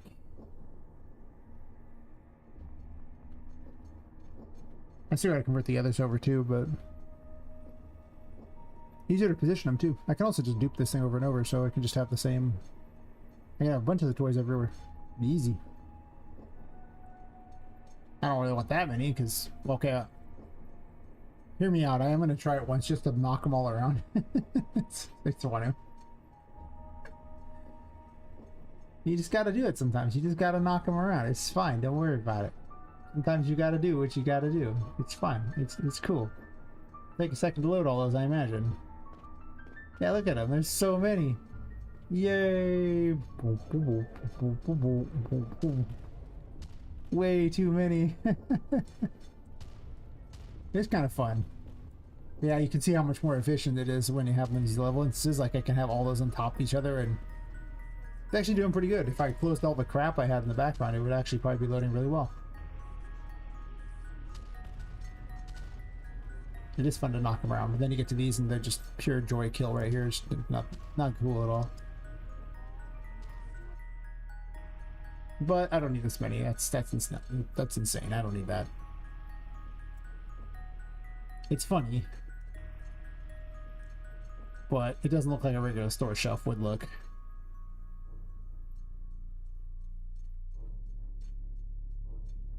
Though it is possible I should have more of them. Though I would think there'd be some kind of differentiation between where everything was at.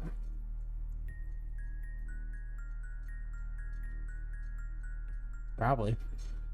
I guess.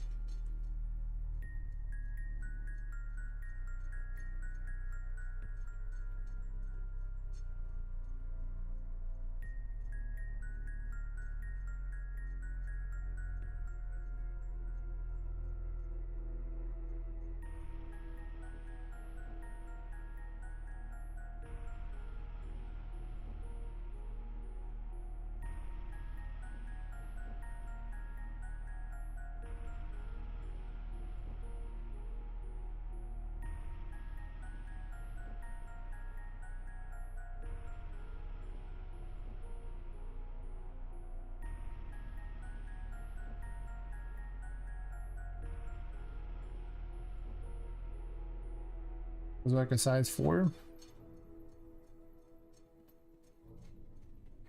Well, this isn't a blueprint, so I can't do that, but what I can do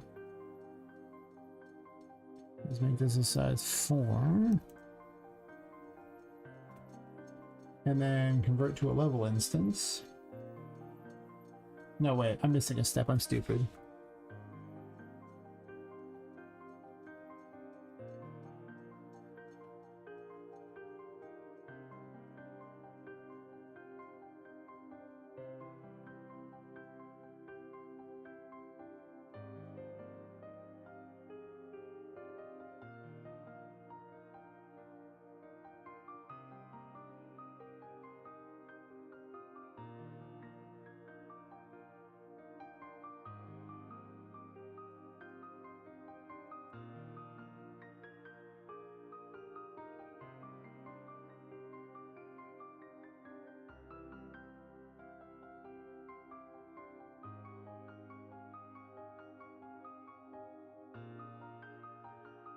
Static mesh voodoo doll in here.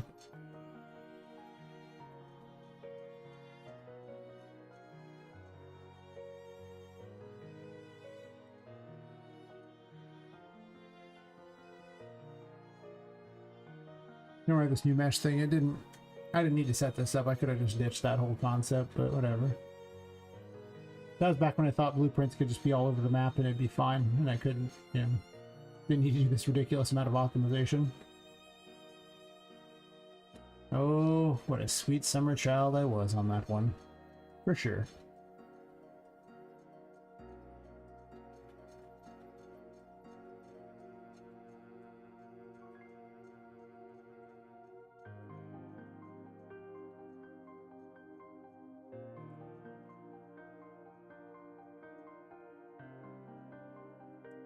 Defaulted to 2 maybe?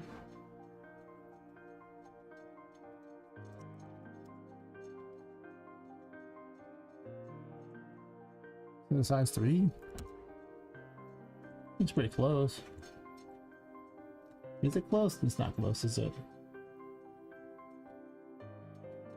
No. Why did 4 seem huge? I don't know. Maybe I had like 40 there or something. Is that what happened? Did I have 40 there? Oh god. So 4 it is, sure.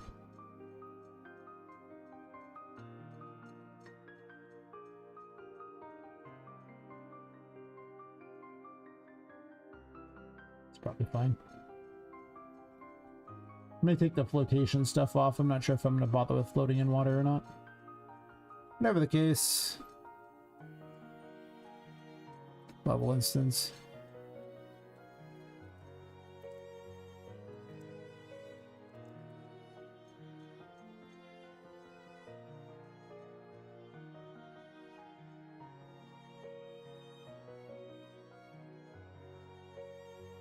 Open it up.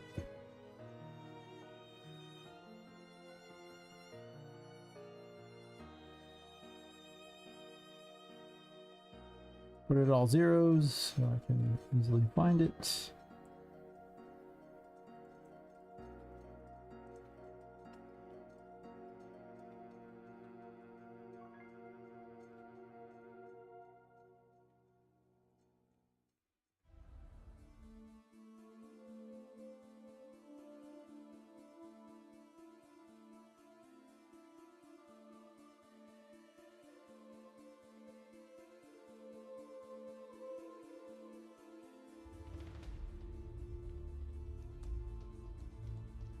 Delete this first.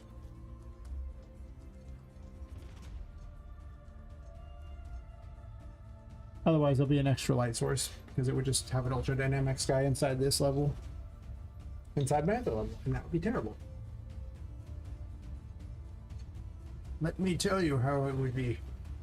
Just daylight. It would just be daylight. It'd be stupid. It's supposed to be nighttime. Would not be nighttime. It would be daylight. Too much light. It's bad. Let me delete the other voodoo one there because it's, I don't even know wherever those coordinates are. Nobody cares. So I can just put it right here. Save time. So much more efficient. And then I could actually added a couple more. Probably should, honestly.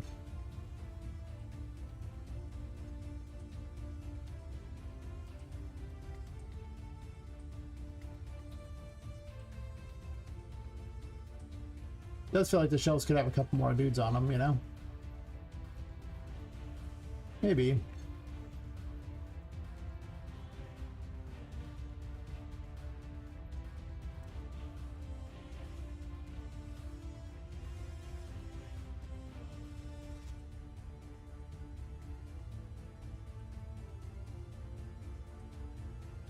Have to do the same with the Annies.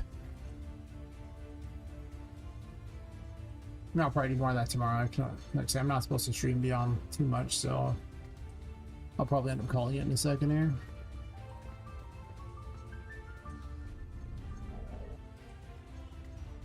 Slow to load though. There's just a lot going on, so I'm not surprised.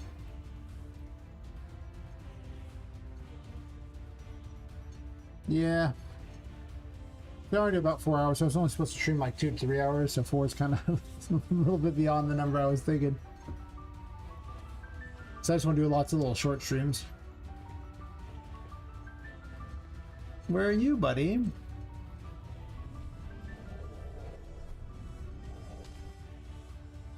Oh, I forgot one of the little text message thingies.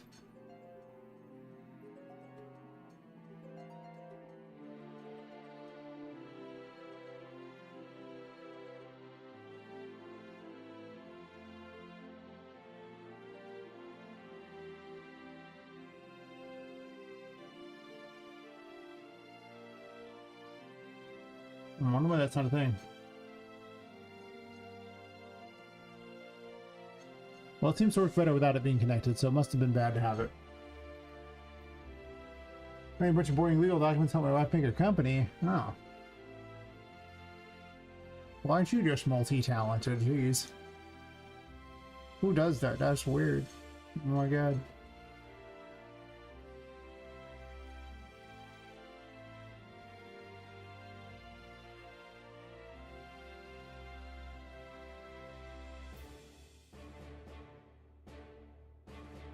It does not sound fun. No. Oh, I see what happened. I forgot to give these things, a collision. They just fell through the world. Oopsie. Let's put a box around it, because you have to have simple collision or it won't work. Good enough. Unless I want to shrink it a little bit. It's fine.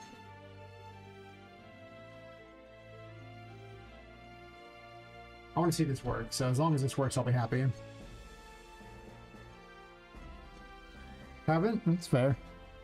I mean, to be fair, I haven't much either until the last few days. There we go. Yay! How much better that is, it's so much more exciting. You're next, people.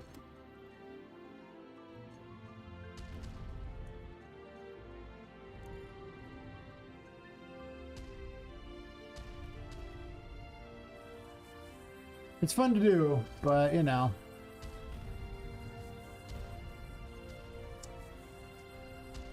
It doesn't really pay the bills for most of the time, as far as I can tell. Yay!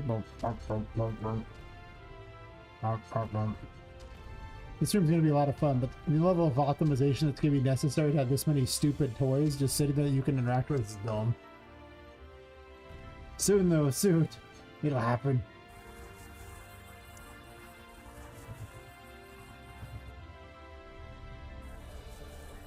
I gotta fix those too.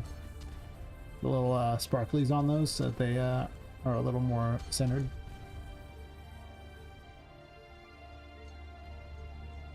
This might become one of my favorite rooms eventually. We just break everything and throw things around. I don't think there's going to be enemies in here. I think it's just going to be like maybe Charlotte creepily watching you as you wander through it. And then Annie's on, you know, meeting her for the first time.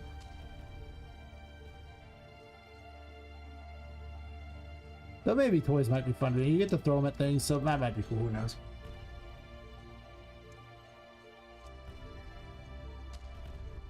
Actually, the real like test I should do, I should close out all these extra windows there because I'm not going to do any more tonight. I'm just going to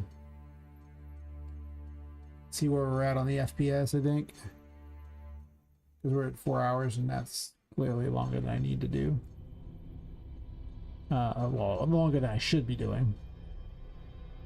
I want my health to get better, you know? But I want to see what the FPS is, so I'm doing it.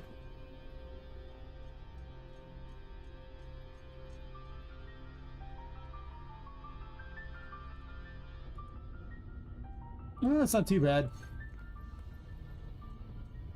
I'd say way better when I'm not running the engine, but that's relatively what I expect. Where'd the rest of you go? Did you fall through or something? In pieces? I guess so. There's still a bit of an issue going on there that I'm not sure about yet. Alright. Well, there's also a bunch of enemies loading things too, so we'll figure it out. I still have a lot of toys to get loaded, so we'll see what I can do to make it easy on myself for FPS purposes. Anyway, I'll be back tomorrow, probably about 4 hours earlier than this, just, you know, basically around 2 a.m. Pacific. Keep working, still just do short streams, you know. I don't know what this 4-hour stream was, but I guess that's a short stream before what I used to do. So, to anyone watching, thanks, and, you know, I will catch you tomorrow. I mean, if you're bored. If not, well, fine view like that. I see what it is. Ask him. Alright, catch you later.